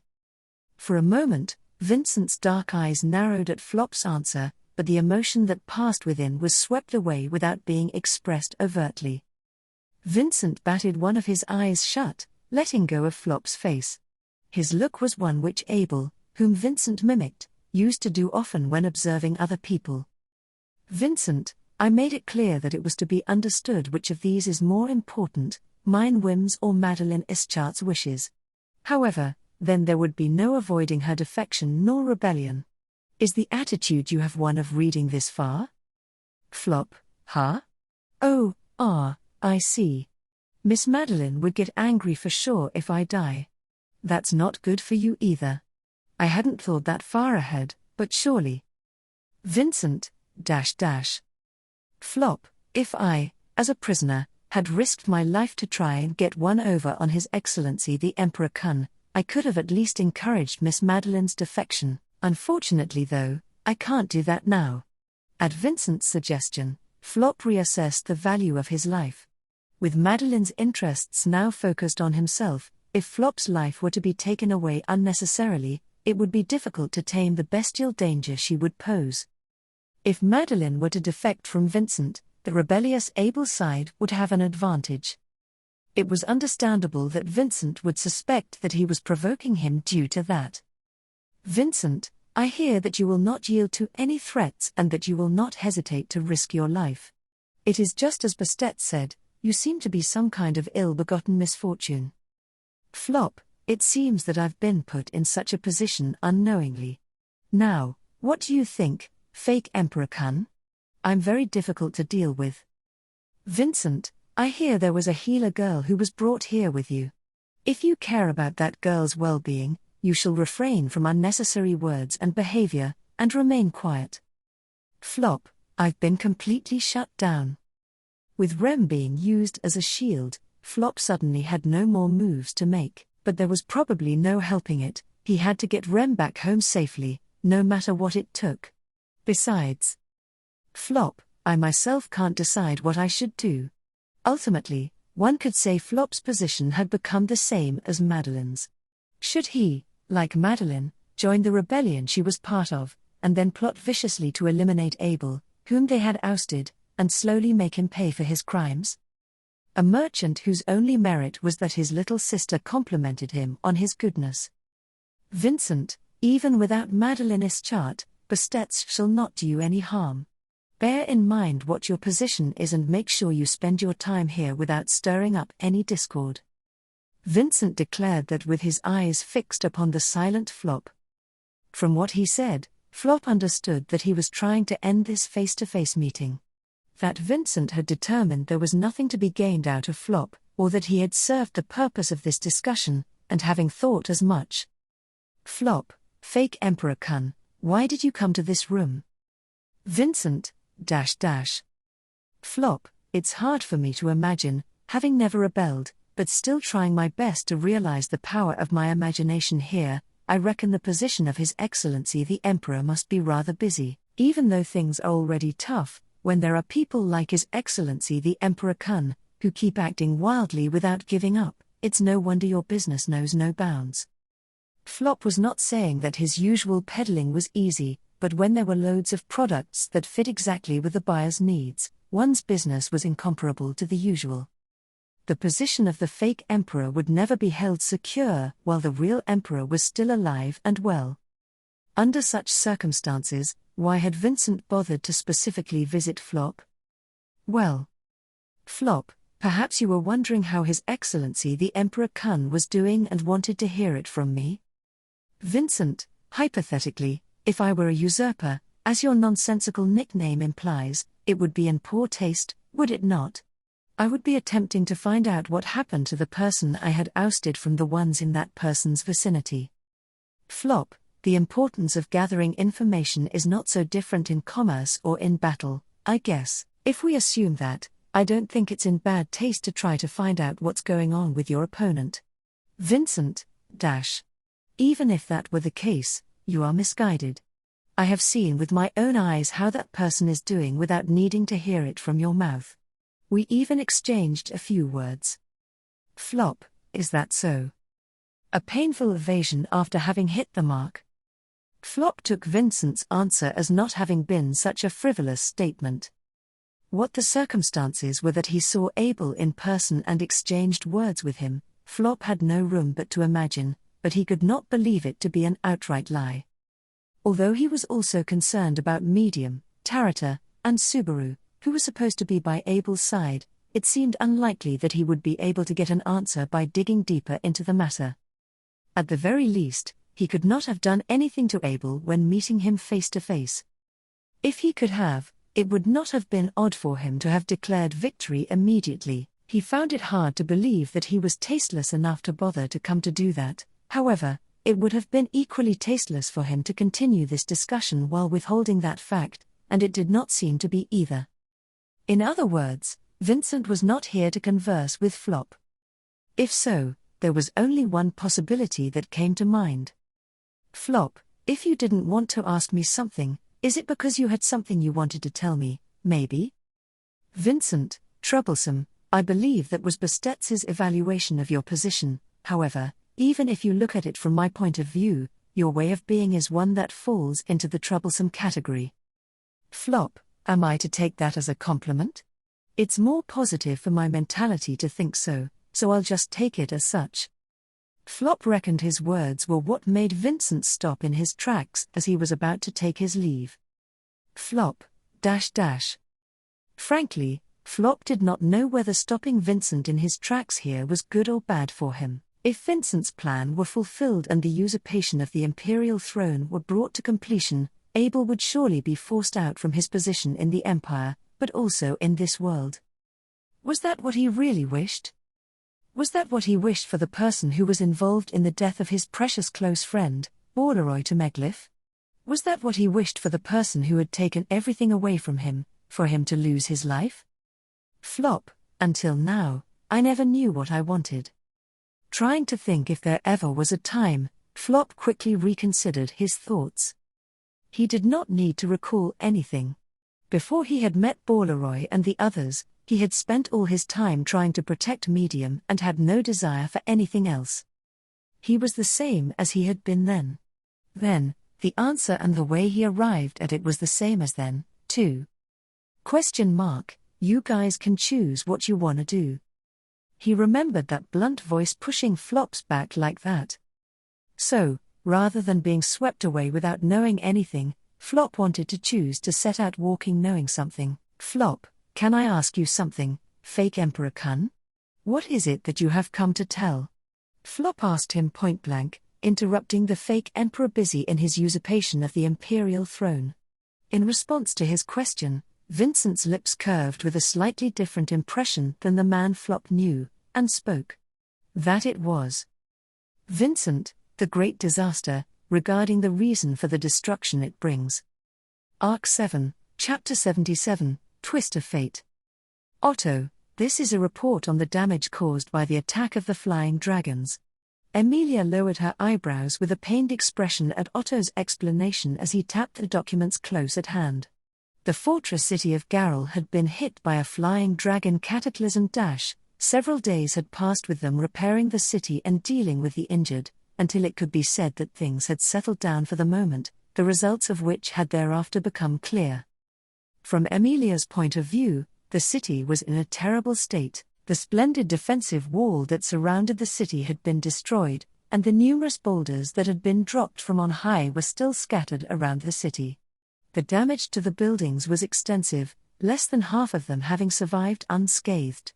A fair number of people had died, and the house where Emilia and her group were sleeping, with its second floor collapsed, was one that no longer had residents to return to it. Emilia, if only they had rushed there just a little bit sooner. Such regrets kept poking at Emilia's chest like sharp needles, however. Otto, it's pointless to speculate whether we could have rushed here earlier, so let's quit with that. Otto was able to read Emilia's thoughts, but he cut her off immediately. Emilia's face dropped at his sharpness, but Otto gave a curt nod with his chin, indicating the outside of the window. Otto, back then, the reason we allowed this to take priority was because a group of flying dragons passed by us overhead. Without that, we wouldn't have had the option to hurry. In other words, Emilia, in other words, Otto, there was nothing we could have done to prevent it, you know. It's a matter of cause and effect. You can't have one without the other. It would be irrational to worry about that. Emilia gave Otto a strained smile as he slowly shook his head while explaining that. His opinion felt like he'd read what Emilia truly felt inside, and that in itself was of no surprise. Otto was a very good judge of people, so that was normal for him. On top of that, she imagined Otto's words to her were his way of consoling her. He was telling her that worrying about what-if scenarios was not constructive consideration. And so Emilia was convinced, however. Petra, but the issue lies with how you said it. I hate the way you put it. Petra turned her face away in a huff, looking really upset. Sitting in a chair in front of Emilia, Petra was in the middle of combing her bright brown hair and polishing up to her usual cuteness. This role was one Emilia had been entrusted with lately, but Petra's attitude of never skimping out on taking care of herself, even during their journey, was one that always left her impressed. She must have been exhausted from running around the city yesterday, but now that a new day had come, she was properly remodeling herself into a new self. That too was a boon of Petra's awareness of her position and sense of responsibility. After all, she was. Otto, to hear that from our mistress, Lady Petra, is very upsetting. As Otto remarked, Petra was in charge of organizing Emilia's group as the lady employing them. Emilia's group had entered the Wallachian Empire in search of Subaru and Rem, who had disappeared. After many twists and turns and various hardships, they arrived in the Empire, but as they had expected, it was difficult to cross the border by regular means, and they ended up smuggling themselves into the country. In doing so, they had to use aliases and fabricate a false story about the purpose of their journey, since things would get bad if Emilia and Roswell's true identities were discovered. As a result, Emilia was assigned the role of Emily, the guardian escort, and the ones she had to protect were Emilia, Lady Petra and Lady Beatrice. Otto, the reason we came to the Empire was to restore Lady Beatrice's health. And this is a goal that will actually be fulfilled once we collect what we are after, so it is not entirely a lie. Petra, I understand, but somehow. You know, it's fine after all. Otto, you stopping halfway has got me concerned, so it would be better if you just told me. Petra, I suppose? Like you know Otto-san, could it be Master's bad habits are spreading to you? Otto, I knew I shouldn't have asked. Otto had ended up cradling his head in his hands, so Emilia hastily retracted the words she was about to say. Otto looked really uncomfortable with it, but as for Emilia, she found Roswell's intelligence to be very dependable. So it was very encouraging to see two of the smartest people in the camp thinking alike. although it seemed that saying that would cause Otto even more undue suffering. Anyhow, Emilia, we've also got far less injured people in the city thanks to Garfield. Yeah. Otto, that is, without a doubt, true, and I think it is a great credit to Lady Petra, Frederica-san, and of course you, Emily, for helping out. At Otto's nodded response, Emilia could finally release the tension in her cheeks. Garfield's hard work, Frederica and Petra's help, all made Emilia proud. It was a struggle of which she and her dear friends could be very proud of. Emilia, Otto-kun did a really good job of talking with Zika-san and the others, too. Otto, fortunately, Zika-san was a person who can be reasoned with, so the difficulties were minimal. I am also grateful to Zelda-san, who I happened to run into, and she was able to run me through everything. Petra, Otto-san's face is Zelda-san's favorite, isn't it? Otto, I have never had someone be so open about something like that, so I was quite perplexed. Otto gave a strained smile at Petra, who held up her small fist with a grin. Zelda, with whom Emilia had also exchanged words, was a very strong and kind woman. She had been kind to them from the beginning of their acquaintance and had shown them a lot of consideration. Although part of her wondered why Otto and Garfield were being treated differently. Emilia, I know she likes Otto-kun's face, but Garfield is cute, too. Petra, maybe it's because Garf-san often has wrinkles between his eyebrows and nose.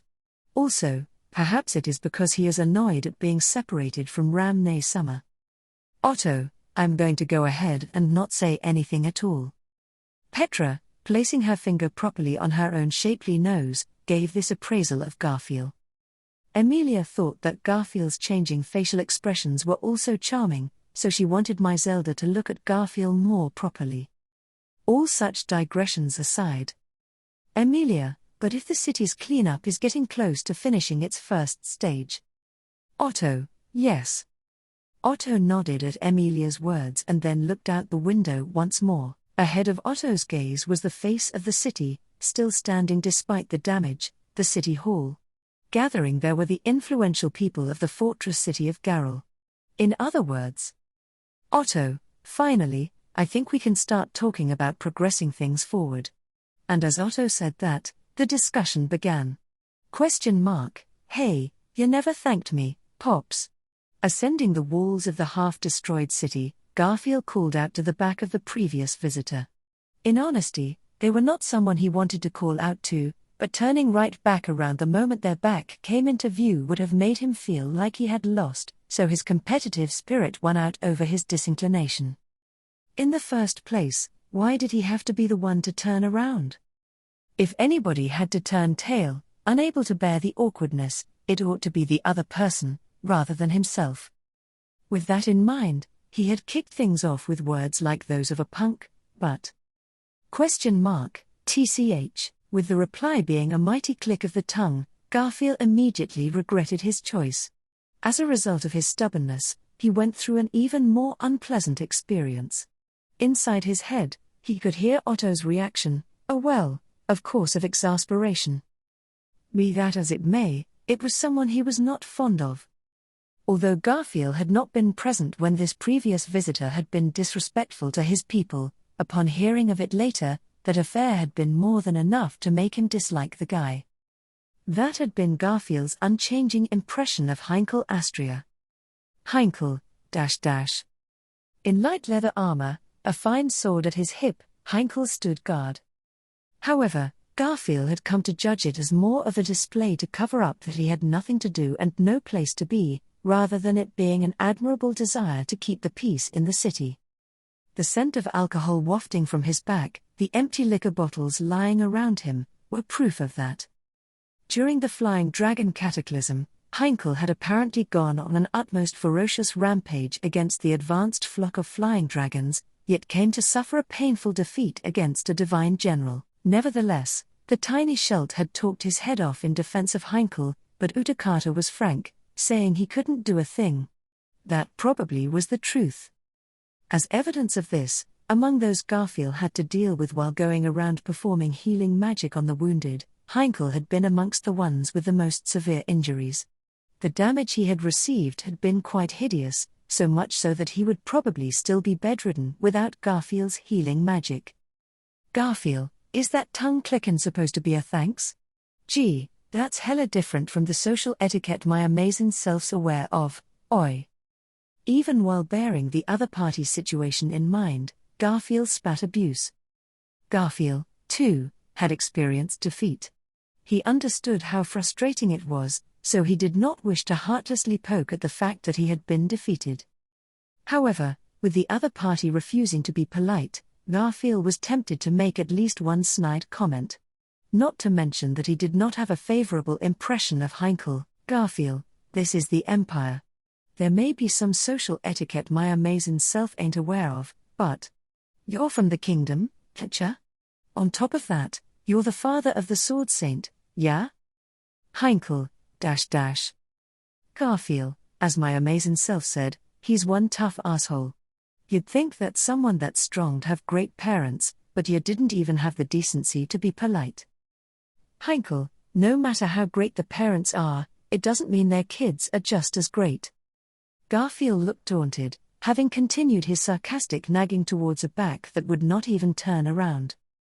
He had assumed he would still be ignored, but an unexpected rebuttal had arrived. Garfield's eyes went wide, but Heinkel, still without turning around, said, Heinkel, and vice versa. There's no reason at all why the parents of a monster also have to be monsters. Garfield, oh. Heinkel, you're way too bad at hurling insults. If you want to provoke someone, take a lesson from Miss Priscilla, as you failed. Garfield, Gark. His attempt to get the upper hand through insults was seen through, and was replied to in kind, ultimately. Having just been told what true provocation really was, Garfield faltered. As things were, the conversation was finished. But were he to turn his back and leave, he would be the one defeated in the true sense of the word. In the end, Garfield stuck around out of stubbornness, sitting a short distance away from Heinkel, gazing over the southern horizon devoid of the ramparts with which to guard the now defenseless city. Having been assailed by countless flying dragons, the walls of the famed fortress city of Garrel had been severely damaged. The damage yielded by the boulders thrown from a high altitude had been extensive, and although the crumbling, demolished walls were being repaired as fast as possible, the city's defensive abilities were considerably lowered. In particular, the city's southern wall had been the one to suffer the greatest damage. The western wall, which had borne the first attack, was also in a rather horrible state, but that was nothing compared to this. Forget about the wall, the entire area had been razed to the ground. Garfield, I heard that Emilia Summer.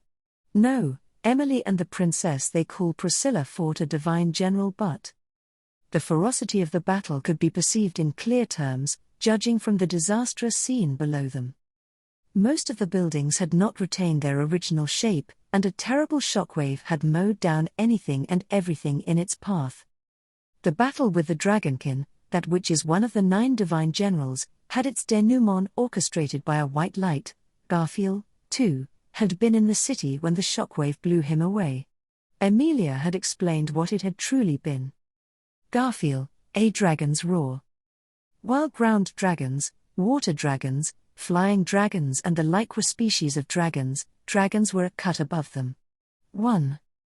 Dragons possessed power said to be beyond all reason. With merely a single breath, everything was uprooted. There was a fear that, had the duo of Emilia and Priscilla not strived to oppose it, the damage would have spread even further. Garfield, no matter what, my amazing self's always in the wrong place at the wrong time. As he praised Emilia and, while he was at it, Priscilla for their accomplishments, a bitter feeling brewed in his heart. By failing to accompany them to Pleiades' watchtower, Garfield had missed the chance to come face to face with the divine dragon Volcanica, whom Emilia had met. Not only that, but this time he had missed the chance to come into contact with yet another dragon despite being in the same city. In a Subaru-like way of saying things, he had to say that the fish got off the hook. Heinkel, .. His sulking was not at all because he had been unable to meet a dragon, an existence that had been spoken of since ancient times. It was because Garfield's role was to fight and defeat powerful enemies, to defeat those who would try to disrupt the camp's goals, and to carry out his role as a military officer. Going around treating the wounded was absolutely not a part of those duties. Garfield, more than that, my amazing self also couldn't do a thing when entering the Empire. In the act of smuggling themselves into the Wallachian Empire, Garfield had been useless. They had relied on Otto's family, on the Suwin Trading Company, for getting into contact with the people that would guide them across the border. And when they got into a disagreement with them along the way, Petra had concluded negotiations in a dignified manner.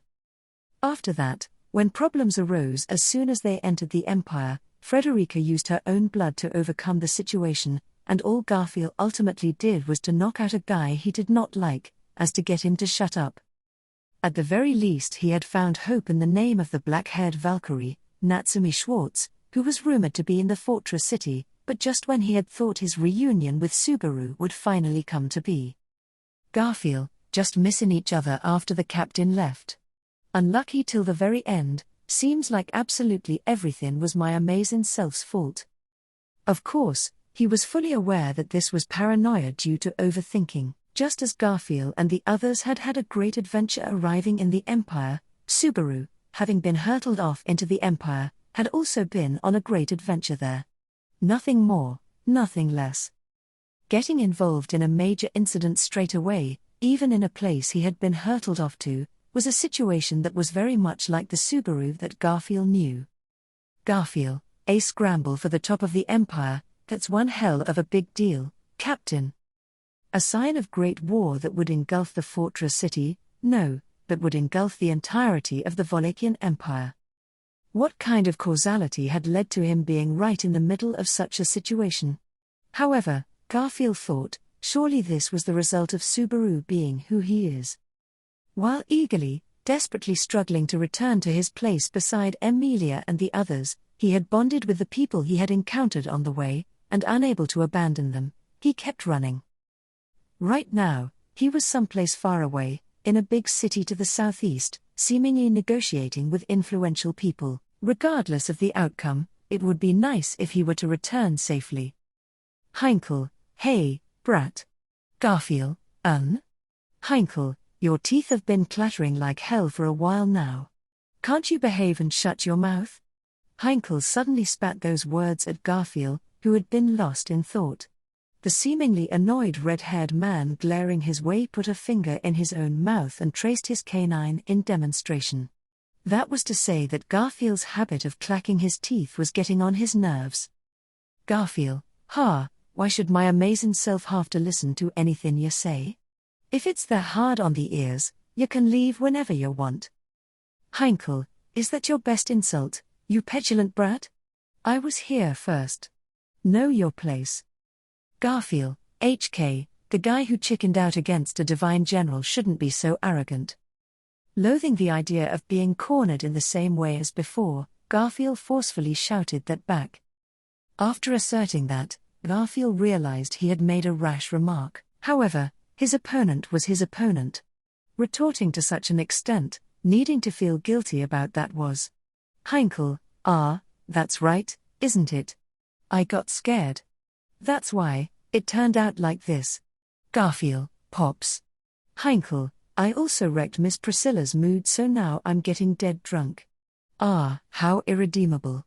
However, the words that Heinkel offered in return were weak, leaving Garfield puzzled. Lifting the bottle of alcohol in his hand to his mouth while he sipped its contents, Heinkel grumbled in a low voice which seemed to curse the world, seemed to curse his own being. Just as if the very world itself had abandoned him, his demeanor seemed to have fallen to utter desperation.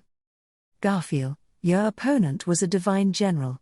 They're the Empire's strongest military force, snatchel you couldn't beat 'em, pops. Unable to stand watching that pathetic appearance, he vocalized that comfort. Despite having said it himself, Garfield was astonished by the fact he had made that remark without shame. Just before, he had verbally abused Heinkel for losing to a divine general, but now he was comforting him by saying it was natural for him to have lost. It was incoherent, and probably completely failed at being comforting. If Garfield had been in the same position as Heinkel, he might have flown into a fit of rage at being told the same thing. However, Heinkel gave a spineless laugh at Garfield's comfort. Heinkel, I may not have won, but I had a duty to carry out. All the more so if I'm to reap the benefits of going with Miss Priscilla. Heh, what a fucking masterpiece. Garfield, it's a masterpiece? Heinkel, the thing I've been chasing for over 10 years keeps slipping through my fingers. No matter how far I go, I'll never be able to change my piss-poor nature. At Heinkel's incessant self-derision, Garfield began to see him differently.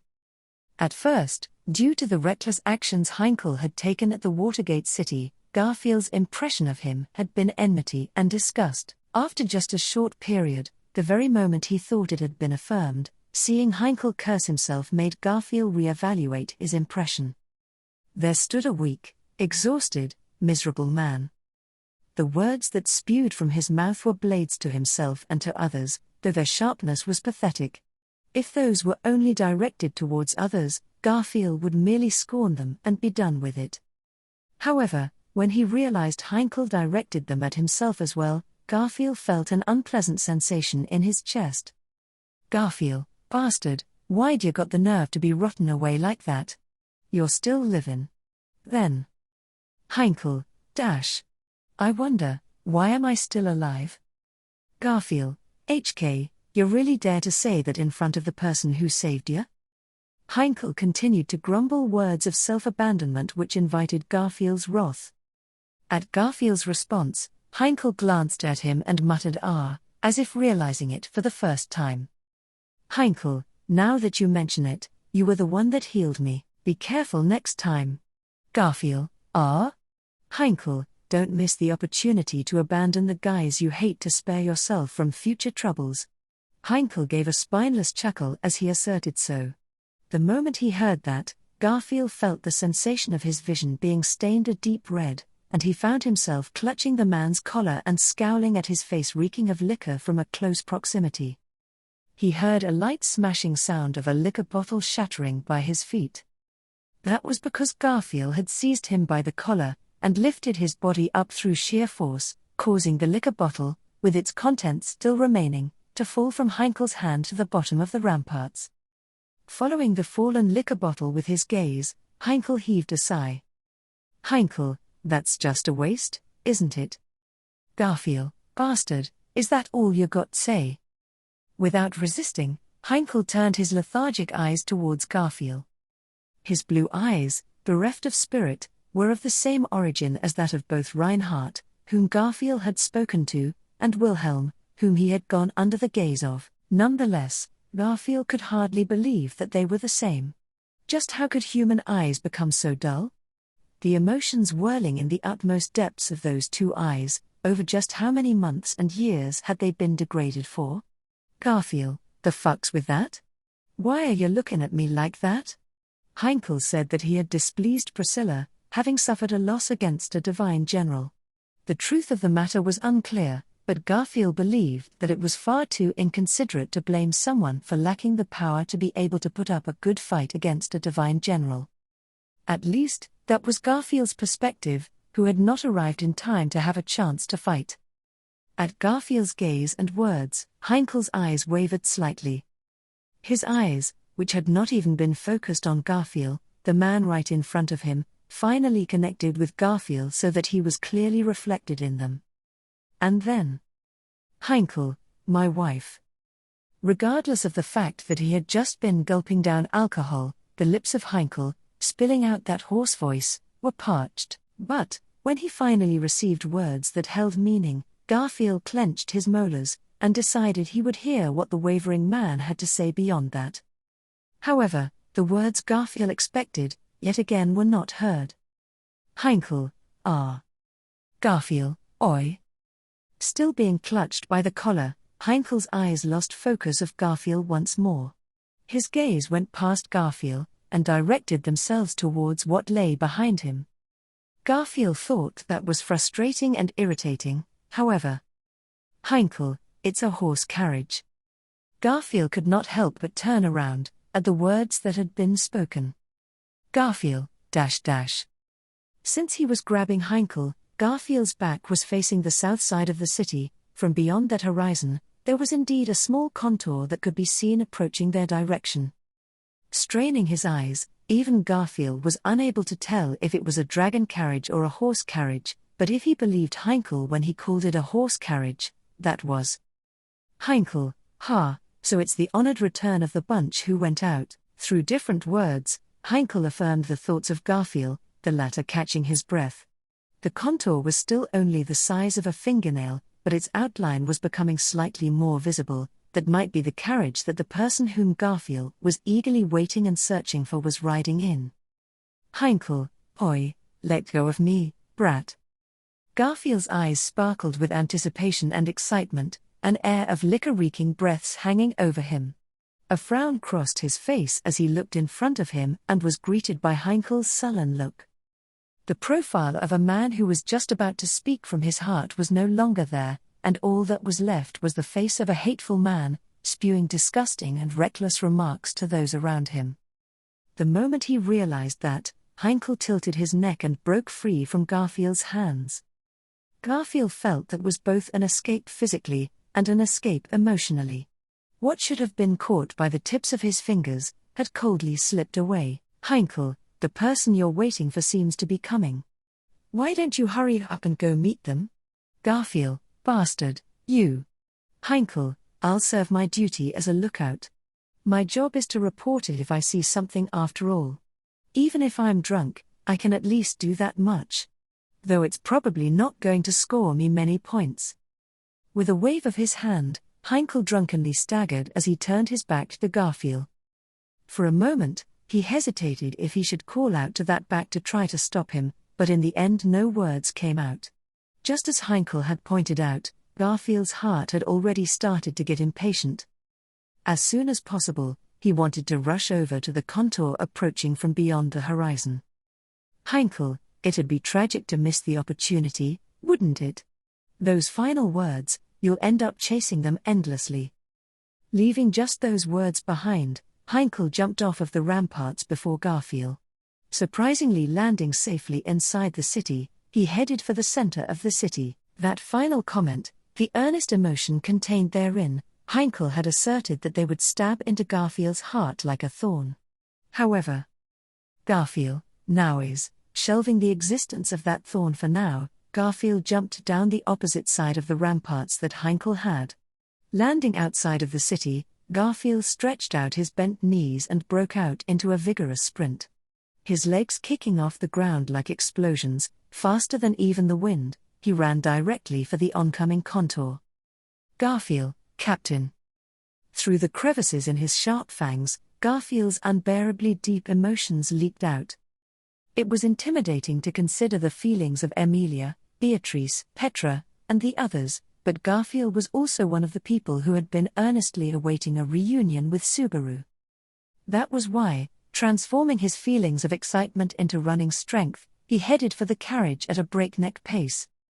Just a little further, just a few dozen more seconds of running, he would be reunited with Subaru, and Garfield, And so, those overflowing expectations turned to unexpected feelings of confusion. His speed, fast enough to leave the wind behind, came to slow down, and before long the wind overtook him. On the contrary, he became fast enough to leave everything except the wind behind, and finally came to a standstill. In Garfield's trembling emerald eyes, the single carriage that had come from beyond the horizon, no, the multitudes of carriages and ox carts that were approaching were reflected. Garfield, this is. Hoping that he would be able to meet Subaru without hesitation, Garfield blinked his eyes. Considering the purpose for which Subaru and the others had departed from the fortified city, the current view was indeed one of the possibilities, but at that time, Garfield had not thought that far ahead. In any case, stopping in its tracks before the overwhelmed Garfield, at the head of the convoy heading down the road towards the city, was the carriage drawn by an excellent gale-wind horse which he had brazenly arrived at. And then? You, what are you fooling about for? If you are a messenger of the city, surely there is something you ought to be doing. So, examining his expression, the man in the Oni mask caused Garfield to catch his breath. You must be exhausted, Miss Frederica. At the aroma of the tea being gently offered to her tired and thirsty self, Frederica looked at the person's face with faint surprise. A smile on his gentle face, he who showed appreciation for Frederica was a man whose point of view was close to the ground. By nature, Frederica, who was tall in stature, often surpassed men in height, but even disregarding that, the one in front of her was a short person of a small build. However, over the course of several days, Frederica had recognized that in contrast to his height, he had a large heart, and possessed goodwill. Frederica, Zika-sama, I accept your consideration with gratitude. At the top floor of the city hall, amidst the busy people, the man, Zika Osman, had personally brewed her tea, and she accepted it with gratitude. As the soft, warmth-infused scent crept into her nostrils, Frederica could not help but smile. Originally, such a role should have been the responsibility of Frederica, who was a maid. However, Frederica's current position in the empire made her hesitant to engage in the work that had been ingrained in her over the years. Ostensibly, Frederica's role in the empire appeared to be as a guard of dignitaries. In hindsight, since Otto and Garfield's roles were the same, there had been no need for Frederica to leave her role as maid, but it was too late to change things. That was why, accepting the goodwill offered by the commander who, despite being burdened with responsibilities in this place, had personally brewed her tea, she quietly concentrated on gently hydrating her tongue and throat. In fact, as might be expected of him for taking the initiative, Zika's tea brewing ability was quite magnificent. Frederica, for a general of the empire, you seem to be very talented at this kind of thing. Zika, I am honored by your praise. However, I am unable to bear responsibility for the taste of the other general's tea. In my case, I was trained by the many older and younger sisters of my family. Frederica, well, if that is the case, I must thank Zika-sama's esteemed elder and younger sisters. Even in such a hectic situation, we can still enjoy the taste of tea.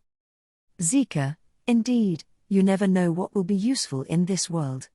Of course, my enthusiasm in being prepared is more for a beauty like you, Miss Frederica, than for my own family.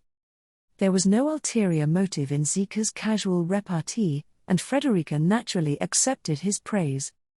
Those words were not falsehoods, perhaps it was the influence of having spent time with so many sisters. His admiration for women was so deep and reverential that it was almost embarrassing. At first, when told that the personage who took the name of the womanizer was the head representative of the city, Frederica had been quite nervous and wary of the situation. Frederica, I would be troubled should something happen to Emily, Lady Petra, or Lady Beatrice. However, that concern had been dispelled upon meeting with Zika in person.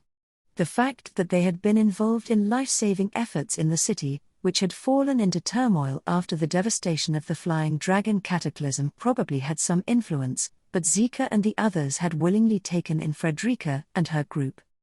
She was also grateful for Otto's decision to speak with city representatives the moment he arrived in the city. Frederica, I heard that he wooed my Zelda-san as soon as he met her. Otto-sama is truly reliable during times like these. If Otto himself had been listening, he would have said, I think that is somewhat misleading. As his voice quavered, while thinking this, Frederica nodded quietly. Although she thought of him that way, Frederica was helped considerably by Otto's presence. The responsibility of the two senior members of Emilia's group, Frederica and Otto, was quite heavy. After all, Roswell and Ram were off doing something separately. Frederica, in the search for the whereabouts of Subaru and Rem within the Empire, it had been decided that the groups smuggling themselves into the country would split up into two. The split groups consisted of Roswell and Ram, as well as the six including Frederica and the others. After separating from Emilia's group, which was searching for Subaru and his group through steadily asking around, the pair of Roswell and Ram headed for an imperial noble with whom Roswell was acquainted. Frederica had never imagined that his reach extended to the Empire, although Roswell was originally unable to make contact with this person whom he was close with. In any case, with the choice to rely on his acquaintance, Roswell headed there for negotiations, while Frederica and the others began to search for the whereabouts of the two people in a different direction. As a result, the roles of Frederica and Otto had inevitably become more important. Frederica, although Emilia Summer seemed to be rousing herself up to do her best. Frederica's lips parted at the thought of Emilia's enthusiasm, overflowing with motivation and responsibility at the fact that she was the most senior member. If one strictly applied seniority to the Emilia camp, the utmost seniors would be Puck and Beatrice, followed by Emilia. Having been separated from Subaru, it had become difficult for Beatrice to replenish her mana, and she was thus in a state of echo mode to keep her usage within limits, spending most of the day sleeping. That was why Emilia, the next oldest, was inspired to do her best. 2. Of course, the final decision had been left to Emilia, but the discussions leading up to that point had been carefully considered mainly between Frederica, Otto, and Petra. The reason they had traveled to the fortified city was because of a rumor so incredible that she had doubted her ears. Frederica, a rebel army rising against the Empire, and the black-haired maiden who is supporting its ringleader. When Frederica had heard her name was Natsumi Schwartz, she had been unable to grasp its meaning, and her thoughts had come to a complete halt. Frederica had also wondered if someone with the same name as the one she had previously heard of also unexpectedly existed in the Empire. Frederica, if Otto Summer had not recognized the true intention behind it, I wonder if I would have been able to realize it. Ultimately, it had been Otto who had explained that the name of the person being propagated through rumors was a message from Subaru. Otto, after all, that man has a tendency to think that cross-dressing is an all-purpose solution. In fact, I am afraid that it might encourage him to assume that it might be considerably useful. That had been Otto's response, with a face somewhere between exasperation and acceptance. The group had more or less concluded that since Subaru's position in the kingdom of Lagunica was known, he had taken measures to avoid having his name brought up within the Walachian Empire. By the end, only Emilia had been left tilting her head in confusion at the fact that the name of a woman she knew was being used. Why, Natsumi's name, in any case? Zika, it will not be long before Miss Natsumi will be back.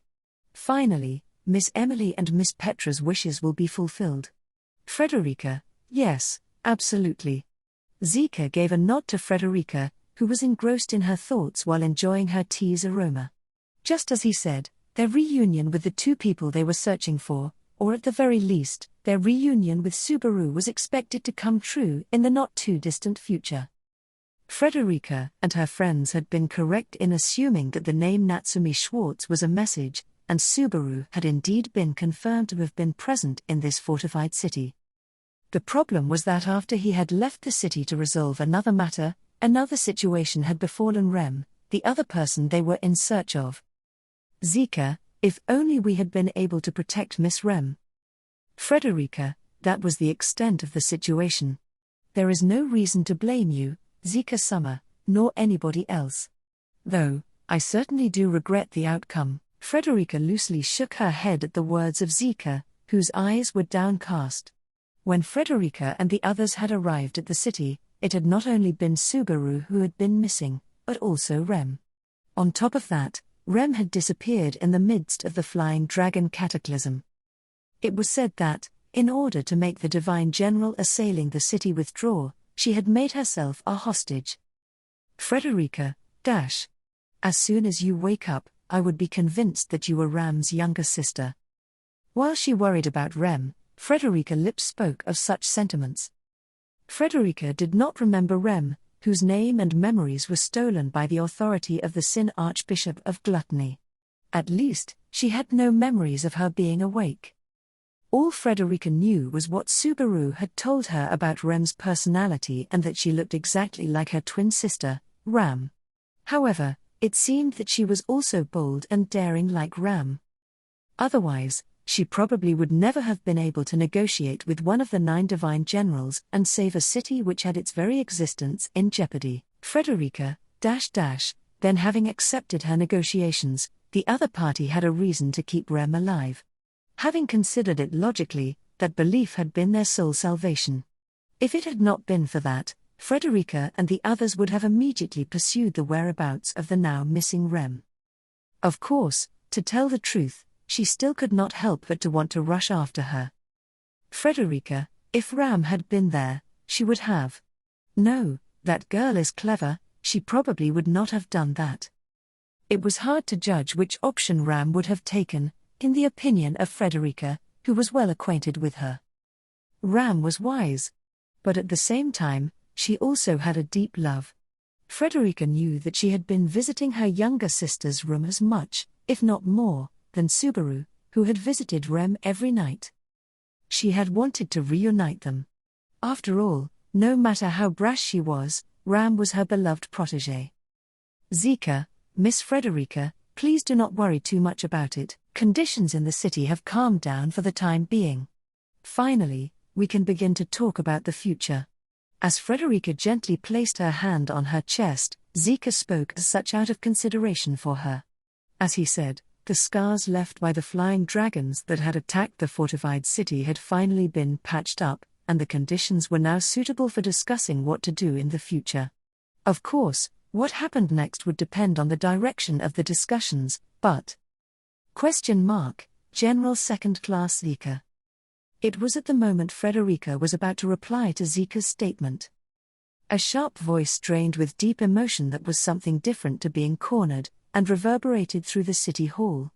Running up the staircase, and rushing towards them was one of Zika's subordinates. Zika turned to him and said, "What is it?" As the man placed his fist in front of his chest, and... "Subordinate, we have a report. Numerous carriages are arriving on the south side of the city, all from the Demon City." Frederica, from the Demon City. Then, involuntarily, Frederica proactively reacted to the report to Zika. Normally, her embarrassment would have outweighed her reaction, but at this moment, that did not bother her in the slightest. Zika nodded deeply at Frederica's enthusiasm, and... "Zika, have they returned? As expected, you are an ally with impeccable timing. Call Miss Priscilla, Miss Petra and the others at once." Subordinate, "Yes, sir." Frederica's heart pounded at the good news that the person she had been waiting for had returned. Her somber feelings of concern for Rem's safety had considerably improved from just before. At least for the time being, she thought that with this, half of their objective should have been fulfilled. "Zika, everything is well, Miss Frederica." Zika gently smiled at Frederica, who stroked her chest in relief. At his words, Frederica tried to thank him with an indeed. However, "Subordinate, General Second Class, the truth is, about that." Frederica's words were interrupted by those of the Imperial soldier. Furthermore, as he began to speak with a tinge of unease, Frederica held her breath. Zika seemed to feel the same concern and turned to his subordinate, who had spoken in a low voice, and questioned what's wrong? As the tone of his voice lowered.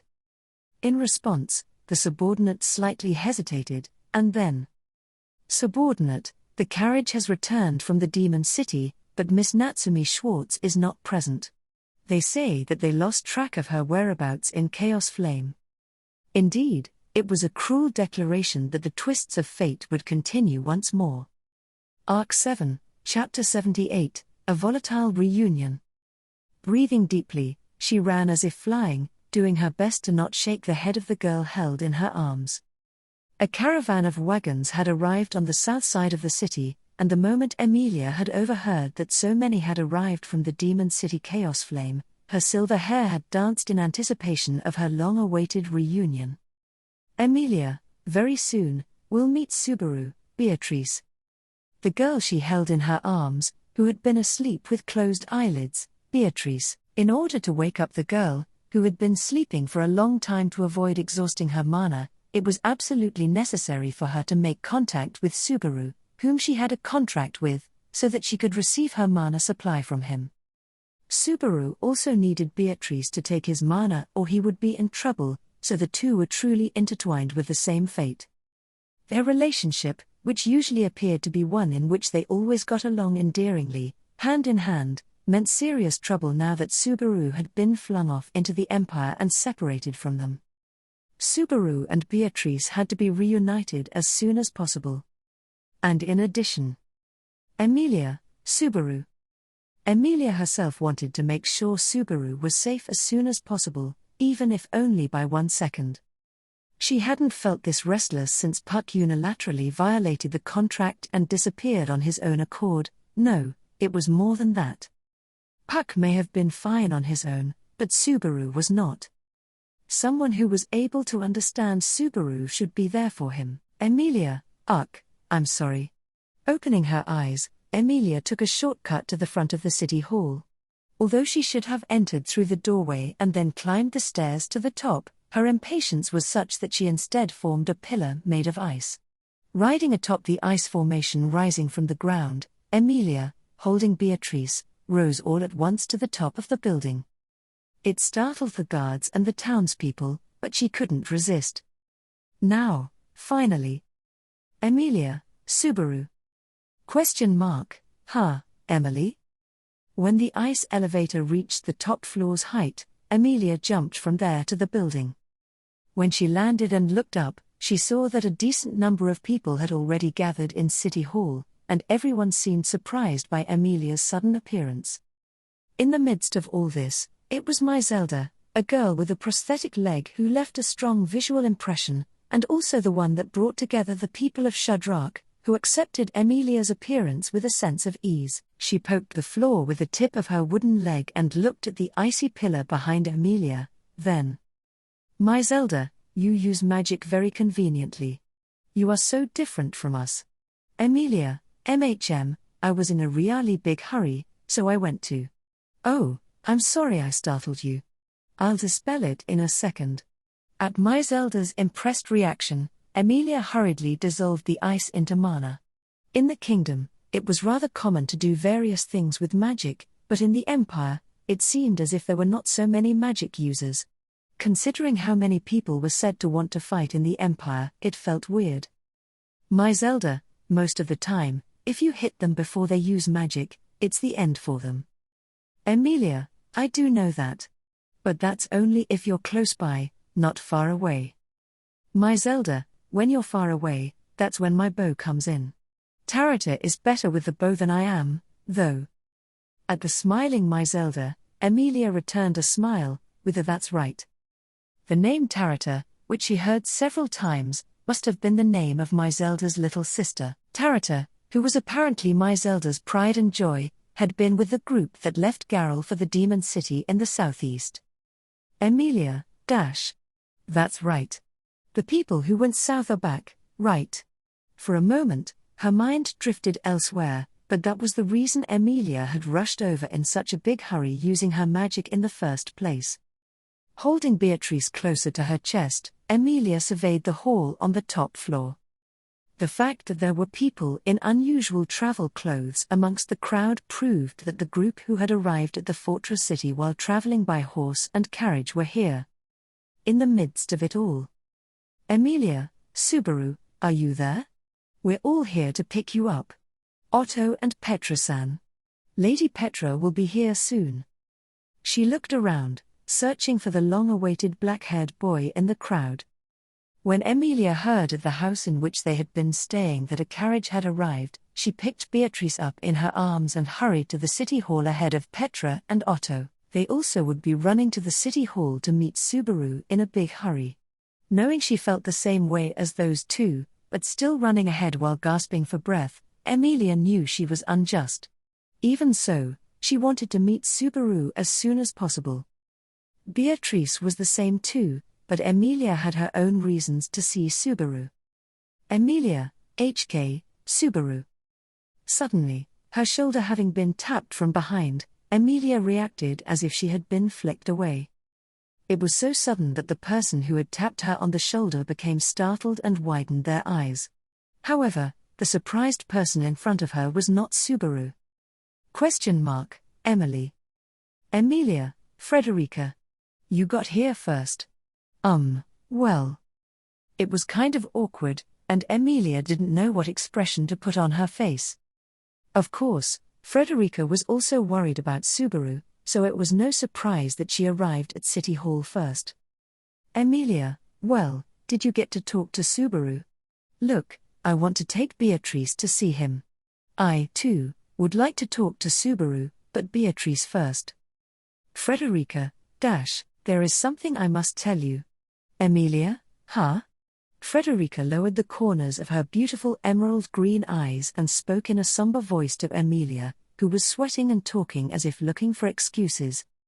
She did not know why Frederica had such an attitude. Emilia, Garfield. Upon looking, it was not only Frederica, but also Garfield who had arrived at City Hall earlier. When Petra and the others arrived a little later, all of Emilia's companions who had come to Garrel would be present. All of them would greet the previously separated Subaru. Or so Emilia was hoping, but Frederica, unfortunately, Subaru Summer has gone missing again, in the demon city of Chaos Flame. Subaru Summer was not among those who returned via carriage. Thus, Frederica painfully conveyed such a heartbreaking report. What do you mean, Big Bro and Rem-chan were taken away? Widening her big round eyes, the girl shouted as she stomped her feet with a pitter-patter. She was a golden-haired girl with a strange hairstyle of braids, ties, and various knots. The girl, who appeared 12 or 13 years old, was taking a look at the adults around her with a face filled with bewilderment. Gathered in the spacious room of the uppermost floor of the fortress city of Garrel's City Hall, were those who had been assigned various roles within the commotion of this city, or rather, this empire. In the middle of such turmoil, Otto Suwin felt like hugging his head due to the fact that they had somehow been caught up in it. Although, this was in front of the people who hoisted flags depicting a wolf pierced by a sword. Believing that it would be unthinkable to show such a weak attitude, he kept his expression stiffened. Strange hair girl, I've come back and now the city's a mess, the walls are missing as well, it's a disaster. Among other things, Big Bro and Rem-chan aren't here, I'm startled and I feel dizzy. You. Just as she said this, the girl's eyeballs and head spun round and round as she frustratedly stomped, and to her side was a separate girl of about the same age. In order to follow suit, this young girl with blonde hair began to groan. The adults looked puzzled and perplexed by the girl's two-person appeal. The situation called for someone to take the lead, but Otto was wondering whether he should step in as he felt overwhelmed by a mysterious unease that prevented him from moving. Otto, have I seen this groaning girl somewhere? Next to the girl who took the initiative to speak, Otto could not help but feel that the girl who did not utter a meaningful word was somehow familiar to him. Although Otto was generally careful not to forget people with whom he had exchanged words, his memory of times when he drank too much were vague. Since he started working in the Emilia camp, he tried to avoid getting so drunk that he would lose his memory, but he wondered whether this was a child he came across in an inebriated mood. Strange hair girl, hey, how's Big Bro and Rem-chan doing? Does anyone know? Zika, before I go any further, may I make one thing clear, young lady? Strange hair girl, What's that, Zika-chin? While Otto was lost in thought, it was Zika, the city's representative, who approached the girl. Otto had already exchanged words with him many times, and he regarded him as a trustworthy partner. Just the fact that he was someone he could communicate with in the Empire made him a rare find. Zika raised his thick eyebrows and looked at the girl from top to bottom. Zika, if there is no mistake in my perception, is this young lady definitely Miss Medium? Medium? Huh? Of course, what's wrong? You can tell just by seeing. Louis, you. The girl with her hands on her hips and her chest puffed out, she was called Medium, and next to her, who nodded her head, the girl he could not remember had taken the same posture. At these words, Zika looked at the person next to Medium with a troubled countenance. And Zika, Abel Dono, this is Abel, it is due to Olbart Dunkelken's technique. The reason why her reply was off the mark was because of her original education, not because of this condition. Zika, I see. General First Class Olbart's technique. I am very glad you are unharmed, Abel, if you are capable of calling this unharmed, that is. After hearing the explanation, Zika gently put his hand on his chin and looked as if pondering. Having clarified this for Zika, Abel calmly folded his arms and glanced at Medium. Abel, the ones that stayed behind are astonished. To see that you have shrunk, that is. Medium, me? Ah. I see. Sorry everyone. I was so used to being shrunk, but now I'm tiny. Together with Subaru Chin. With a small body, Medium raised her hand and explained her situation. Even having heard that, Otto couldn't come to grips with it at all, but the original Imperial group seemed somewhat convinced. This side, while confused and unable to deny that they did not know enough, thought that, more importantly, there was something in what she just said that Otto and his friends couldn't miss. Subaru. Louis, wow. And at the same time, a faint whisper was uttered, probably with the same meaning. It was the girl with a downcast face next to Medium who put a tone into the sound that was clearly differentiated from the groan that had come before, and the one who emitted the sound that had the same connotation as that of the girl was. Emilia, are you worried about Subaru, too? Yes, it was Emilia who lowered her eyebrows at the girl's appearance. Emilia, with Beatrice sleeping in her arms, was one of those who was particularly disappointed to hear that Subaru was not in the group returning from Demon City. Compared to her and Petra, it would be presumptuous to call Otto's feelings disappointment. But it wasn't because he had a premonition that it might not be so easy to meet again. In any case. Louis, you. Emilia, no, I don't think it's your fault. I'm really disappointed that Subaru isn't here, but this is no time to mope around. Subaru has been through so much more. Louis, you. Emilia, you're worried about me? Thank you. I know you've been through a lot, too. The depressed-looking girl and Emilia were communicating with each other in this way. The words spilling out of the girl's mouth had no clear meaning, but Emilia looked her in the eyes and exchanged words as if she understood what they meant. That in itself attested to the heartbroken Emilia's determination, and it was an exchange that Otto couldn't help but feel relieved about. However, Abel, I never expected that Natsuki Subaru's companions would come all the way here to visit. It was a voice that blew through the hall like a cold, dry wind. Emilia lifted her gaze and turned towards the person who had spoken with that voice, the man with the only mask on his face who had just exchanged words with Zika and Medium. Emilia's amethyst eyes narrowed at the sight of the dark-haired man with the only mask covering his face. Emilia, are you a friend of Subaru, too? Abel, I have no friends. Nor does he think of me in that way. Our relationship is one where we are together while working towards a goal. Emilia, so, you're a comrade. He called you Abel, could you be the person Zika-san was talking about earlier? The man's response was stiff and sharp, but Emilia was unfazed and turned to Zika. In response to her question, Zika straightened his back while stating, yes. Zika, this is the one who is in the position to lead us, Abel Dono. I was only entrusted with the city under his direction. Abel, speaking of which, there certainly has been a lot of wear and tear. Zika, for that, I am truly ashamed. With a grimace, Zika bowed deeply to the man, to Abel over the damage the city had suffered. Instead of dissatisfaction with unreasonable reprimands, Zika's bitter face was filled with remorse at his own inability to do his job. Otto, who was present at the actual scene, thought that Zika and everyone else in the city did their best to prevent it from being completely destroyed, but Medium, Abel Chin, don't say mean things like that. Everyone tried their hardest. Abel, even so, are you not angry as well, having had your brother taken away from you? Medium, Big Bro worked so hard he was taken. If Big Bro hadn't been taken away, we would have been in big trouble. That's my Big Bro. Even taken away, Big Bro is so cool. It was Medium who took a vigorous swipe at Abel's statement. Judging from the flow of the conversation, Her brother was probably the male peddler who had been kidnapped alongside Rem. Zelda had said that he was a gentle and friendly ladykiller.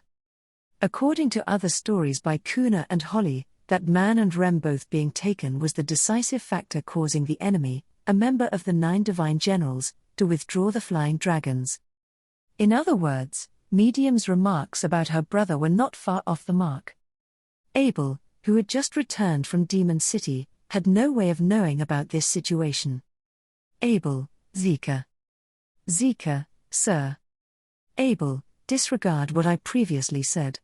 From the beginning, you were dealing with Madeline Ischart and a group of flying dragons.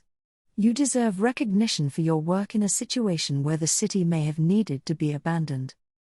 Zika, I am honored. The words that continued without hesitation were not the result of being struck by Medium's persuasion. From the start, these words were already prepared to be said to Zika. From the very beginning, he had no intention of blaming him for the damage suffered by Garrel. Medium, Abel Chin, your personality is awful. Louis, you. Abel, stop. Medium and the girl attacked Abel from both sides as he stood with his arms crossed. Abel gave a short rebuke as the two of them clung to him, pulling his sleeves and poking him in the waist. One could get a rough idea of their relationship over there. So? When are we going to progress on this? Meanwhile, the woman who had been quietly watching the developments finally moved her lips. It was a fox-eared beauty with a presence terribly out of place and an excessively glamorous personality, in a sense, a person who, just by being there, one could not help but be aware of, like Emilia, who had uncommon beauty, and Abel, whose eccentric Oni mask was eye-catching. It was obvious even if not explicitly stated. She was the reason why Abel and Medium left the walled city for the Demon City, Chaos Flame, General First Class Yorna Mishigya. Who muttered these words? Perhaps someone in the room called out the name. However, since no one voiced a correction, it was self-evident that it was correct. Yorna Mishigya. She is the ruler of the Demon City, Chaos Flame, and a member of the 9 divine generals, the most powerful military officers in the Empire. Having her on their side will be a major boon that would shake up the state of this broad empire. The journey on which Subaru went missing was originally intended to recruit her. Zika, General First Class Yorna, first of all, I would like to thank you for your visit. I am Zika Osman, a General Second Class of the Walachian Empire. Yorna, I have heard your name along the way. In person, you seem to be a good-looking man, as Medium and Tarata said. Zika, Miss Medium and Miss Tarata? Zika, who had begun speaking sternly, blinked at Yorna's response. This was not the time for this, but his gaze turned to Medium and another tall woman, the brown-skinned woman in male attire. She was probably Tarata, the topic of discussion. The two responded to Zika's gaze with a smile and a nod. Zika, who was known as the womanizer for his gentle, manly behavior, may have been embarrassed, but he seemed very happy. With a cough, he cleared his throat as if to calm his emotions. Zika, so, would General First Class Yorna be willing to fight alongside Abel Dono? Yorna, you may think of it that way. I have my own agenda, but my interests are aligned with Abel's. Abel, it is settled. There is no issue in the pact with Yorna Mishigya. Yorna wore a luxurious kimono and held a golden kiseru in her hand. Although her previous reputation gave the impression that she was quite a worrisome woman, her demeanor was calm and collected. Otto's group had heard that Chaos Flame had been severely damaged. That is why a huge caravan of carriages arrived at Garrel, and why they had to accommodate such a large number of people at once, and in the midst of all the devastation that the Demon City suffered. Subaru was sent somewhere. It was Emilia, with a voice that sounded like a silver bell, who broke into the conversation. Entering the story from a different angle, Abel's gaze through the Oni mask turned towards Emilia. Emilia didn't flinch, despite the obvious unwelcoming gaze. Beatrice was in her arms, Petra and Frederica stood quietly by her side, and Garfield had a stern look on his face. Otto may have contributed a little to that as well. Indeed, Emilia's statement may just be some noise to them. However, they had their own circumstances. It would be a problem if the conversation proceeded while ignoring them, who had rushed across the border to reach there. Emilia, once more, let's start over from the beginning. I am Emily, and you are Abel, right? Subaru's friend. No, his comrade. Abel, dash. Yes. Emilia, Subaru had gone to another city with you. Well, to Yorna Sands, and then something terrible happened and you got separated, is that right? Yorna, yes, that's right. Something terrible doesn't quite cut it, though. Both Abel and Yorna nodded at Emilia, which raised her well-shaped eyebrows as she confirmed what had just been described. After receiving their reactions, especially Yorna's words, Emilia accepted them with an open heart and said, "That's right."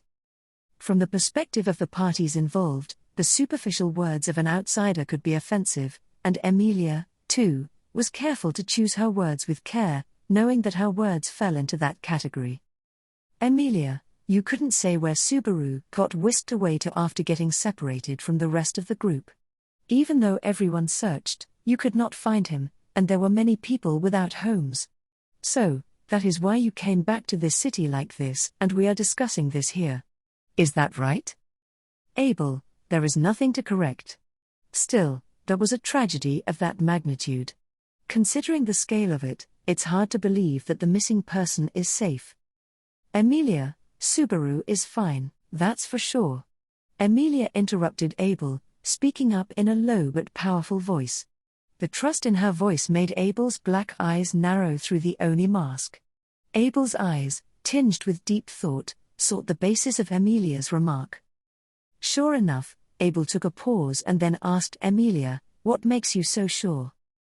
Abel, you do not know the details of what transpired within the demon city. Under such circumstances, disappearing when one wrong move could cost him his life, how can you be so sure that he would survive in that situation? Emilia, So far, all Otto and the others had heard were the news of the destruction of Chaos Flame and the rumor that it was caused by an unbelievable calamity. The genuineness of Abel's words was unknown, and it was impossible to gauge the extent to which he had dramatized the facts. But Otto could be sure that it was not a meaningless bluff. At the same time, there was a small hitch in the way he spoke. Abel's tone was cold, but he could sense his intention to learn more about them. No, it was more about finding out about Subaru through Otto and the others. He seemed to think that Subaru was hiding something from him. If it was about Subaru's position within the kingdom, they could not carelessly hand over that information. Otto, Emily, this is Emilia, I believe in Subaru, and I believe that Subaru is going to do his best until we get there to get him. No matter how hard things are. Fearing leading questions, Otto tried to control the conversation, but Emilia had answered ahead of him. However, it was a statement of trust based on idealism, not a concrete basis. It was not what Otto feared, nor was it what Abel wanted. So, naturally, Abel was disappointed and lowered his gaze. Abel, this is all wishful thinking without any persuasive evidence. Disappointing that this is your rationale. Emilia, yeah. I think it's really nice and important for people to believe in me. I feel safe when I can trust someone, and it gives me strength when they trust me. Are you different? Abel, after all, feelings are just feelings. It can hardly be the deciding factor beyond that. Emilia's eyes wavered at Abel's answer, shaking his head and closing one eye. Otto missed the opportunity to interject, but that was enough for him to understand that the two were water and oil. That is to say, such was the difference between Emilia, who believed in the value of the heart, and Abel, who did not. This rift was likely to be a difference in outlook on life and was not likely to be easily bridged. Therefore, Abel, no one can say for sure whether Natsuki Subaru is alive or dead. Just because he has always avoided death by a hair's breadth, there is no guarantee it will be the same this time. That affirmation seemed to have been Abel's conclusion in this conversation. As Emilia heard that, and her lips pursed together. Emilia, do you mean Subaru? She quickly looked at Abel and was about to say something. But one girl straightened up faster than she could proceed with her words. It was the little girl in Emilia's arms, who had her eyes closed. Beatrice, if you need confirmation that Subaru is alive, Betty has it, in fact. Emilia, Beatrice. Frederica, Summer. Embraced within her chest, Beatrice opened her eyes, which had a characteristic pattern to them. Emilia, whose eyes widened, immediately called to her, to which Frederica hurriedly added the honorific title. Whether or not it was enough to disguise things, Beatrice's words had a certain effect in attracting Abel's attention and the attention of others who did not know what was going on. Abel, why is it that you have the certainty of Natsuki Subaru's being alive or dead? Beatrice, it's a simple matter, I suppose. It's because Betty and Subaru are connected by the soul, in fact. Yorna, so that's how it is. If this and that child are deeply connected, I can see the logic behind that. Emilia, yes, they are in a contractual relationship. That's why. Abel, this girl is in her debilitated state.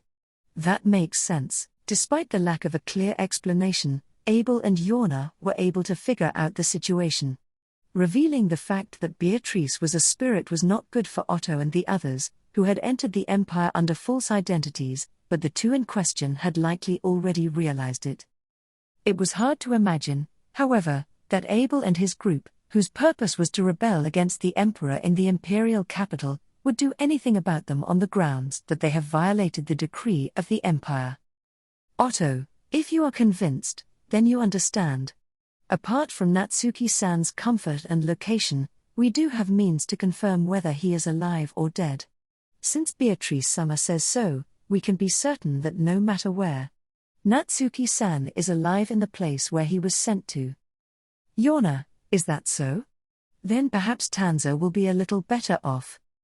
Yorna's eyebrows lowered slightly at Otto's additional words. She whispered these words, which seemed to be a person's name, someone who lost their life from the way they spoke. It would seem that this, too, was not unconnected with the destruction of the demon city. To delve into this, though, one would have had to be prepared to venture into Yorna's world. Petra, can we backtrack a bit? Emilia, Petra-chan. Frederica, Summer. Suddenly, not wanting to miss the momentary silence, Petra raised her hand and asked for the right to speak. Emilia carelessly called out to her again, and Frederica immediately came to her aid. With Petra standing proudly beside her, she drew the attention of a group of adults who were strangers to her. Petra, earlier, Medium Chan said that she was made tiny. Is that true? Medium, yes, it's true. I used to be really tall. About the same height as that blonde boy over there. No, it was about the same height as that woman. Garfield, first, why did you write off my amazing self? Frederica, I know what you mean. Although, I am not too happy to hear about my height, either. Having been pointed out by Medium, Garfield and Frederica each responded in turn. However, Medium's story was probably true, as no one had refuted it.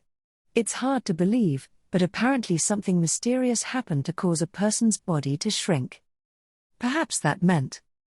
Petra, has Subaru been made tiny, too? Petra asked in a serious, slightly firm voice. That was a big question that Otto and the others could not afford to ignore.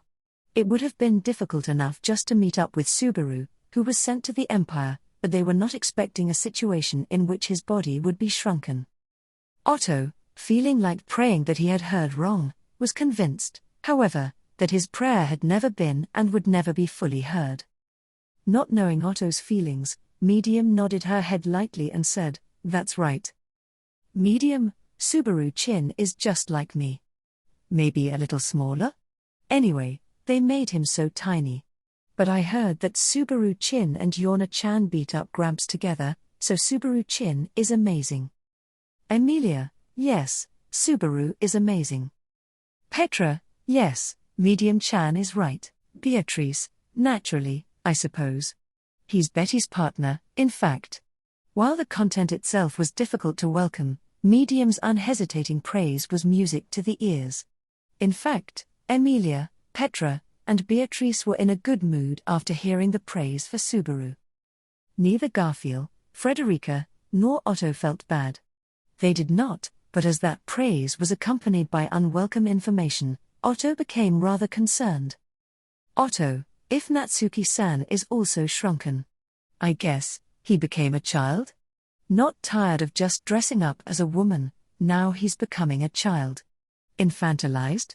What a restless person.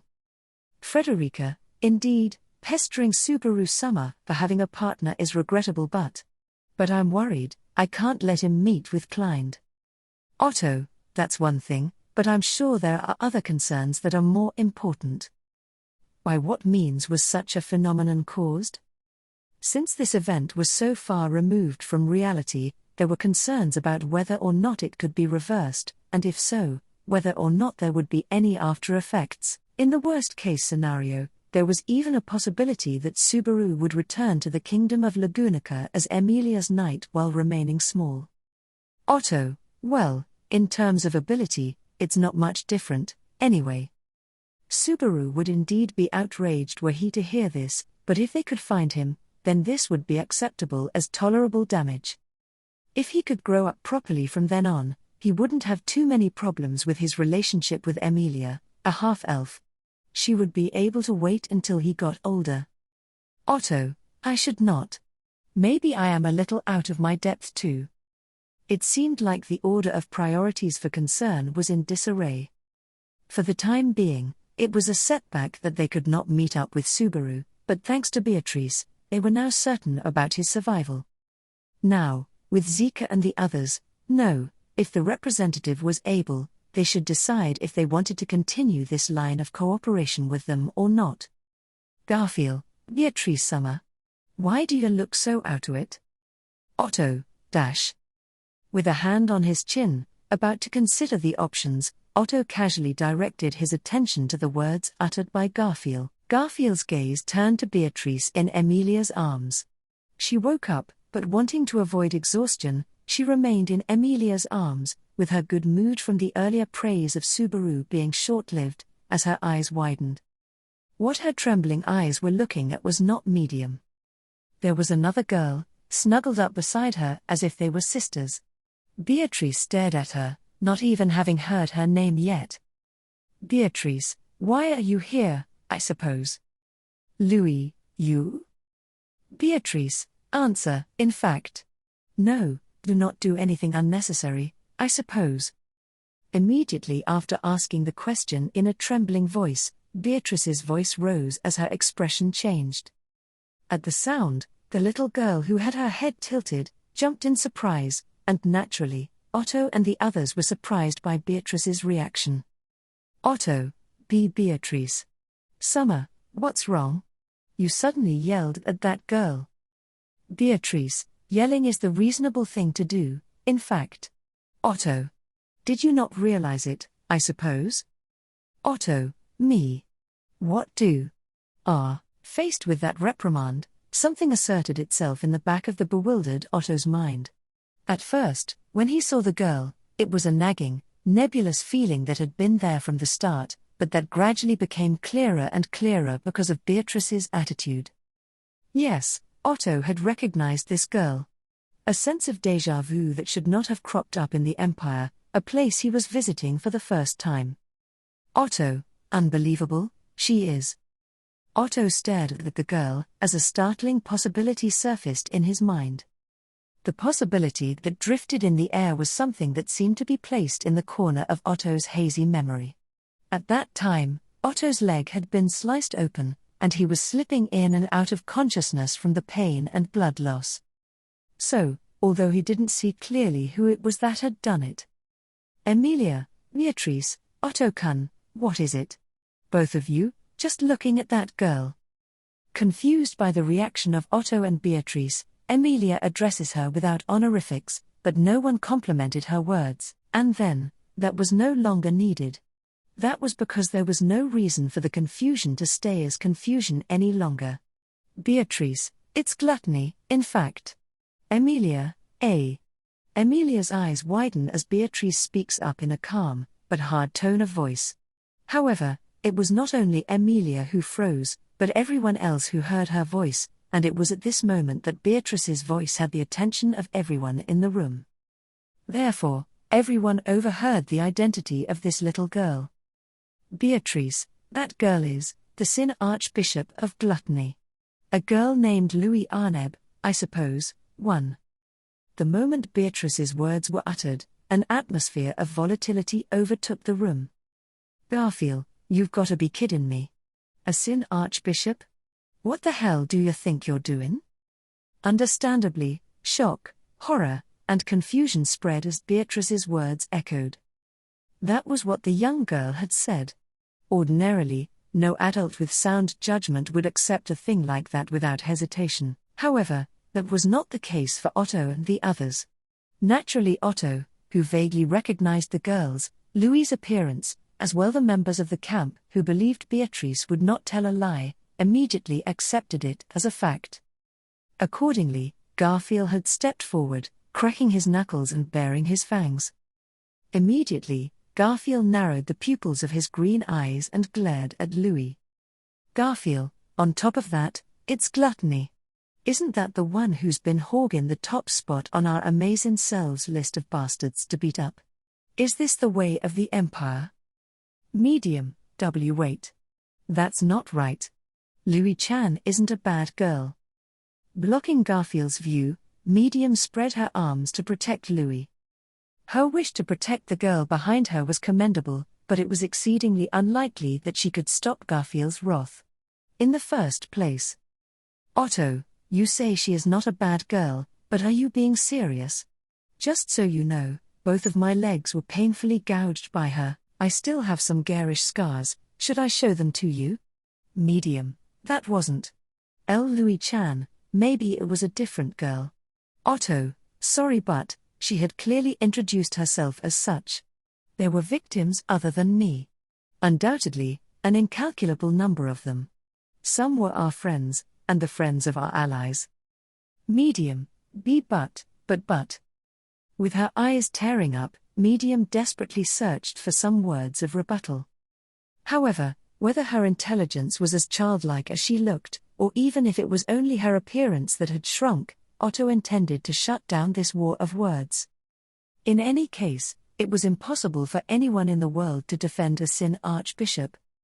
Sin Archbishops and witch cultists were abominations of such a degree. That's why Emilia, identical in appearance to the Witch of Envy who was the cause of it all, was unable to escape ridicule for her impossible dream.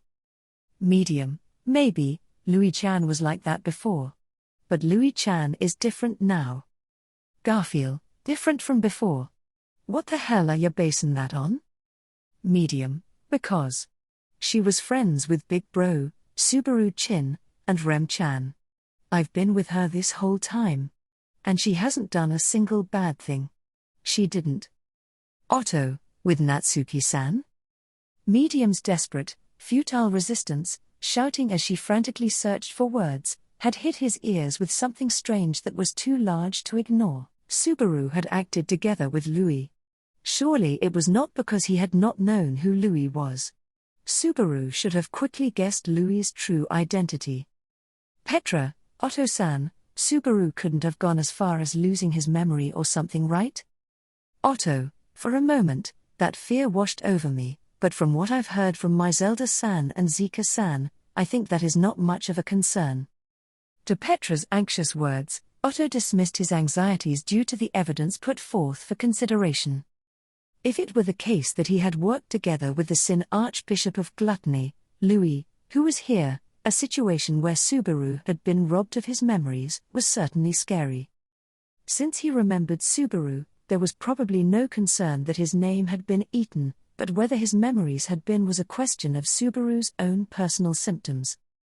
However, Emilia, the stories of Subaru we've heard in this city are still of the Subaru we know, so there's no need to worry about that, Petra-chan. Petra-sama. Petra, thank you, Emily. At the words of Emilia, who had reached the same conclusion, Petra also finally showed an expression of relief. Though that was the reasoning for why they could say Subaru's memories had not been eaten, it was hard to say it was a basis for making a decision on how to deal with Louis, who was here now. Of course, there was no denying the question of why Subaru had not done anything about Louis one way or the other, but Otto, since it's Natsuki-san, it probably was not a matter of getting his hands on a young-looking girlfriend or something like that. Is it possible he was concerned about the authorities' nullification requirements? Frederica, we've talked about it before. Even if we defeat the Sin Archbishop of Gluttony, we don't have any definite proof that everything that was lost would come back.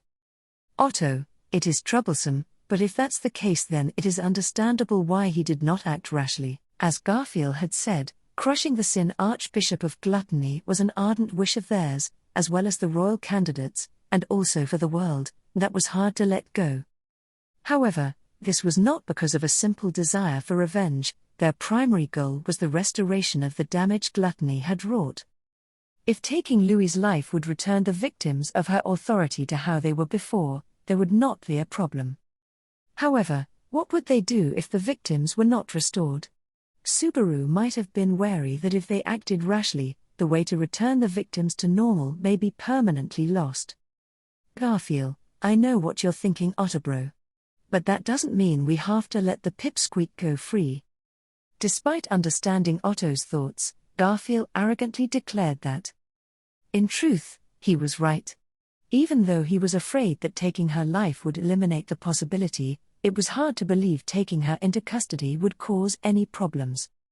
Rather, the danger of leaving a Sin Archbishop alone was likely far greater. Therefore, in times like these, Garfield, who tended to make snap decisions, was reliable. Bit by bit, Garfield closed the gap in order to pin down the dangerous Sin Archbishop. At Garfield's approach, Louis shrank her small body down within Yu. Medium, able chin. Say something. Protecting Louis behind her and facing off against Garfield, Medium called for Abel. Abel, who had not interjected during this course of events, turned his attention to Medium's appeal. Abel, what do you want me to say? Handling this is your business. Medium, but I can't persuade them well. Abel, don't foist the responsibility of your vice on me. After all, it is unneeded. Medium's eyes wavered as she was told it was unnecessary. Perhaps Abel's cruel way of speaking had given her the impression that he had forsaken Louis. However, in truth that had not been the case. Abel had said there was no need for himself to get involved. Garfield, my amazing self's not going to go easy on ya even if you're a woman. ? That's splendid, since otherwise, you might end up using my beauty as an excuse for your shoddiness. In front of Garfield, who had paused, Yorna had stepped in directly between them and stood leisurely. Wearing thick soles on top of being tall to begin with, Yorna looked down on Garfield, Kiseru in hand. Returning her gaze head-on, Garfield fiercely bared his fangs. Yorna would defend Louis, and had declared her intention to do so. Since she had originally come to Garrel from the Demon City alongside Louis, they had known she had no intention of eliminating her, but that in itself was hard to believe. Otto, I will say it again, but she is a Sin Archbishop. Surely you're not saying that the horrors of the witch cult are not known in the Wallachian Empire? Yorna, we know the deeds of those ruffians, and their repulsiveness. Naturally, we also know the malice of those calling themselves Sin Archbishops. Otto, I hear the wounds of the fortified city of Garkla still have not healed. The large imperial city had been destroyed in a rampage of greed. A Sin Archbishop of the witch cult, the offender, Greed, was defeated in Pristella, but it was common knowledge throughout the world that there was no choice about where the witch cult would rampage. Naturally, in the Empire as well. In spite of that, the fact was that they had left Louis at large. Otto, do you think you can win them over? I have to say that is imprudent. Abel, if something is useful, I shall consider how to use it. It is you people that are severely mistaken in thinking that all would take your side. Otto, . Abel dodged Otto's questioning, and effortlessly pointed that out condescendingly. As he had said, the reaction of those gathered on the top floor of City Hall was mixed. Of course, there were those who appeared disgusted and hostile upon hearing that Louis was a Sin Archbishop. However, like Medium and Yorna, a considerable number of them showed reluctance towards eliminating Louis. In particular, my Zelda, I'll say this, Subaru and Rem are both our friends. Since they were the ones who brought Louis with them, they are the only two who have the right to decide Louis's fate. Frederica, my Zelda Summer. My Zelda, of course, if the chieftain disagrees then I will yield. With eyes conveying a strong sense of purpose, and having cast a piercing gaze that way, my Zelda would try to take the side protecting Louis. Frederica, who had had many opportunities to exchange words with her at City Hall, gasped under that strong gaze.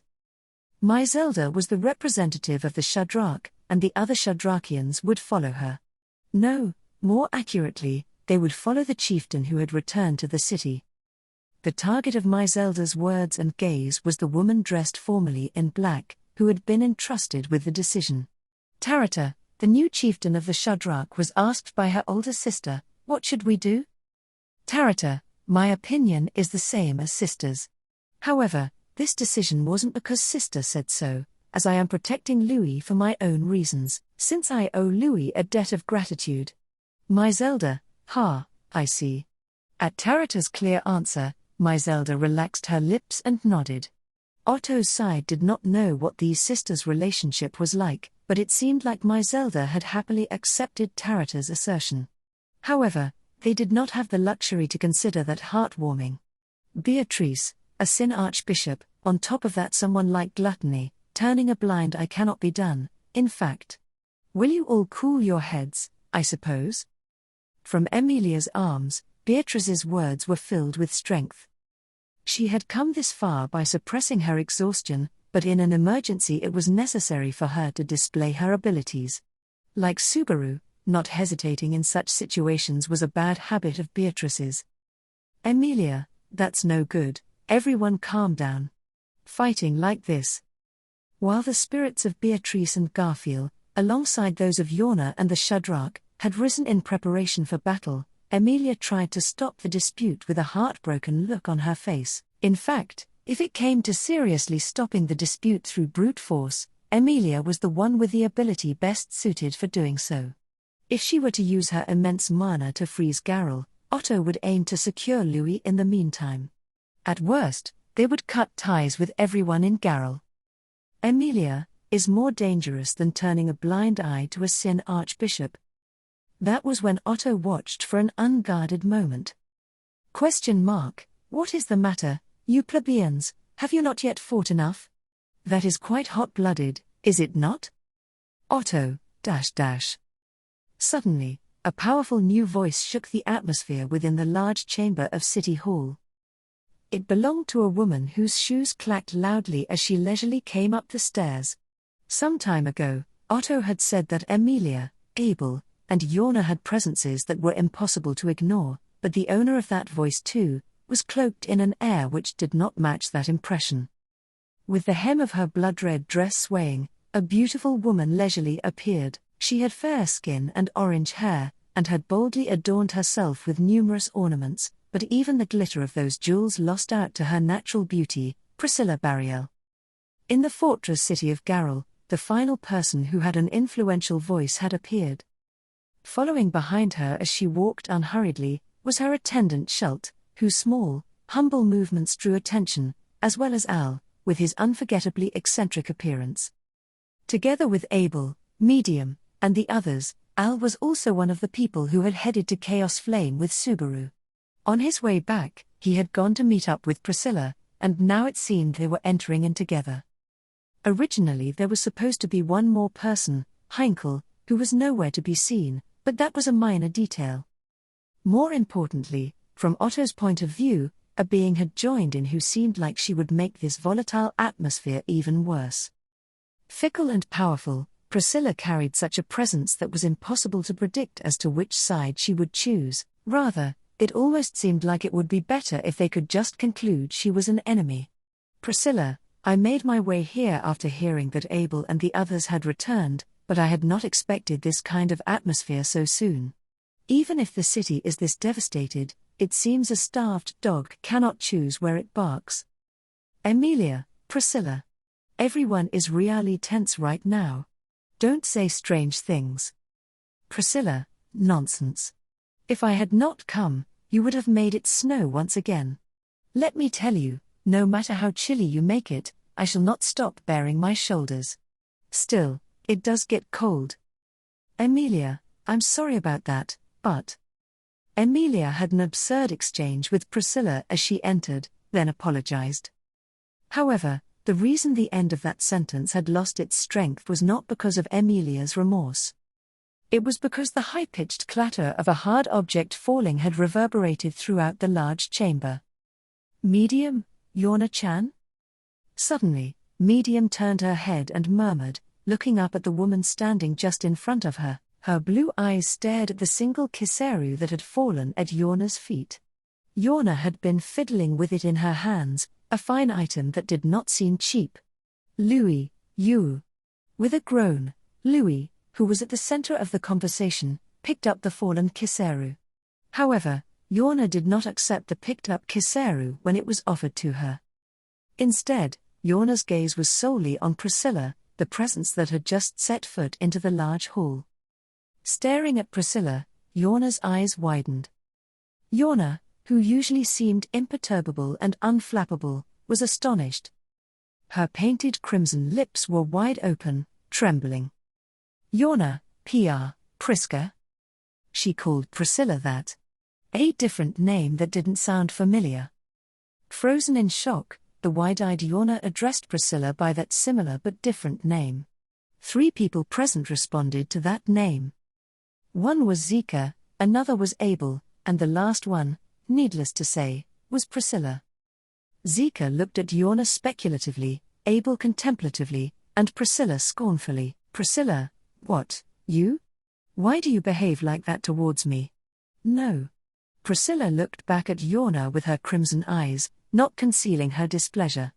Without pause, her sharp tongue seemed ready to strike her, but right before, she stopped short. Priscilla again gazed intently at Yorna. Yorna's blue eyes and Priscilla's blood-red eyes had locked with one another, and a moment of silence passed. Then Priscilla let out an ah like an exhale. Priscilla, if I think about it, you are indeed mine dear mother, aren't you? Like that, a remark which would give rise to an explosion distinct from the already volatile situation, had been stated matter-of-factly. Arc 7, Chapter 79, A Roar of Scarlet Laughter. Priscilla's sudden appearance had brought forth a whirlwind through the power of her words. But at that moment, a certain silence and blankness pervaded the hall, giving everyone the illusion that time had stopped. It was a statement that could not be misheard, but she didn't quite understand what it meant. She couldn't get the meaning correctly from the sound, that's the impression she had. Dear mother, it took some time for her to search her brain for the word that the sound means. However, Emilia, Yorna is Priscilla's mother? Emilia tilted her head curiously, and as soon as a different sound for mother came forth from her, dear mother and mother connected, and she understood the essence of dear mother and mother. 1. Controlling the fluttering sensation in his own head, Otto compared the 2 people who had his attention, Yorna and Priscilla. Yorna, who was staring at her, unable to move, and Priscilla, who was looking at the former with a calm expression. They had different hair and eye colors, and they were of different races to begin with. Of course, in the case of mixed blood, there were individual differences in which the blood of a parent was stronger, but Priscilla and Yorna had no similarities in appearance. If one could say so, they both had lustrous good looks, but Otto, if we treated people like family at that level, the world would be full of big families. Concluding this, Otto held his confusion in check. Still, hearing about Priscilla and Yorna's relationship made some sense. Priscilla's stern attitude and personality certainly gave off a strong sense of imperial style. Priscilla, I can feel the unpleasant eyes that are fixed on myself, but that is okay. Otto gasped at the warning look in Priscilla's eyes, reading the intent of her gaze. Leaving Otto aside, Priscilla looked at Emilia and said, "Priscilla, half-devil, it is as you say. To think that she had become one of the 9 divine generals. Since I was a child I supposed so, but how strange it is." Emilia, "Well, I'm surprised. But now that you mention it, I guess you both look a lot alike." Priscilla supported her chin with the fan in her hand, and Emilia nodded in reply. Just before, Otto had denied to himself any similarities in external appearance between the two, so while Emilia's unexpected judgment worried him, he had set that aside for the time being. The problem was Yorna, wait. Priscilla's words were deterred by Yorna herself, who had been unexpectedly singled out by her. She closed her eyes for a moment, and erased the apparent turmoil from her expression. "Yorna, I was a little surprised, but that is an unacceptable statement. Why do you think I am your mother?"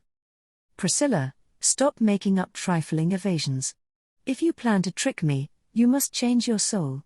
No matter how you change your appearance, you cannot deceive my scarlet eyes." "Yorna, HK."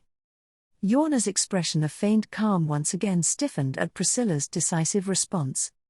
Priscilla's language was conceptual and, in addition, held no intention to compromise with others. This made it hard to take in the exact meaning of what was said, but it seemed to have been fatal to Yorna. Yorna was clearly flustered by Priscilla's gaze and the sharpness of her tongue. However, Yorna wasn't the only one who showed strong turmoil on this occasion.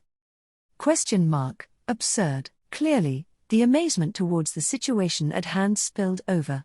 It was faint, so faint that it could have been missed, but it was coming from the other party, and Otto did not miss the voice that spilled out from behind the Oni mask. Abel, a man who seemed cool-headed rather than calm and unperturbed, made that one comment. "Priscilla," he called out, while hiding the slight agitation behind his mask. "Abel, are you serious? Yorna Mishigya is Sandra Benedict." "Priscilla, I see, you did not know that either, Abel. I do not blame you. I have no way of knowing except by my own words." "Emilia, but, you noticed that Priscilla isn't being told anything, right?" "Priscilla, do not interrupt me. Shut up, you half-devil." "Emilia, you don't have to say it that way." Priscilla, who responded to Abel's question in a nonchalant manner, glared at Emilia, who had interrupted her, in order to silence her. Whatever the case may be, this was an exchange that left out those in the kingdom, including Otto, and those in the empire who did not know what was going on. Otto was especially interested in the content that delved into Priscilla's internal affairs, as she was also a royal candidate, but Garfield, put off the unexpected reunion talk. Right now, the priority is this kid's story. Garfield snarled as he bared his fangs, undaunted by the change in the air. The opponent who those green eyes pierced was Louis, still protected by Yorna and Medium. Garfield was right, they could not move forward or backward until they decided what to do with her. Of course, the conclusion in Otto's mind that Louis should be restrained and deprived of her freedom was unassailable. "Garfield, my amazing self isn't saying to kill her, but I'm saying to tie her up and roll her over. That's the one thing my amazing self won't compromise. Tino's limbs are going away." "Al, that's probably going to be something Bro doesn't want to hear." "Garfield, huh?" Garfield, who concurred with Otto, bared his fangs at the remark. The person who interrupted them was Al, who had come up to the top level with Priscilla. He was still the same eccentric-looking guy, scratching the nape of his neck with his one-armed hand in a somewhat unenthusiastic manner. "Al, first of all, let me apologize to you first. I'm sorry I couldn't bring Bro home after we went to Chaos Flame together." "Emilia, Al. No, thanks for apologizing. But I'm not the only one disappointed that I didn't get to meet Subaru. Beatrice is the one disappointed the most." "Al, oh, then I'm sorry to that child and to the others as well."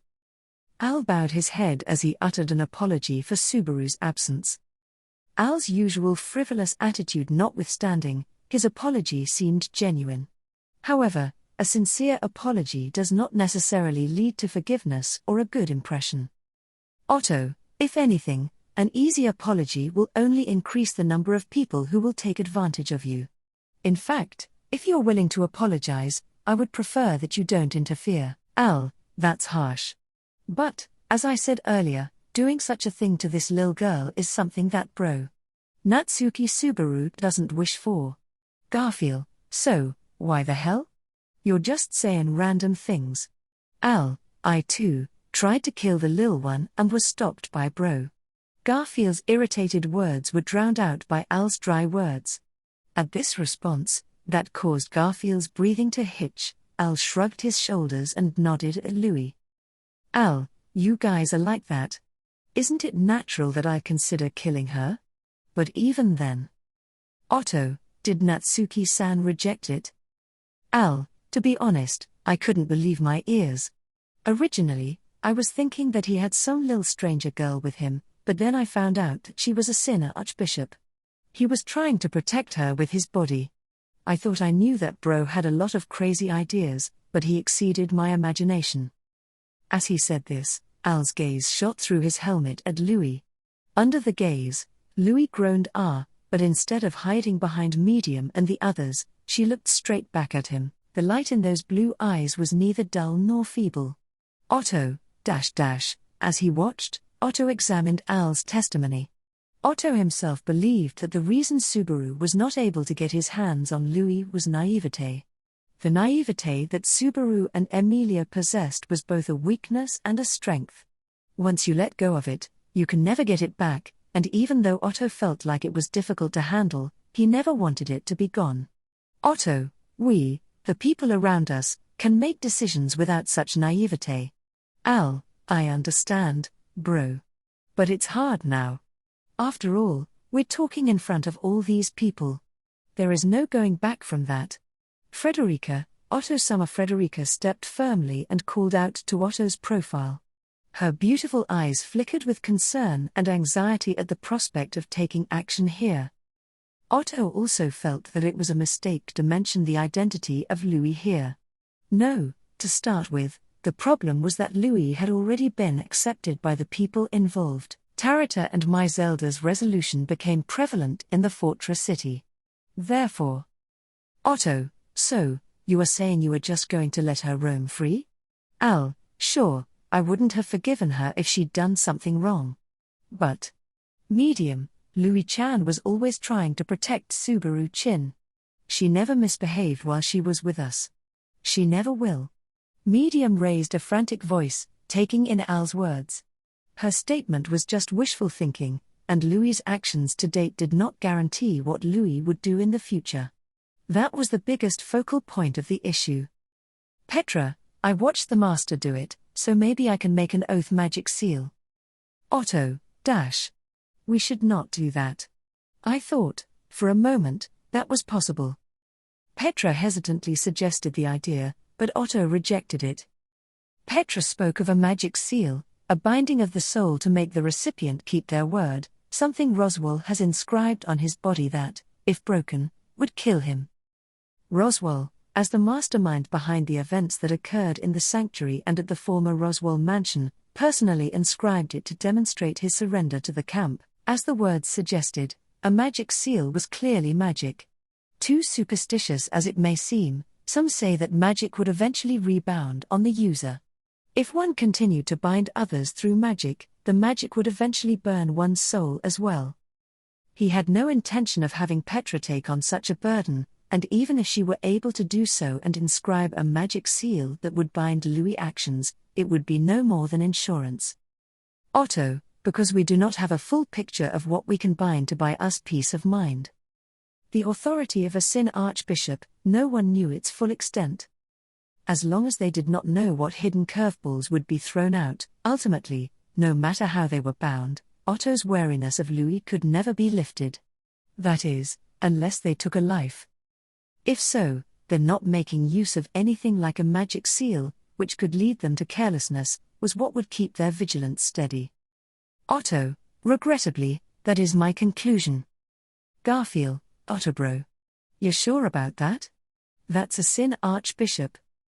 Hearing Otto's thoughts, Garfield raised his voice in a scream. Even though he was absolutely right, Otto understood the frustration of being forced into a situation where he felt he was being stifled, wanting to empathize with his younger brother's heartache.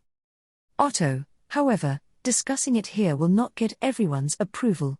With the current situation in which there is still a lot left to be heard, I do not wish for things to break down with all of you. Priscilla, therefore, if we are to use force, it should be after hearing what they have to say, correct? How obstinate. Otto, I do not intend to do such a rash thing, but I will take that in itself as a compliment, Priscilla Summer. When Priscilla brilliantly expressed Otto's sentiment, he at least attempted to put up a good front. Whatever the case, to Garfield, the answer was a frustrating reality. Abel, who has considerable influence in the city, and the people of the Shadrach, who have shown their non-negotiable stance on the treatment of Louis, there was no way to dissuade them. There was no basis for eliminating Louis beyond her being a Sin Archbishop. Since that did not work, there would be no other recourse remaining on their side but to use force. However, killing Louis would not necessarily erase the effects of the authority of gluttony, and would it be worth it to have the disadvantage of turning all of the empire against them thereafter? Emilia, fighting like that just makes all of us a little less anxious. That's how it is, right? Otto and Garfield, Garfield, fangs gnashing, and Otto with one eye closed. Emilia's amethyst eyes flashed as she traced the flow of the conversation and came to this conclusion. Beatrice, in her arms, called out her name, Emily. Emilia, I'm sorry, Lady Beatrice. You're worried a lot, I know you are. Beatrice, as long as you understand properly, good, I suppose. They exchanged glances and words very close to each other, and Beatrice's round eyes were downcast. Emilia nodded her head, understanding Beatrice's feelings, and turned her gaze toward Louis and Medium. The girl who leans on her like a sister returned her gaze. Emilia, that little girl. Louis might be really dangerous. That's just what Otto Kuhn and the others have said, and you know that, don't you? Medium, yeah, I know. Emilia, but you didn't see Louis do anything that was dangerous or bad, did Louis do anything to you or Subaru? Medium, she tried to protect us. It's true, I'm not lying. Isn't that right? Abel Chin, All-Chin, Tarata-chan, and Yorna-chan. Staring directly at Emilia, Medium was trying her best to choose the right words. As she decided, she asked those who had returned from the Demon City with her to agree. Abel and Yorna, both still recovering from their earlier exchange with Priscilla, reacted sluggishly, but Al shrugged and Tarata nodded. Tarata, yes, Louis certainly tried to protect everyone. She was very fond of Subaru, in my opinion. Otto, I would say as expected of the Lilimancer, but the atmosphere's not one that can be joked about like that. Beatrice, that moniker, Betty does not like it very much, in fact. Be careful, I suppose. Beatrice's disgruntled, low voice slightly relaxed the hostilities that had been present just up till a moment ago. Perhaps Beatrice had decided to leave it to Emilia's judgment as to how to proceed with Louis. Even with the same conclusion, Emilia would softly adjust it to what Otto and Beatrice had presented. Then, Emilia spoke, looking at Louis. Emilia, you were concerned about Subaru. I don't believe that's a lie. So, I want to believe in you as much as this girl who is trying so hard to believe in you. Garfield, HK, Emilia Summer, she's. Emilia, even Garfield was so biting towards us at first. But now he's really good friends with us, isn't he? Emilia's discourse was a bit disingenuous, given that Garfield and Louis were in different positions and under different circumstances. However, when Emilia said it, it was true that it was hard to respond back. As the situation progressed, Garfield's cheeks hardened in bitterness. Emilia's response was a small apologetic sorry. Emilia, it might be difficult. But I think it's best to start there, if you can talk about it properly, instead of going all in and just being so hostile at the beginning. Of course, sometimes you have to be hostile from the start. Garfield, Emilia, I'm here with all of you, and I think it would be nice if everyone here could get along with me. I want to tell them that I want to be friends with them. For that, I have to open my clenched hand first." Saying this, Emilia looked down at Beatrice in her arms. Beatrice looked at her gently and then gave a small nod. Seeing Beatrice's nod, Emilia slowly stepped forward. Right in front of Yorna, past the glaring Garfield, and in front of the small medium sheltering little Louis behind her back.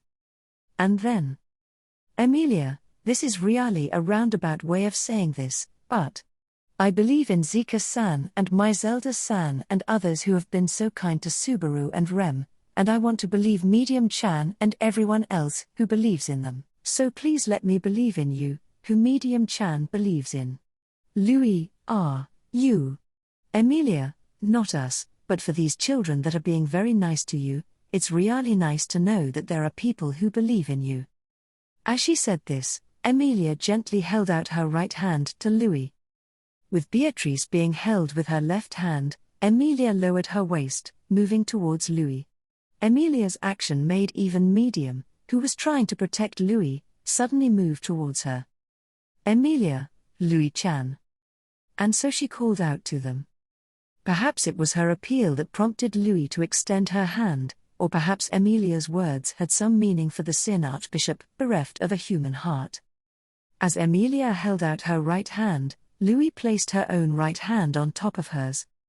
Otto was momentarily concerned about the possibility of the authority being activated on Emilia as a result of this, but Otto regretted this concern and felt that he should despise it with all his heart.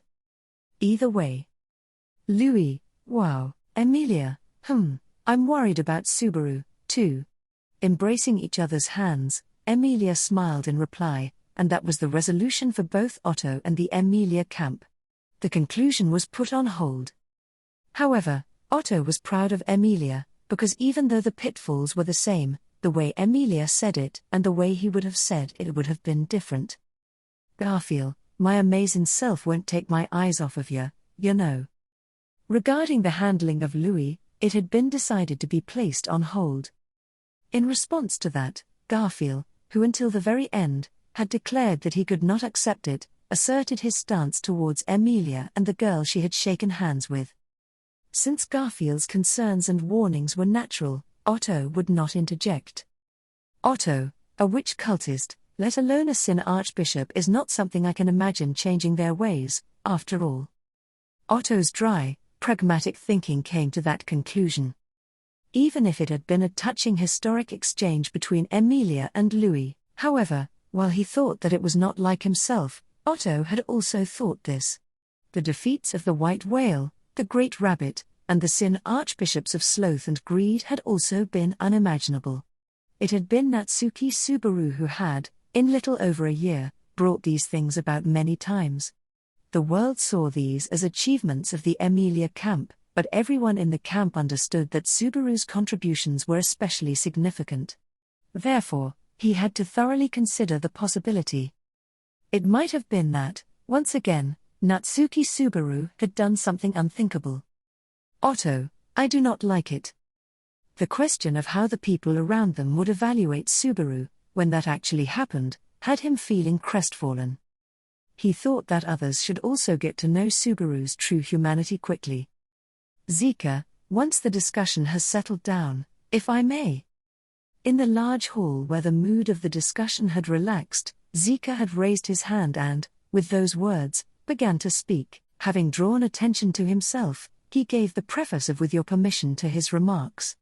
Zika, although I am very interested in the relationship between Miss Priscilla and General First Class Yorna, there are some things I want to first confirm with Abel Dono. Abel, you may speak.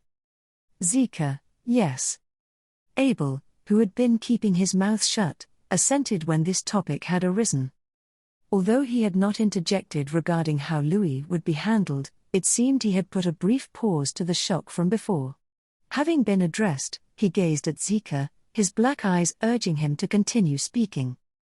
Zika, I am aware that General First Class Yorna's cooperation has been acquired, and that the collapse of Demon City of Chaos Flame. That as a result, Miss Natsumi has fallen into danger. What I wanted to inquire additionally was about a rumor that has spread over the past few days. Abel, a rumor. Zika, yes. The rumor that somewhere, the child of His Excellency the Emperor, a crown prince of black hair, is present. Zika reverently bowed his head, as he informed Abel. That rumor, one which alluded to the existence of the son of the Emperor Vincent Wallachia, had been spread, and had even reached Otto's ears. On top of that, the rumor said that the Emperor's son had a rebel army, that is to say, he was the leader of the group gathered at the fortress city of Garel, and that he was flying the banner of revolt against the Emperor, or something of the like. However, he did not remember seeing anyone who had looked like that in the city. Zika, according to the reports, this rumor had spread from the east. It has already spread all over the empire, but its source. Abel, it is as you have guessed, it was spread from the demon city. It takes power to threaten the throne. And power will only gather under a great cause. With his arms crossed and shaking his head slowly, Abel answered dispassionately. That answer was convincing, but in the first place, an effort to threaten the emperor's throne was not an issue their camp really wanted to be involved with. As for Otto, his focus had turned to how to curb the possibility that Emilia would say she could not abandon these people, having met them once. Due to that, it could be said that he was late in noticing the possibilities he normally would have noticed. Therefore, a black-haired, crown prince. Petra, who seemed to be pondering, was the one who had muttered that bit by bit. She had been brooding over something, forming a small crease on her pretty eyebrows. Then, she timidly expressed her thoughts. Those were. Petra, according to what Medium San and the others had said earlier, Subaru became smaller, right? Like me or Beatrice Chan. Frederica, that is what has been said. I cannot really imagine it, but if it was Subaru, it is possible to have encountered such a misfortune. Otto, Nodding at Petra's words, Frederica's eyes widened as she sorted through the information. Almost simultaneously with Frederica's realization, Otto had also understood what Petra had been thinking, and now, he had to curse how off the mark his own thinking had been. Petra, could it be that the rumored child of the Emperor is Subaru? In the place of Otto, who had cursed that possibility, Petra had directly cut to the heart of the matter. Unmoving, the girl's eyes were fixed on Abel, and through the Oni mask, his black eyes met them. Without the slightest waver, Abel calmly nodded in assent to Petra's questioning. Abel, correct. Petra, HK, something like that. With the look in her eyes sharpening at that short answer, Petra had tried to raise her voice. However, faster than Petra could respond. Ku, ha ha ha ha. Like so, a wholeheartedly amused voice resounded. Laughter that had not paid heed to the circumstances, shattered the mood in the large chamber.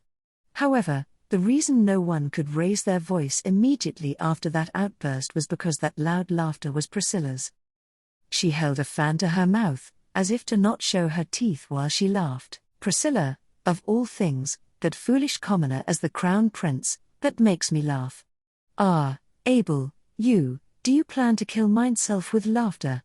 You have considerably changed your way of doing things, have you not? Princess?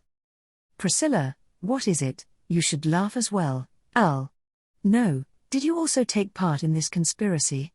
If so, how skillfully have you made myself laugh?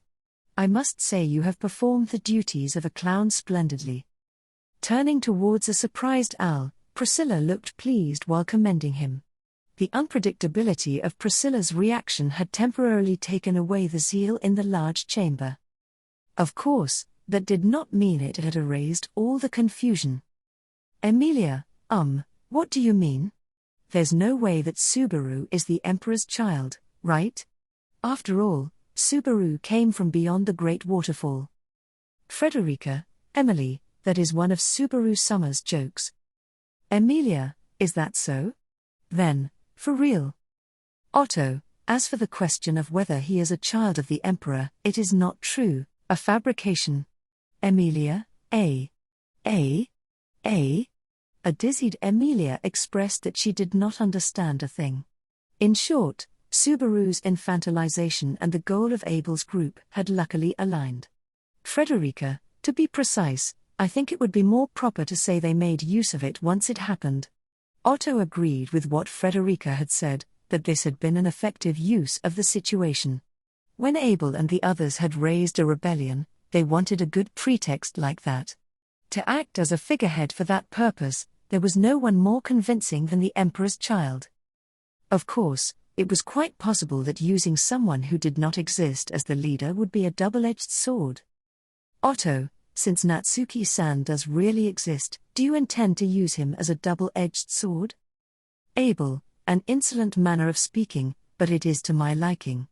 In that case, you should also understand. Otto, though, it is frustrating. Rightfully, Otto and the others would be justified in resenting Subaru's circumstances being exploited. However, although his reply that it was frustrating was not a lie, it was true that there was a certain noticeable value in the course of events Abel had devised. That was because Frederica, for Subaru-sama, whose whereabouts are unknown, it would cause the likelihood of him losing his life to be greatly reduced. Otto, yes. Otto nodded bitterly at Frederica's understanding. Emilia and Garfield were slow in comprehending Otto and Frederica's thoughts. With the two showing their confusion on their faces, they racked their brains and asked, "What does that mean?" Emilia, I have absolutely no idea what you're talking about, but Garfield, my amazing self gets that Captain's been given a weird title. But, wouldn't making him the captain of the rebellion be even more dangerous? Otto, no, it would draw attention, but the threats to his life would be lightened more or less. Because the value of the Crown Prince can only be effectively demonstrated while he is alive, the Crown Prince, a dissident threatening the reign of Vincent Wallachia. This existence within the rebel cause had utilizable value to both allies and enemies of the current emperor. It goes without saying for the rebelling side, but if he was kept alive there were many ways to use him on the emperor's side as well. Executing him would dampen the spirits of the rebel army, while a living crown prince could be used to force them to give up their righteous cause. Otto, that is to say, no matter where Natsuki-san was hurled off to, and even if he was taken into custody, the likelihood of him avoiding being killed on the spot is high. Instead of that. Emilia, instead of that. Otto, the struggle for the Wallachian throne, any way out of this rebellion has vanished. Receiving a blessing goes hand in hand with having to bear responsibilities. Regardless of whether he wished for it or not, Subaru was right in the middle of the rebellion of the Wallachian Empire, at the highest position, placed as the figurehead, for that reason. Priscilla, well, how can you not help but laugh? And with those words, they could finally guess why Priscilla, who had gotten the answer well before, was cruelly laughing. Arc 7, Chapter 80, Iris and the King of Thorns. The complicated discussion in the large chamber was approaching a temporary conclusion. Zika, to be frank, the situation had been vastly different from what we had expected at the start. However, it can be said that averting the fall of the fortress city, as well as acquiring the cooperation of General First Class Yorna, are certainly good results. It was Zika who promptly gathered the topics fluttering about and began summarizing them. The man with the fluffy hair looked over the faces of everyone in the large chamber with those wide eyes of his. At Zika's words, Emilia said, "Yes, that's right," with a nod.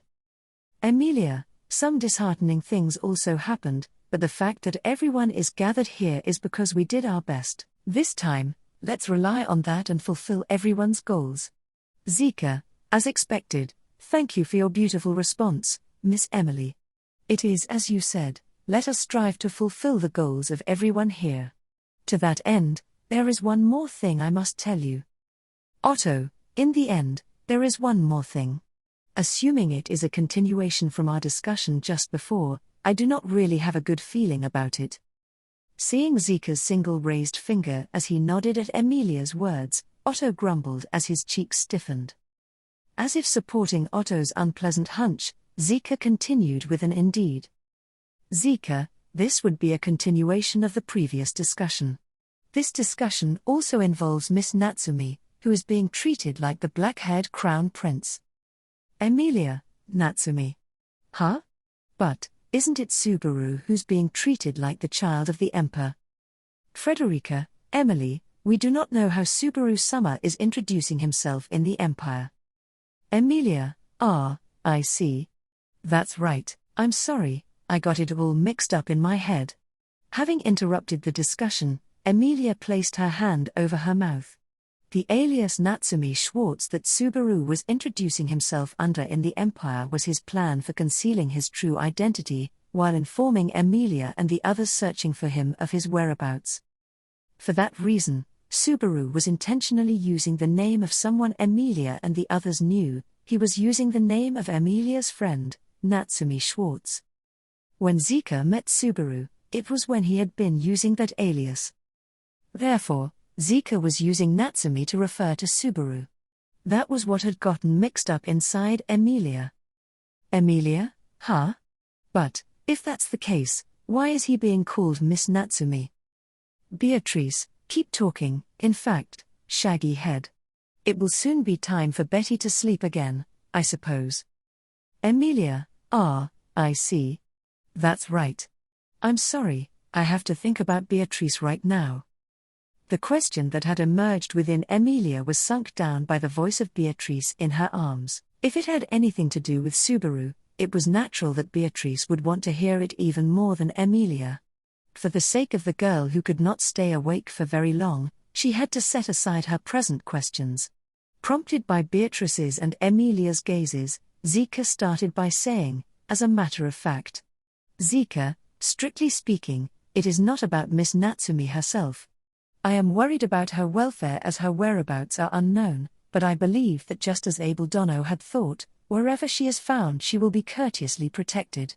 However, Emilia, is there something making you uncertain about Subaru being in danger? Zika, as I prefaced, it is not about Miss Natsumi herself. A separate situation that has extended from that, the existence of His Excellency the Emperor's child is now well known publicly, causing changes in the Empire's internal situation. In other words, even in other lands, the flames of war have begun to rise. Cutting off Zika's words, speaking so in a quiet voice had been Abel. Zika bowed his head reverently with a yes, and Abel ran his fingers along the cheek of his Oni mask without looking Zika's way, hiding the expression on his face.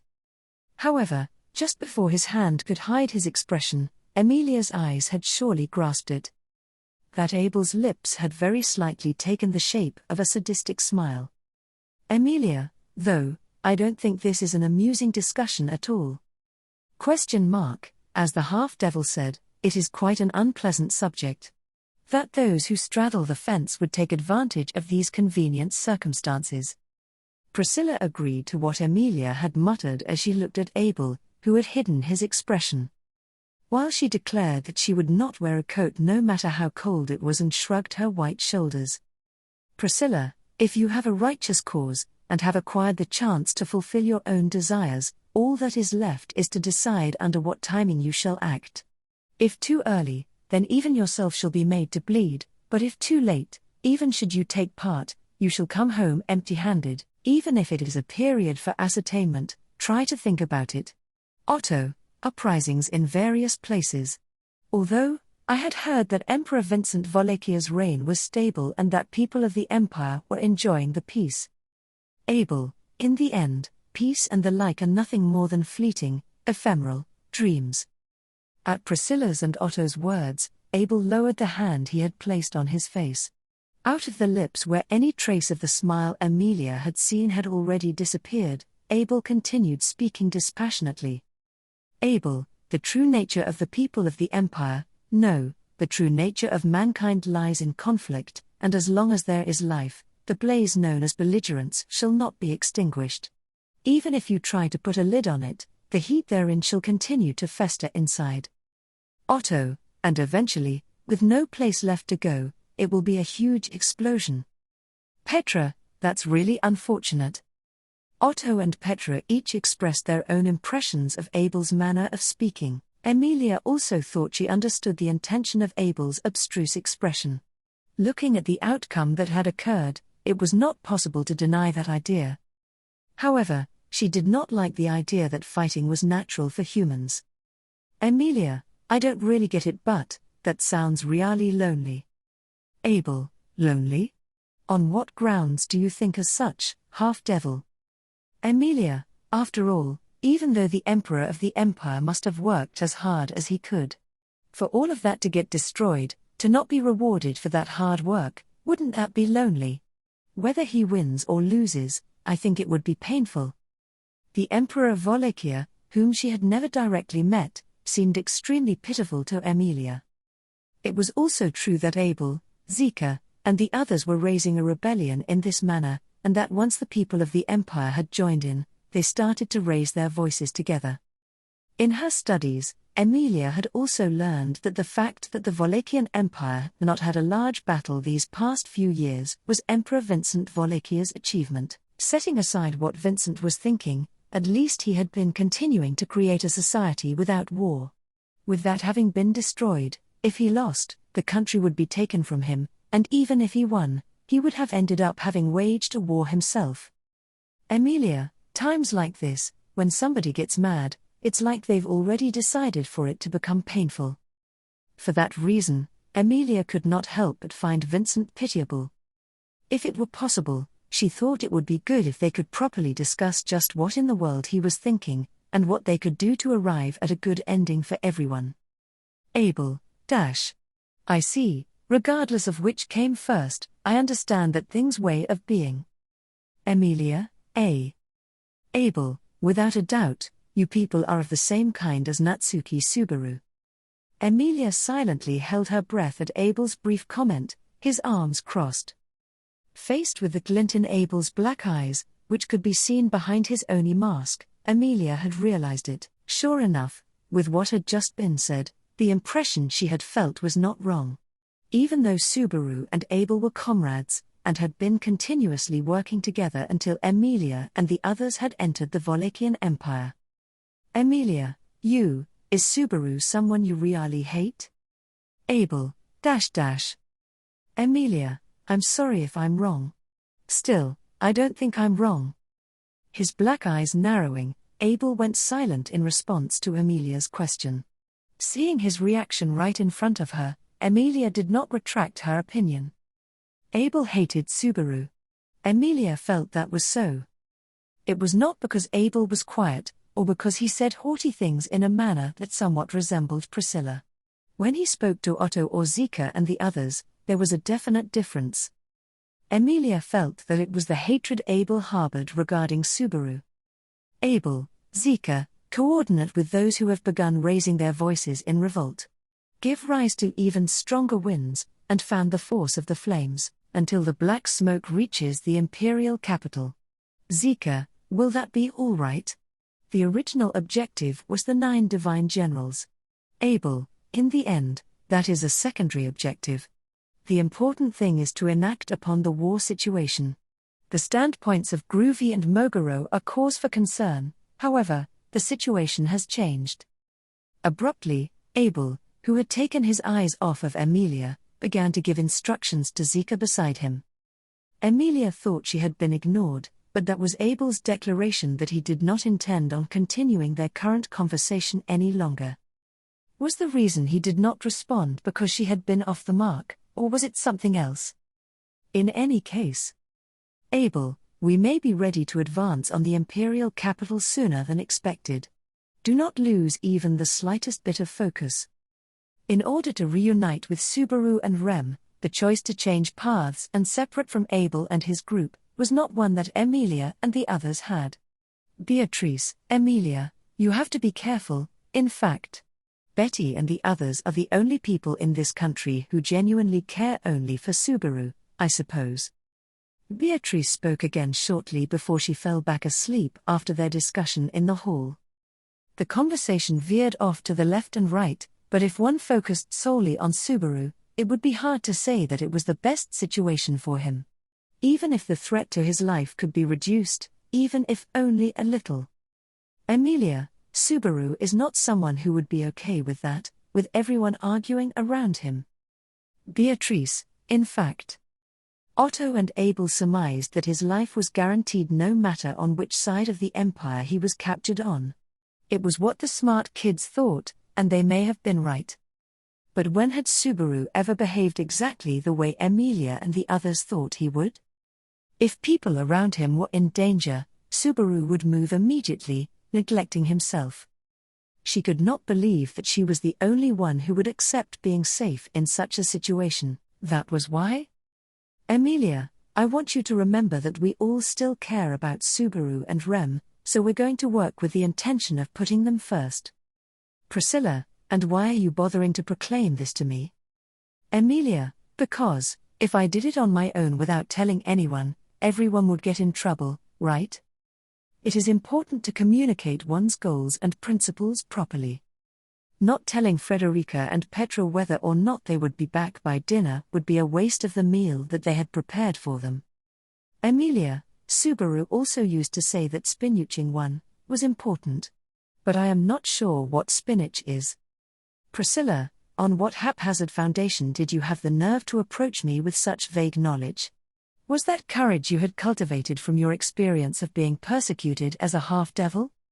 Emilia, no, I don't think so. When I was in my home forest, and everyone hated me, I didn't feel like I was getting used to it or getting stronger. When she was living in the great forest of Elior, she was hurt no matter what anyone said to her. Expecting the slightest thing, being betrayed, and not learning anything, despite repeating it over and over again. So, given that Emilia now looked a little bit stronger. Emilia, that's thanks to Subaru and everyone else. I left the forest, participated in the royal selection, went through a lot of hard times, and became the person I am today. Priscilla, isn't it the same for you? Priscilla, do not compare yourself with me. I was born perfect. Emilia, yes. But, I won't lose to you either. Priscilla, you can attest for yourself whether you are worthy of the words that have passed your lips. Whether or not it catches the corner of my eye depends on that. Priscilla responded to Emilia's tightly clenched fist with a shrug of her shoulders. After the discussion in the hall was over and Beatrice was returned to the inn, now having fallen asleep, Emilia was looking for Priscilla to tell her about the previously mentioned plans. Perhaps she was busy, she thought, but fortunately, she was listening to her. Emilia, when I think back, Priscilla always gets things right, doesn't she? Priscilla, it appears that some unpleasantness is about to ensue for me. Emilia, should I stop? Priscilla, fine, you are forgiven. You may continue. Emilia responded with a nod to Priscilla, closing one eye and urging her to proceed. Leaving the city hall, they walked alongside one another down the street. Emilia, not seeing her companions Shelt and Al, looked around for the two of them. Emilia, it's been that way since the beginning of the royal selection. Priscilla says nasty things and interrupts her opponents in mid-sentence, and yet she does a good job of listening to what they have to say while also lending an ear. Priscilla, even I have not the ability to surmise everything in the world. Shall I not be curious to see what kind of drivel will come out of the mouth of someone other than myself? Emilia, well. But, I remember Anastasia-san said to me, I'm not going to talk to you, Priscilla, that she fox? Emilia, yeah. Oh, I'm not saying I'm holding a grudge, okay. With Priscilla walking leisurely by her side, Emilia thinks back to her exchange with Anastasia. Initially, at the royal selection, Anastasia tried to snub Emilia from the discussions. That in itself was not an unusual treatment, and she did not hold it against Anastasia. However, the point she wanted to make was, Emilia, I'm friends with Anastasia-san. Priscilla, .. Emilia, to put it correctly, I promised that we would be friends. I said we would after the royal selection. I felt like we could do that, no matter where we started off. That's why. Priscilla, surely you do not wish to form a friendship with me as well? Emilia, is that no good? Because of her successful experience with Anastasia, Emilia mustered up the courage to try. Most people, if it were Anastasia and Priscilla, would have had the impression and assessment that Priscilla was more difficult to deal with. However, Emilia was different. For Emilia, who had few relationships, Anastasia and Priscilla were valued nearly equally. Therefore, it could be concluded that this was what led to this kind of offer. Then, in response to Emilia's offer, Priscilla pulled her fan out of her cleavage and Priscilla, behold, more drivel that even I could not have predicted suddenly sprang forth. Opening her fan with a sound, she cut Emilia's words off abruptly. At Priscilla's response, Emilia's eyes widened, and she let out a tiny giggle. Seeing her smile, Priscilla's eyes narrowed.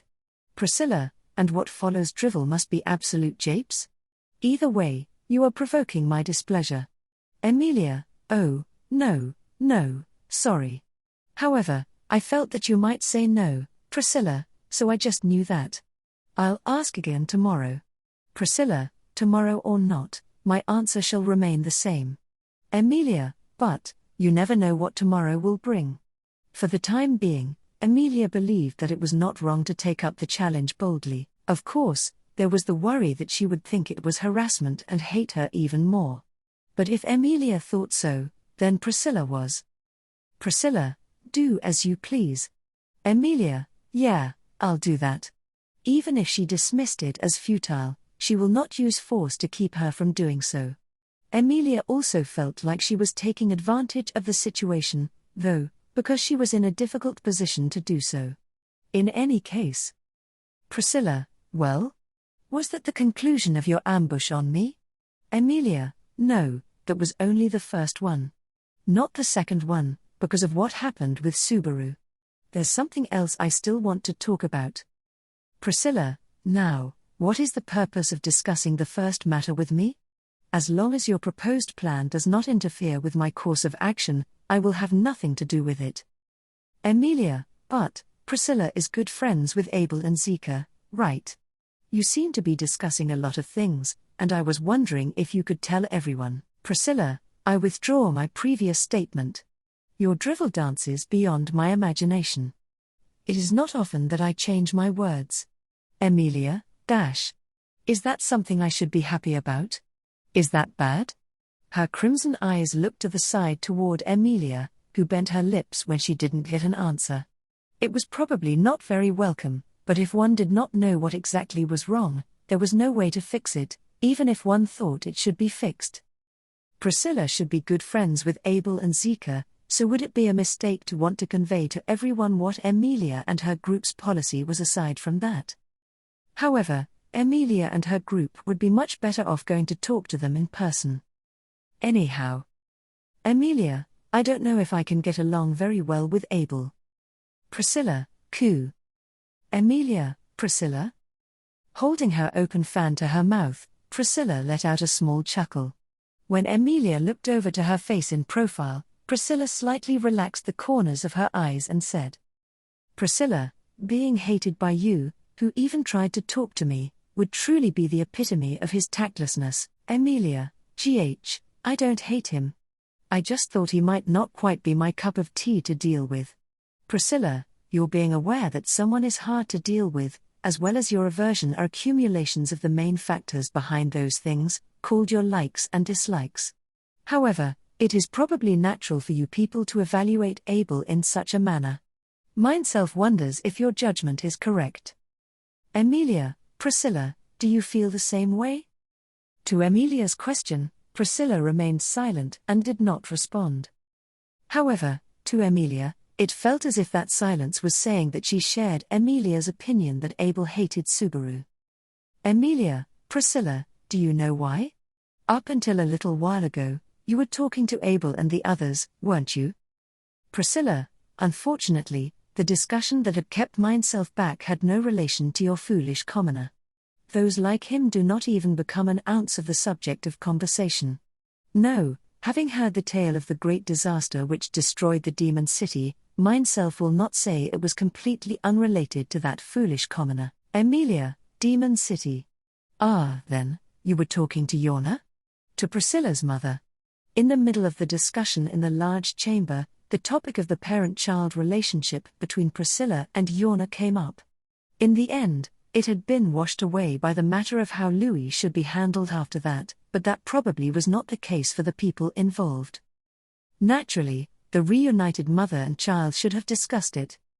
Emilia, still, I was also surprised. That Priscilla also has half demi-human blood. Priscilla, nonsense. Do not equate myself with you. I think it surely must not be the case, but did you draw close to me because you had felt an affinity over that? Emilia, that wasn't it at all, but is it not true? Then, is Yorna-san Priscilla's foster parent? If that was so, that would also be surprising. After all, I also. Priscilla, nonsense, do not make me repeat myself, you fool. That too is your impulsiveness. Emilia, Then, what do you mean? If Yorna and her were biologically parent and child, her foxkin blood should have flown inside Priscilla, but that had been denied. If you were to then think that meant a foster parent, that had also been flatly denied. Emilia, being a half-elf raised by her mother and aunt by blood Fortuna, had thought Priscilla was the same in some ways. Emilia, not blood-related, and not a foster parent. In that case, how is she your mother? Priscilla, is there any reason why myself must explain everything to you? Emilia, no, I don't think so. But if you don't tell me, I'll be really curious. Knowing it was selfish, Emilia had tried asking Priscilla for the truth.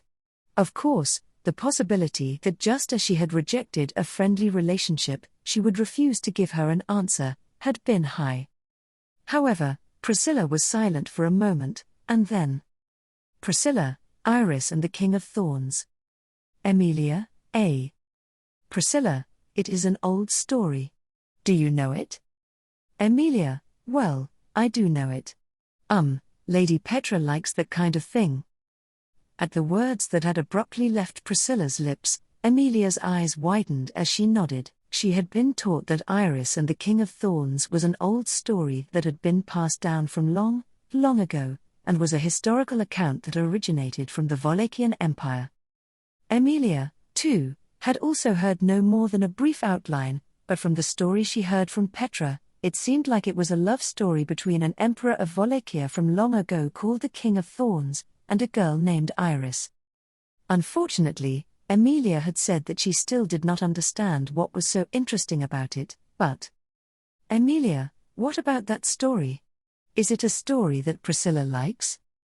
Priscilla, it seems you are a half-devil who cannot put two and two together. Naturally, it is bound to be related to the course of the conversation thus far.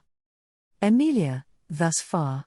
Priscilla and Yorna's parent-child relationship and this old story? Priscilla, Iris and the King of Thorns had joined hands to bring about an end to the civil war that had swallowed up many races in the Empire. However, right before the pair that were linked heart to heart could be wedded, they were betrayed, and the story ends. Emilia, a sad story, isn't it? At the gist of the story Priscilla had told, Emilia muttered this as the corners of her eyebrows dropped. It was very disheartening when people who had worked their hardest were not rewarded. Now, just as she despaired at the situation the Emperor of Wallachia was placed in, she held the same feelings for the end of the couple that had long ago been made into a story. At Emilia's reaction, Priscilla exhaled with a ha. Priscilla, however, the story and the historical facts differ. Historically, having lost Iris to betrayal, the King of Thorns descended into madness, and decided to eradicate the wolfmen and molemen that had raised their blades. For the few that had escaped, even now, as soon as they are found in the Empire, they are burned at the stake. Emilia, it's understandable to be angry about that, but still, the people in this day and age. Priscilla, have no relation with that? You are no stranger to that yourself, having been persecuted as a half-devil. Emilia, the sharpness of Priscilla's phrasing had stung, but Emilia's skin was hard as iron against that kind of insult. However, even if she did not bleed, the pain of being struck remained the same. Deciding she would properly complain about that later, Emilia was more curious about where things went from there in the rest of Priscilla's story. What had the King of Thorns done after losing Iris and taking revenge on the traitor?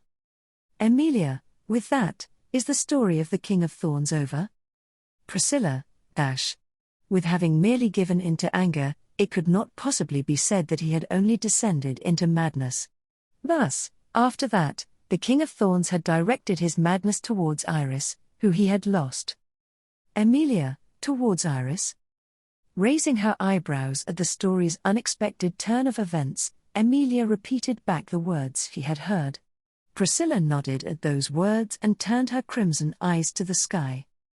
Frustrated, Emilia's lips trembled as she sought Priscilla's next words. Emilia, the King of Thorns, what did he do to Iris? Priscilla, he laid a curse upon her. Emilia, a curse? Was that something you would put on someone precious to you, much less someone whose loss caused you suffering?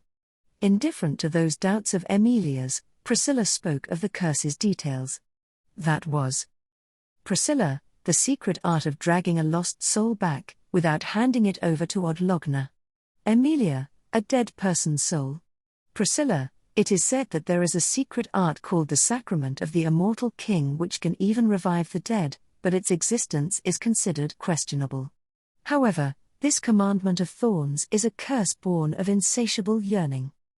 The dead coming back to life was astounding, but more important than that now was that which was called a curse. The subject of the souls of the dead and their fate was also discussed at the Pleiades watchtower through the books of the dead, in which the memories of the deceased were imprinted within them. The existence of the books of the dead convinced them of the existence of the soul within humans.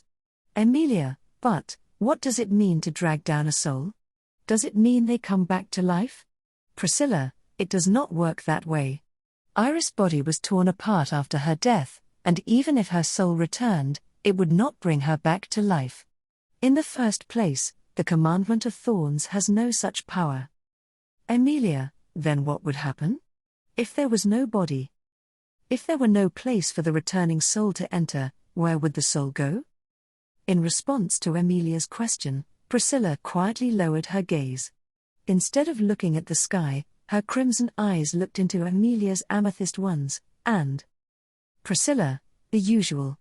If the soul does not return to Odlogna, it will return to the earth, and without receiving the proper treatment, it will enter its next vessel. You could call it resurrection, or even reincarnation. Emilia, Priscilla, so long as the curse is not undone, so long as the commandment of thorns that entangles them is not undone, the departed soul shall continue to rise again. Again and again it will repeat itself, pilling up the lives and deaths over and over again. One of these lives, the life before Yorna Miss Hygge, was that of mine dear mother. Abel, Sandra Benedict, that caught me by surprise. Yorna, you are the one who is far too ill-natured, for you hid the matter of Prisca. With firm, cold voices colliding, a quiet heat intermingled in a stone room.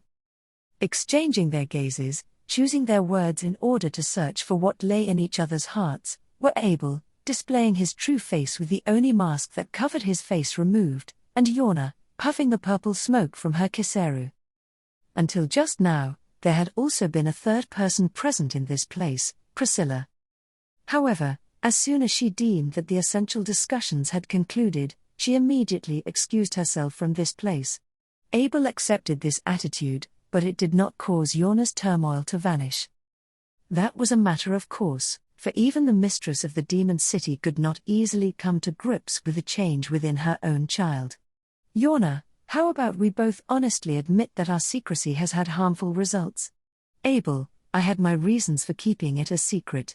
Even you should be able to guess. Yorna, that's indeed. Casting her eyes down at Abel's answer, Yorna ruminated while her long eyelashes quivered. Her unexpected encounter with Priscilla brought about an enormous ripple through Yorna's heart. That was a reality that she had never expected, nor harbored even a fragment of hope for, as it had been an absolute impossibility. In negation of that, a healthy Priscilla appeared before her in such a way, and while it filled Yorna with joy, there was no doubt it had been a tremendous gamble for Abel. The situation of Priscilla equals Prisca still being alive was one that should not have been possible. Behind the scenes of that impossible event, there was no doubt that Abel was involved. Yorna, Just what are you? Abel, that which I promised you, was a means to dispel that commandment of thorns. Perchance, if you desire the answer to that question, I have no reason to grant you any other reward. Yorna, Straight to her face, Abel rejected Yorna's query. Abel refused to speak of that answer, forcing Yorna to weigh it against her greatest desire. For so long already, piling up lives and deaths time after time, this soul continued to view the world. Even though she could barely remember the face of that person anymore, that was why. Abel, Yorna Mishigya, no, thou who the King of Thorns fell in love with at first sight, Iris. Indeed, using the name that long ago, Yorna's beloved person had used many times to call out to her, the man at the front of however many generations had piled up with the blood of her beloved person, called out to Yorna. Abel, muster up more of your courage. For your dearest wish, and above all, to keep Prisca Benedict, the daughter who you should have lost, alive in the future, in a voice so cold that it was incomparable to that of her beloved person, he imposed so. Arc 7, Chapter 81, The Fierce Lady and the Clown. The sacred Wallachian Empire, under the reign of its current emperor, Vincent Wallachia, was enjoying an era of peace and tranquility unprecedented since its founding. There had been small skirmishes, but other than the rebellion of Yorna Mishigya, there was no situation where thousands of people were involved in a conflict. As long as the relationship with the kingdom of Lagunica, which had been in a standoff for many years, remained stagnant, no civil war or even a situation of falling into territorial disputes with other countries could happen. It was easy to say that the times were on their side, but that did not bring peace of mind to all the hard work that had gone into maintaining this peace. To begin with, was this a feat that could be accomplished simply by having the times on one side? To continue to take the very fact of wars away from the Wallachian Empire, which had been a constant source of strife and reason for conflict, for 9 years of its reign, was a contradictory act of kindling a bonfire on thin ice. It was due to the skill of Vincent Wallachia, the current emperor, who had even been called a pacifist. However, though I'm sure His Excellency would never be happy about being called a pacifist himself. Really, Tilda? You don't feel bad about being recognized for your deeds, regardless of whether they were right or wrong, do you? In fact, the stability of the country is what His Excellency the Emperor wants, isn't it? So you're proud to be called a demi-human lover? Undeniably. I'm the one who popularized the name in the first place.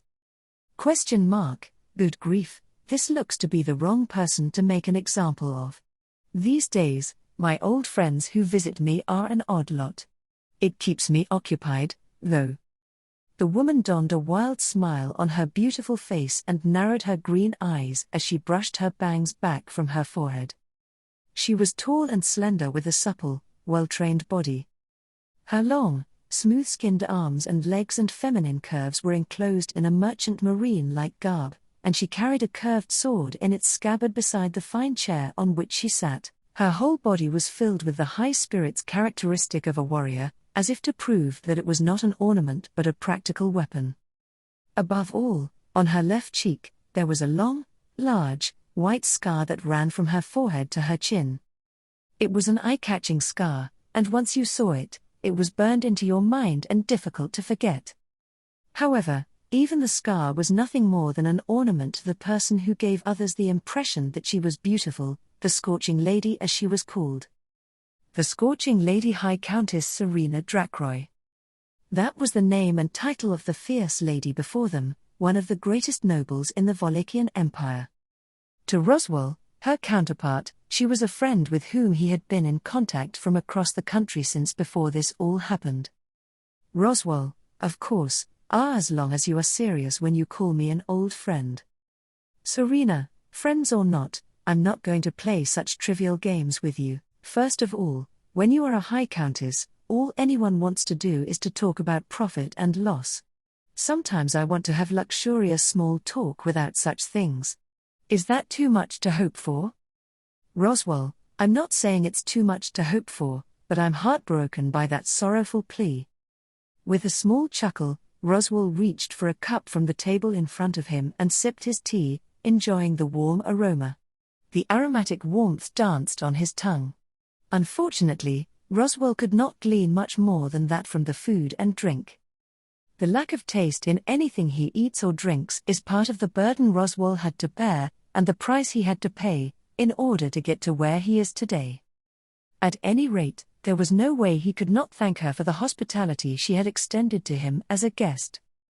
There, Roswell glanced at the petite figure sitting next to him, the one who had probably enjoyed the taste of the tea on Roswell's behalf, who had let out a small sigh. These tea leaves have lost their potency. It's recommended that you change the waitstaff. Her sharp crimson eyes narrowed, and she commented on the tea with an even sharper statement. Roswell closed one eye at her relentless and dismissive tone, while its recipient laughed in amusement with a ha. Serena, something so clearly stated. Should the waitstaff be changed?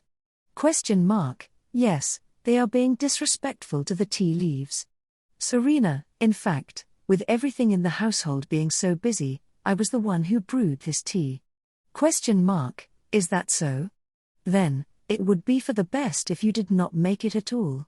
Serena, a girl who doesn't know how to show due consideration, I like that. You have a fine wife. With teeth showing in response, Serena looked at Roswell mischievously. As usual, she was a woman of great magnanimity, or perhaps, a woman who showed a forgiving attitude toward rudeness and impoliteness. Despite her position as a prominent noblewoman, she did not have the usual personality of being obsessed with authority. This way of thinking and being had not changed since the first time they met. Roswell, however, I'm not the kind of person who can't tell the difference between rudeness and an insult. Please watch what you say, Ram, because this is only marginally humorous. Ram, that is understood, dear. Roswell, Serena, I must correct you, she is my servant, no, my wife. Serena, I see, I guess it wasn't like your demi-human tastes were finally caught. The relationship between our two countries was tense, but I had thought not having an invitation to the ceremony was rather standoffish. Roswell sighed at Ram, who had calmly accepted what he had pointed out and then unconcernedly moved closer. Serena's response as she chuckled to herself also seemed slightly off from Roswell's intentions. However, from experience, Roswell had known for a while now that the deeper he dug into this subject, the more detrimental it would be. Therefore, he would not delve any further, in any case. Even so, Ram was surprised when she heard it. That is, that Roswell Summer and Countess Drackroy had such a close relationship. Serena, I doubt I could unscrupulously call a relationship without contact in years close. When I think about it, to come visit me without contacting me in this hectic situation. If you were to be that overtly rude, I would surely end up wanting to burn you to death like my father. Roswell, Serena, that joke isn't very funny if you're not from the Empire. Serena, Is that so? In high society, it's usually a sure bet at making people laugh. That statement, which had unintentionally made Ram be taken aback, was a joke which poked fun at one event from her succession conflict. In fact, it had come from the true story of how she had burned her father to death and seized control of the Drackroy household. Since she had said that the sword wound on her cheek was also inflicted by her father before she killed him, it had made Ram reflect on her courage in having ended up deciding it was a funny anecdote, and on the attitude of the Empire that laughed it off. When Roswell had gotten to know her, she had still been a teenager. Serena had visited the kingdom of Lagunica on business, and had endeavored to resolve a dispute that had occurred there. To put it simply, since he saved Serena's life when she had been targeted by assassins, and moreover, revealed that the attempt was orchestrated by her father who had shunned her, his ties to the Drackroy family were unexpectedly deep. However, Serena's personality had not changed before or after that fierce experience, so she must have been born with her fortitudinous, fiery demeanor. Roswell, it's true that I want to reminisce over old stories and behavior in your high society, but, as you might have guessed, there was a reason why we suddenly visited without contacting you, Utilda. A pleasant chat with an old friend was also enticing, but there was nothing important to Roswell other than the fulfillment of his long-cherished wish. Everything in Roswell's life was for the sake of a wish that had sunk to the deepest recesses of his heart. Therefore, his visit to the Empire, and even his blinking and breathing, were all contributions for the sake of his dearest wish. Roswell, currently, Roswell and Ram had parted ways with Emilia and the others, visited the territory of High Countess Drakroy in the northwestern part of the Empire and were having an audience with Serena Drakroy, the Lord. Needless to say, the purpose of the visit was to secure Subaru and Rem, who had disappeared from the Pleiades watchtower and were believed to have been hurled to the distant land of the Empire. For Roswell, it would have been enough if he could secure Subaru, but he had not done a foolish thing like saying that aloud. In any case, they would bring their missing friends back to the kingdom. That was the purpose of this journey. However, even if they were to say that their goal was to merely bring them home, the matter was not that easy or straightforward. For the 4 major countries other than the Kingdom of Lagunica, they all had their own reasons for why coming and going was difficult. The Kararagai city-states, which required connections and a lot of money, were relatively preferable, and one could say that the Holy Kingdom of Gusteko was excusable in its ease of understanding, as long as one didn't err in their timing and approach to their faith. From that point of view, the Empire, which did not get along with the kingdom, surpassed the rest in difficulty. Relations between Lagunica and Wallachia had historically been bad for a long time, and although they had now miraculously confirmed a non-aggression pact, that too was doubtful in how far they could freely trust in it. Rather than being proof or a sign of friendly relations, the confirmed non-aggression pact gave the strong feeling of a warning that, since it was time for both countries to shift their focus inwards, they should be careful not to interfere with each other unnecessarily. It appeared likely that there was a connection between the matter of the national border now being blocked, and the backing for the non-aggression pact, or possibly Serena. This major incident shaking the imperial capital was also a plot by a faction that wants to annul the non-aggression pact or something? There's a limit to how suspicious you can be. It's an idea unbecoming of a man of the kingdom. Serena's green eyes suddenly narrowed as she guessed exactly what was on Roswell's mind. This fierce lady was rather sociable, though had catastrophic tea-brewing abilities. However, she was one of the very few in the Empire entrusted with the role of High Countess, with powers of observation that were genuine. Imperialism, unlike the way things were done in the kingdom, did not question age or origin if one had ability. Inevitably, the more capable one was, the higher the position one obtained. Accordingly, Serena Drakroy had earned and continued to hold the position of High Countess.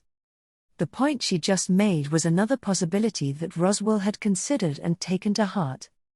By the time Roswell and his group had entered the Empire, the fuel of the rebellion was already bearing smoke. Until now, the efforts to quench the fires, which had been done at the first sign of trouble, had not borne fruit. If the high probability that this would lead to full-scale rebellion was seen, then naturally there must have been some cause present there. That was why? Ram, a war for territory with the Kingdom of Lagunica, that is what they are looking for. When Serena pointed out that she was skeptical, Ram placed her hands on her lap and spoke in a quiet voice. The eyes of the fierce lady turned to Ram, and she stared straight back at them with her light crimson eyes. Ram, above the reign of Emperor Vincent Wallachia being threatened, there are those who do not desire the peace that has been created. If that is the case, then after destroying the peace and quiet, what would those people want? It is natural to wonder if that is the Kingdom of Lagunica. Serena, is that so? There are people who revolt just because they don't like the idea of anyone being superior to them. Such was the case last year with the leader of a band who raised their swords against me. Ram, let's leave those peculiar instances out of the discussion. Serena, I wouldn't go as far as to call it peculiar, but you certainly missed the point. With a finger running along her shapely chin, Serena scrutinized Ram's opinion. Roswell did not interject during the discussion because he saw nothing in Ram's opinion that needed correction. He had never discussed these impending issues with Ram, but he was not surprised that she was also concerned about the same possibilities as he was. In any case, Roswell, Serena, surely you don't wish to go to war with the kingdom of Lagunica either. Of course, it's a different story if you're so outraged that you want to rebel against the Emperor. Serena, fortunately, I've never been dissatisfied with His Excellency's meritocracy. The behavior of General First-Class Yorna, whose tantrums from time to time are also a stranger to me as someone who possesses territory far away from the Demon City, it's just. Roswell, it's just. Serena, that I don't wish for war with the kingdom. What kind of speculation did that view arise from? Supposing you say that our side will stand little chance, my heart will also start to waver with the wind. Serena's lips relaxed while she looked at her gaze infused with a tingling sensation. It was her way of expressing her own pride in Roswell's words.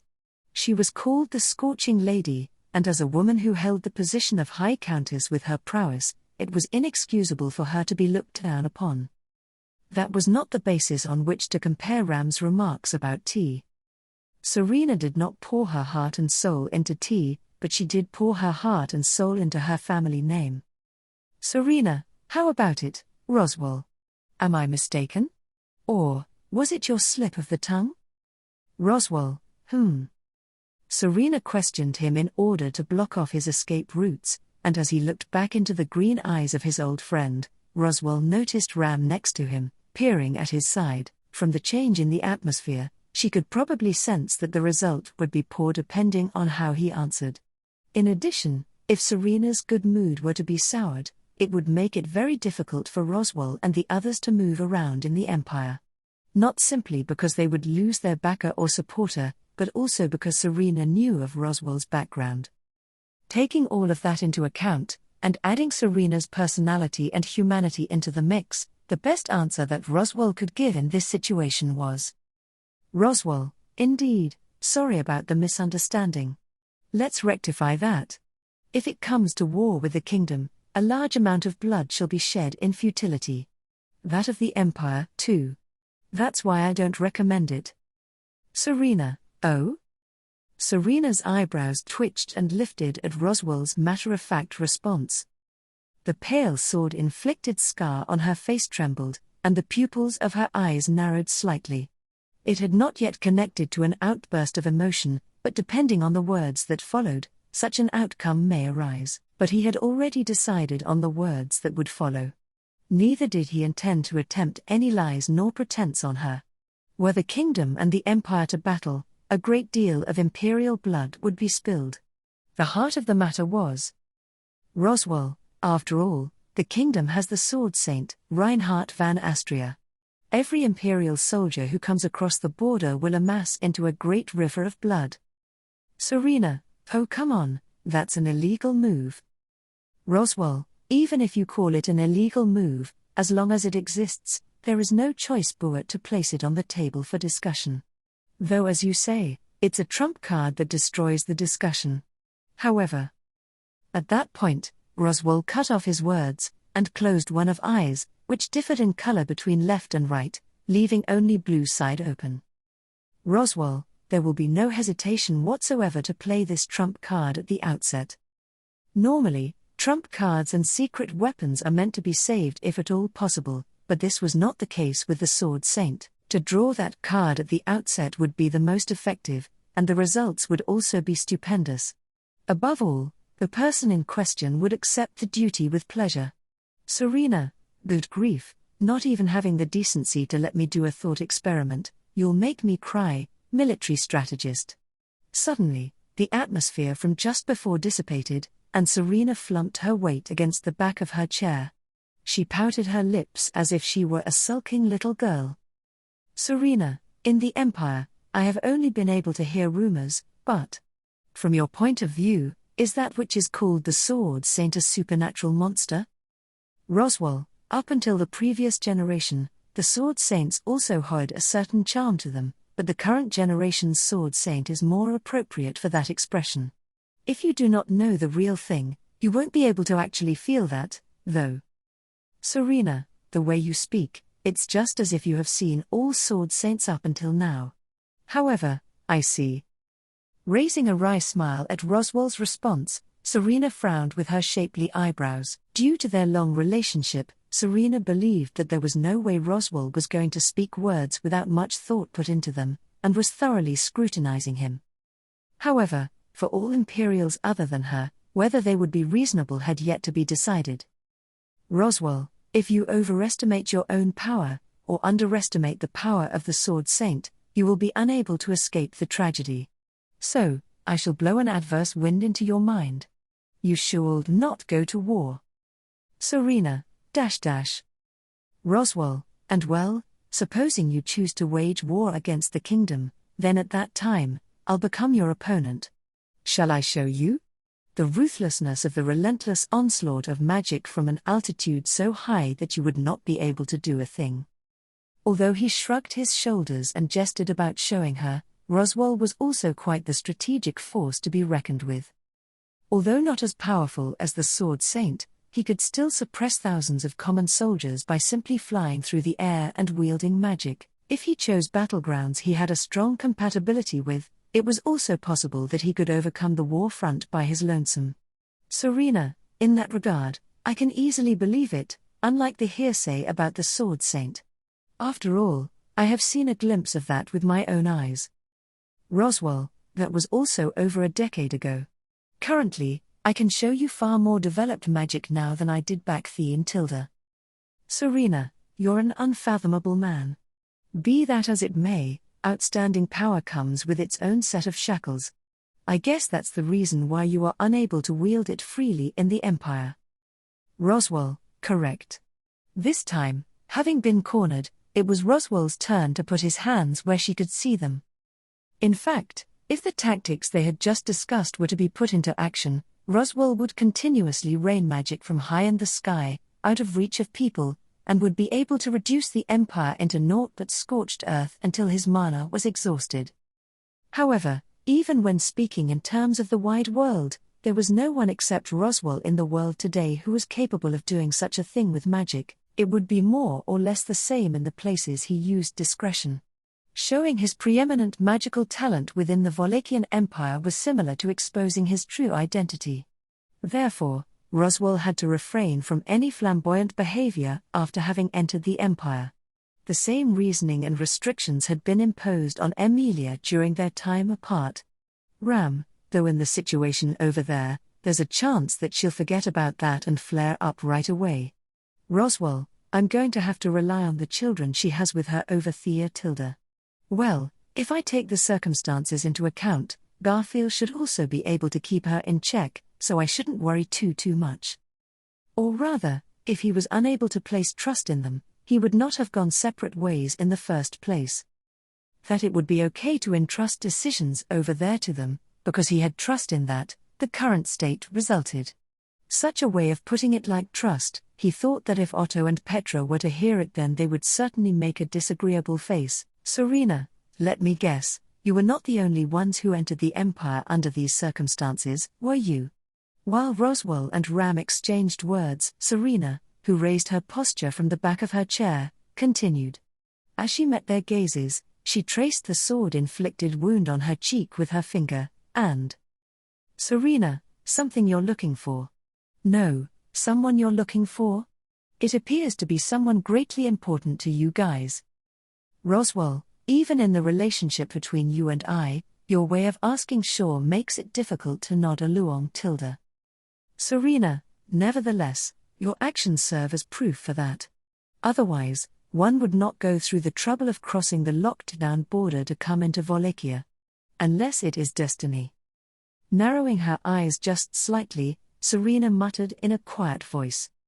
Unable to understand what she meant, Roswell frowned with a feeling of unease. However, before he could question the true meaning of those words, Ram was quick to nod and say, yes. Ram, there is someone I must bring back at all costs, someone equivalent to Ram's very life. Roswell, Ram. Ram, no amount of hiding it or deception is going to work with her. Although he chided Ram, who easily disclosed information that was not unlikely to become a weak point, Ram retorted, and Roswell was instead unable to offer a rebuttal. If the action itself could be said to be the answer, then the truth was just that. Roswell, However, even if you're going to show weakness, then you should have some presentation techniques. Serena, don't condemn Ram like that. Isn't it a commendable thing? What surprises me more is that you went to such lengths for the sake of what's important to her. She appears to be very important to you. Ram, yes, because there is no replacement for Ram. Roswell, that is an undeniable fact, but I'm somewhat concerned about the way you put it. Roswell and Ram claimed that there is someone they wanted to bring back, although that someone differed between the two of them. This in turn seemed to have caused a misunderstanding for Serena, who did not know that this was the case. Since they wanted to secure assistance, they would share detailed information about the people they were searching for afterwards. Serena, whatever the case, I understand why you warned us not to start a war. With the conversation having returned to Roswell's warning, the discussion before this last one, Serena's expression had suddenly stiffened. She looked at the naturally tense faces of Roswell and Ram, and with a mindful gaze, she continued, "But, Serena, I'll listen to your advice, but I can't vouch for the attitude of the other citizens of the Empire. Most of them would go into a frenzy, even if they were to be told they had no chance of winning a fight against the Sword Saint. Roswell, that is a point of difference with the kingdom, where there is no need to explain the true power of the Sword Saint Hilda. Ram, yes, that is correct. In the kingdom, if you had the chance to get a glimpse of the Sword Saint Reinhardt, there would be no need for any further explanation, since the four great countries shared a treaty prohibiting Reinhardt from leaving the country of Lagunica. The people of other countries had almost no chance of ever seeing him. If they could have gotten that chance, there also would not have been any need to bother with this kind of roundabout persuasion. One look at the Sword Saint Reinhardt van Astria, and anyone could have sensed right away just how foolish it would be to oppose him.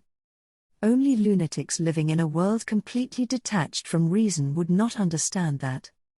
Serena, if it is really as grave as it sounds, I guess I can only hope that His Excellency will suppress the rebellion without incident, or that the rebel side taking his place is reasonable. The rebellion had already broken out, and caused the public to take interest in what really their objective was. If the rebel side had concrete ideas and no unreasonable ambitions like fighting the kingdom, the war between the two countries and the massive bloodshed Roswell had spoken of could be avoided. Of course, there would be nothing better than if the Emperor's side could suppress the rebellion properly. Roswell, no matter how this civil war is resolved, it would be troubling if an attack is aimed at Lagunica afterwards. Because a quarrel with the Empire would be an incident I have not planned for. All of Roswell's actions were a path leading towards a dearest wish that must be granted. Thus, the fact that he had acquired the opportunity to have an audience with Serena in the Empire was also no exception. It wasn't any different in regards to desiring assistance for the sake of bringing Subaru back, or persuading her, an influential person within the Empire, of the futility of going to war with the kingdom. For Roswell's dearest wish, Subaru's presence was indispensable. Furthermore, a fight with the Volician Empire, or something of that sort, was not included in the path Roswell had to follow. So this was not the time for a war between the kingdom and the Empire. There must be no interference until the day of the dragon kindling ceremony, when the covenant between the kingdom and the dragon will be renewed. Issues that hinder the royal selection must be removed. And for that, Roswell, we must have His Excellency the Emperor quickly suppress the rebellion, and far extend this first time of peace and tranquility since the founding of the Volician Empire. Serena, I haven't seen that evil look in a long time. Some kind of sinister plot? Hearing Roswell's words, Serena raised her eyebrows in amusement. He himself was not aware of the evil face that had been pointed out, but from what she said, he must have had such an expression. Nevertheless, Roswell's plans should not run counter to Serena's expectations either. She was also a member of the imperial nobility, and as long as she did not take part in the rebellion herself, she should naturally side with the Emperor. Ram, Countess Drakroy. Suddenly, next to Roswell as he was thinking that, Ram started her own conversation with Serena. At that call, Serena looked at Ram and Ram, may Ram have a moment?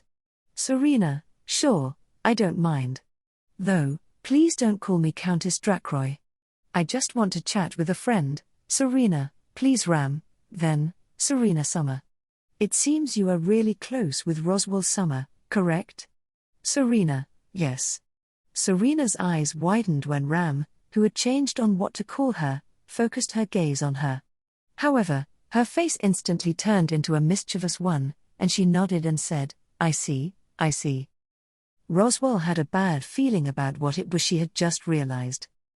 Serena, you're curious about how I met this guy, right? From the looks of it, you guys also seem to have known each other for a long time, but... Ram, it's been exactly 10 years. Serena, in that case, we've been acquainted just a little longer. Ram, can you drink? Ram, it is not at the same level as with tea, but Ram is pretty picky if it comes to alcohol. Serena, all right. Serena slapped her knees with her palms and gave Ram a smile of her own. It seemed like it would come to them having a good drink with reminiscent talks serving as a snack. Moreover, if they were going to talk about when he had met Serena, Roswell also had a few youthful indiscretions. Roswell, Serena, I appreciate the invitation, but we have some urgent business to attend to. About those matters. Serena, you want my help for that, don't you? If that's the case, all the more reason you shouldn't spoil my mood. If you haven't seen me in a while, then at least have a drink with me. Roswell, Ram. Giving up on trying to dissuade Serena from her unheeding attitude, Roswell looked at Ram. Just as Roswell wanted to bring Subaru back, Ram had come to the Empire to bring back her other half, Rem. She thought since she had sincerely answered Serena's earlier questioning, she might be able to bring her mind from wine glasses back to a constructive discussion. However, Barusu aside, Ram does not think it would be wise to refuse Serena Summer's offer for Rem's sake. Roswell, really, is that the only Rias and Tilda? Ram, of course, if Ram could also hear stories about Roswell Summer before he met Ram and the others, then even if we end up in the same stalemate, Ram could say it was an excellent plan. Ram was not ashamed if it could to serve her goals and have real benefits at the same time. And much to Roswell's regret, Ram and Serena were exceedingly compatible. There was no doubt that their drunk talk would also be lively, and that they would get along well. That would very well be the beginning of a headache for Roswell. Roswell, in a sense, I should perhaps see this as a necessary price to pay. All so that they could reach their goal, then leave the Empire and return to the kingdom. When he called on an old friend and asked for help, he was prepared to pay some kind of price. However, he had by no means thought it would turn out like this. Serena, just now, another guest left right before you guys arrived. She sure was a merry one, so I was about to feel lonely. Ram, because they were all so close to you? Serena, technically, it was the husband of the guest with whom I had been close, but yes. She should be back soon, so I'll introduce them then. Right now, rather than that. Having stood up, Serena headed to the display cabinet in the corner of the room. When the door opened, lined up inside were a variety of bottles of alcohol, large and small, and they could see she had great taste. Serena chose one of them, and while she was returning with 3 glasses from the shelf. Serena, it was when I was serving as an emissary representing my father, that I happened to meet Roswell. I was targeted by assassins while heading to the kingdom. They were sent by my father, but Roswell saved me there. Ram, so that is how it was. Continue. Then, alcohol was poured into the glasses on the table, and the old stories began. The conversation between the curious Ram and the talkative Serena was lively, and while Roswell felt uncomfortable, he decided that this was a necessary moment and surrendered himself. Roswell, all for the fulfillment of his dearest wish, and to regain the pieces necessary for that. Roswell's predictions had missed their mark, and he was compelled to prevent getting even more deeply involved in the Empire's civil war, when 2 days later, the name of the black-haired maiden siding with the rebel army, Natsumi Schwartz, reached Countess Drakroy's manor and Ram seized control of High Countess Serena Drakroy. Arc 7, Chapter 82, the rebel's intent. Serena, ultimately, subduing my person will keep the Dracroy domain from making a move. As I thought, you've got yourself a fine wife, haven't you, Roswell? Roswell, it's troublesome that I have had to correct you countless times already, but Ram is my attendant Tilda. Met with Serena's comment, who was unusually brave considering the circumstances placed upon her, Roswell unpleasantly replied while feeling like he was at his wits' end. Visiting Serena's territory, the Dracroy domain, he was searching for someone in the Volakian Empire. In order to secure the missing persons of Subaru and Rem, he had requested assistance 2 days earlier. Holding the position of High Countess, Serena was widely known throughout the Empire. It was hoped that she would be able to obtain highly accurate information, with the condition that it was about a boy with black hair, black eyes, who would stand out whether he wanted to or not. No matter where he was whisked off to, it was hard to believe that Subaru would keep quiet, so the degree of their expectations were high in that sense as well. Therefore, it was inevitable that this would happen, and at the same time it was unexpected. Roswell, Ram, let me ask just in case, but the reason for this reckless action is. Ram, it is Natsumi Schwartz. Roswell, isn't Ta right? The sound spun by Ram's lips, it held the meaning of a name that was difficult for Roswell to disregard.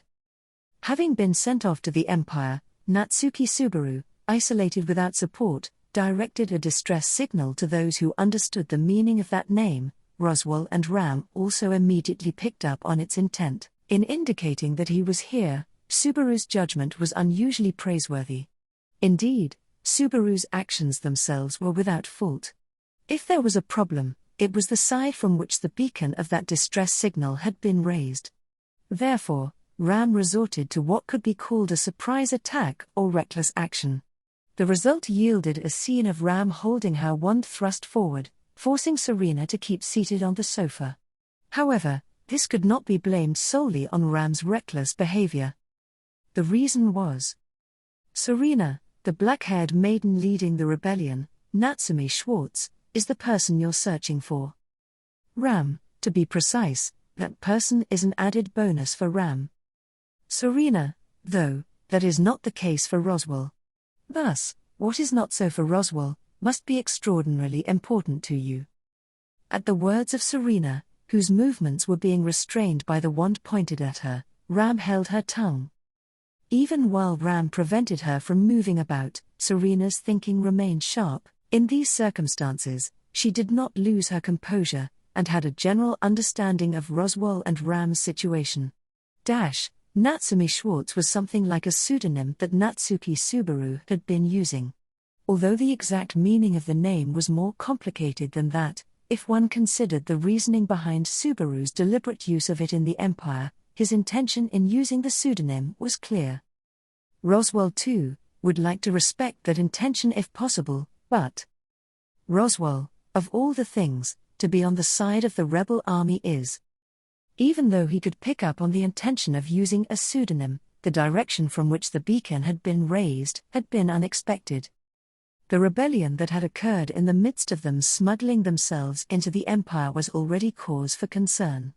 It was no exaggeration to say that not only had it sprouted, but had also blossomed into a poisonous flower. For better or for worse, it was truly Subaru-like to not proceed as they had expected. Roswell, Ram, have you also received any of Subaru-kun's bad influence? Ram, that is unthinkable. There is not a single breath of Barusu's influence on Ram's behavior. Serena, even though you have been put into this situation as the result of his actions in the first place?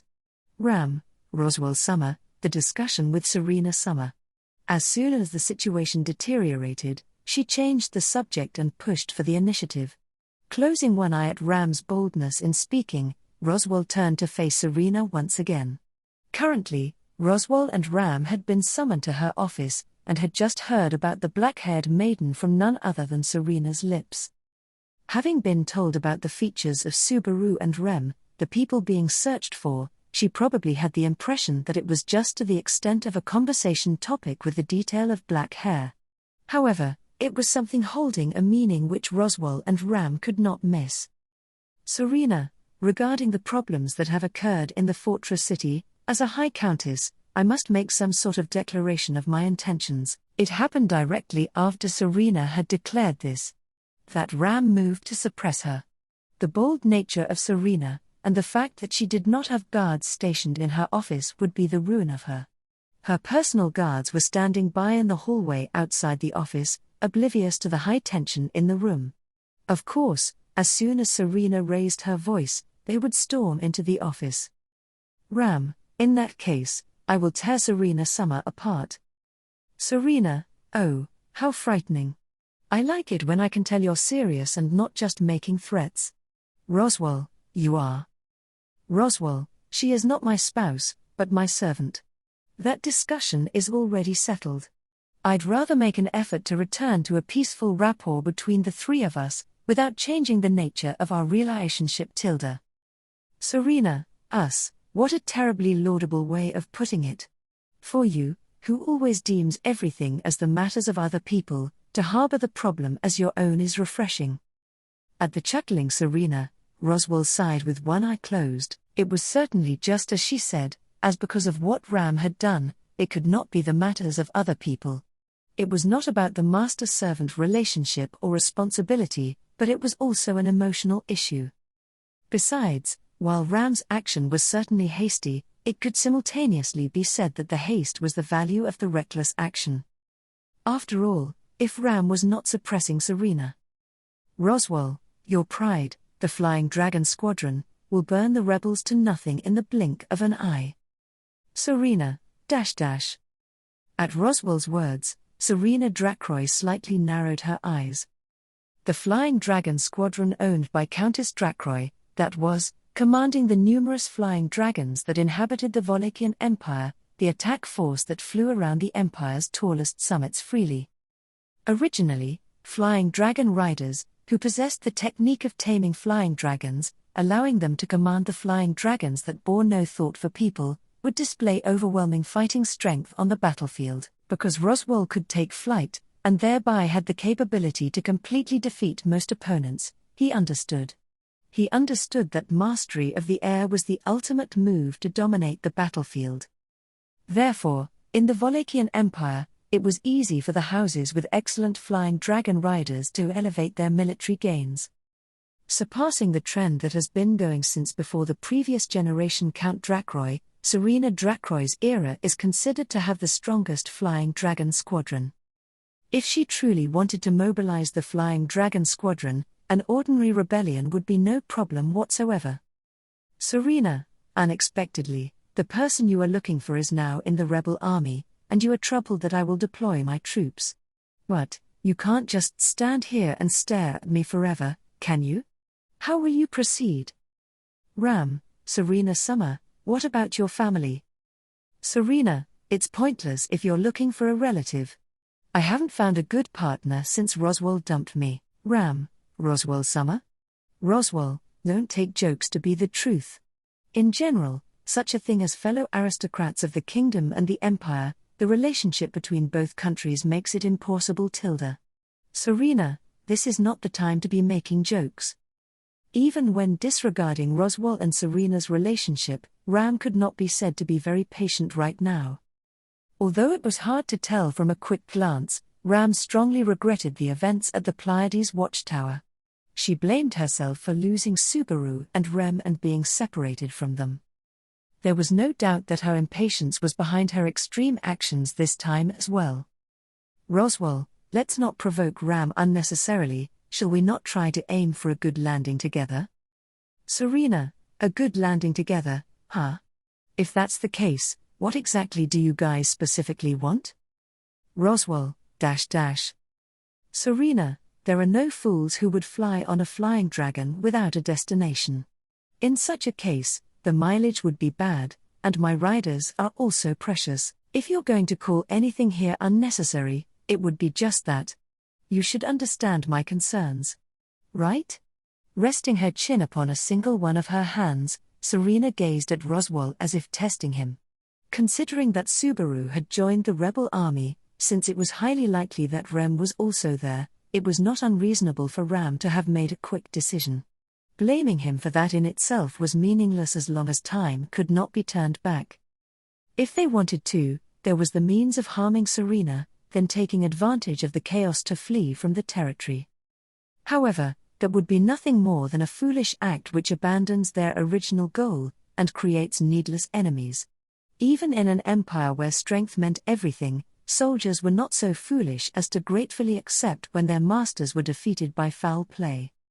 To dampen the power of the Flying Dragon Squadron under Countess Drakroy's possession, such a thing may have been welcomed by the rebel army. Roswell held doubts about if that action was worth his old friend's head. Of course, if it was a necessary sacrifice for his dearest wish, Roswell would not hesitate to take Serena's life.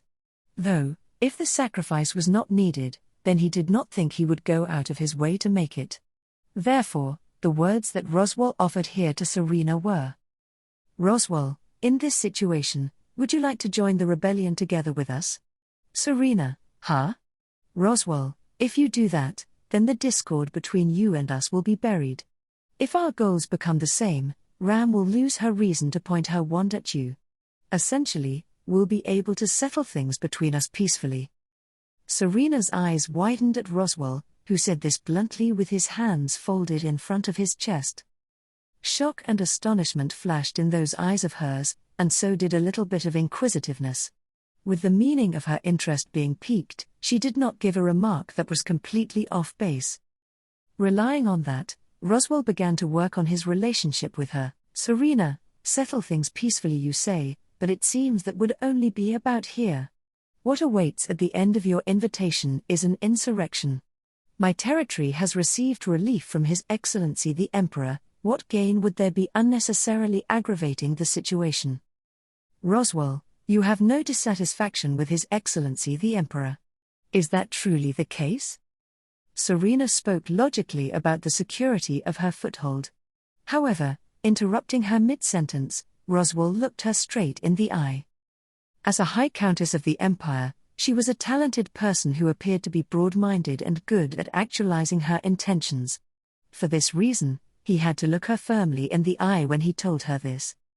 "Emilia, when somebody is speaking with you, you should look at their face." Suddenly, those words flashed through Roswell's mind. Unexpectedly, he felt like he had received a push from those words, and "Roswell, it's not like I spent the last 2 days passing the time quietly tilde. While you were busy, I've been pricking up my ears as much as I could. Serena, so instead of keeping my alcohol company until morning, you've been hard at work eavesdropping? Roswell, with the workload you have, I recommend you change your lifestyle of drinking until morning every day. It would naturally be different with the conditions that guests were being welcomed at a time of peace, but even then, his earnest wish as her old friend was for her to curb the amount she drinks. In any case, putting his concerns over Serena's liver aside, Roswell would present the fruits of his attentive listening. The secret circumstances that this Drakroy domain held, that was. "Roswell, I heard a rumor that the incident from the year before last, in which a divine general conspired in an attempted assassination, has had quite the lasting impact." Serena, Roswell, I heard that the perpetrator of that incident, the divine general who lost his life, was a flying dragon rider. And in addition, that person was also one of your subordinates. His name was Serena, Borleroy to Meglyph. Saying that in a low, quiet voice, Serena interrupted Roswell. She was still resting her chin against her hand, however the heat housed within eyes had changed from before. In some way, the hue of enjoying this situation had disappeared into a silence resembling the surface of a lake bereft of wind. With those quiet eyes, she looked over to Ram, who was behind and to the side of Roswell, and Serena, lower your wand, Ram. I'll talk even if you don't point it at me. Ram, but Roswell, Ram, do as she says.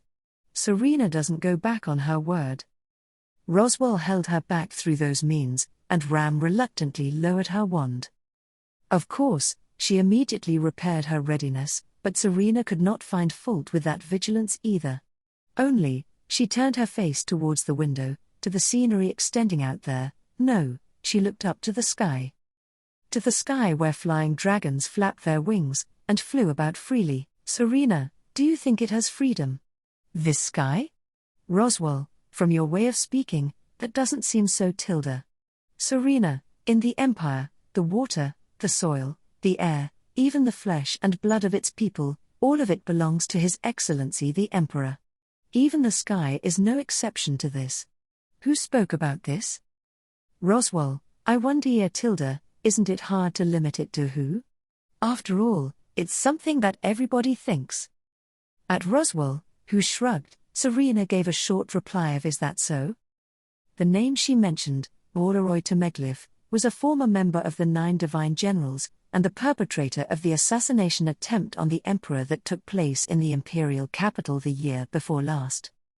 Originally, he was a capable person appointed to an important position in the Dracroy domain by Serena, and because of his remarkable strength and excellence as a flying dragon rider, there seemed to be good prospects that he would work his way up and advance to the rank of General First Class. As a matter of course, Borleroy turning his blade on the Emperor had also put Serena, who had recommended him, in a bad position. Although the position of High Countess was not even taken away, the imperial capital's feelings were poor, the expectations they held in her flying dragon squadron were lost, and she was also never given an opportunity to recover. And to top it all off, the person who had been installed as Borleroy's replacement in the 9 Divine Generals was Roswell, the Flying Dragon General. Madeline Eschart, is a selection akin to a snide remark, isn't it? Serena, with no military experience, a being that suddenly rose to the position of General First Class on the Prime Minister's recommendation, it seems her lineage is surprisingly that of a dragonkin. With a dragonkin who can control flying dragons without the secret technique of taming flying dragons, taking the time and effort to train flying dragon riders would be useless, wouldn't it? Ram, that's not the position of Serena Summer, who has a flying dragon squadron. Serena, whoa, don't look down on my flying dragon squadron. Not needing riders has both advantages and disadvantages. It's true that the time needed for training is eliminated, but a flying dragon without a rider can only rely on its instincts for tactics. On that point, a flying dragon rider can understand and apply tactics. Ram, Roswell, most importantly, the dragonkin in question seems to crush them with force in numbers. Volakia's secret of taming flying dragons, even Roswell did not know the details of the technique to employ the ferocious flying dragons that bore no thought for people. However, he had heard even though a talented flying dragon rider could discipline a single flying dragon, they would need to stay with them at all times. In other words, flying dragon riding had to consist of one flying dragon and one person. In contrast, the existence of the flying dragon general, who could command countless flying dragons without putting in all that time, was the natural enemy of Serena, whose strength lay in the flying dragon squadron, as well as a thorn in her side. Serena, Borleroy was a trusted friend who was at my place for a long time. If he went against His Excellency, and even pointed a spear at him, it could be said to be inevitable that the fault would turn towards me. But Ram, whether you are willing to resign yourself to that disgrace is a different story, isn't it? Serena, each and everything you say appeals to the depths of my heart. Ram is obliged. Responding to Ram's bland expression of gratitude, Serena sighed deeply. Serena did not deny what Roswell and Ram had pointed out when being pressed by their respective voices. By the time she had Ram lower her wand, she had already resolved herself. That was a sign of her willingness to talk on an equal footing, rather than divulge the circumstances under threat. In other words, Serena, even with all this, I didn't mean to cause trouble while you were here, okay?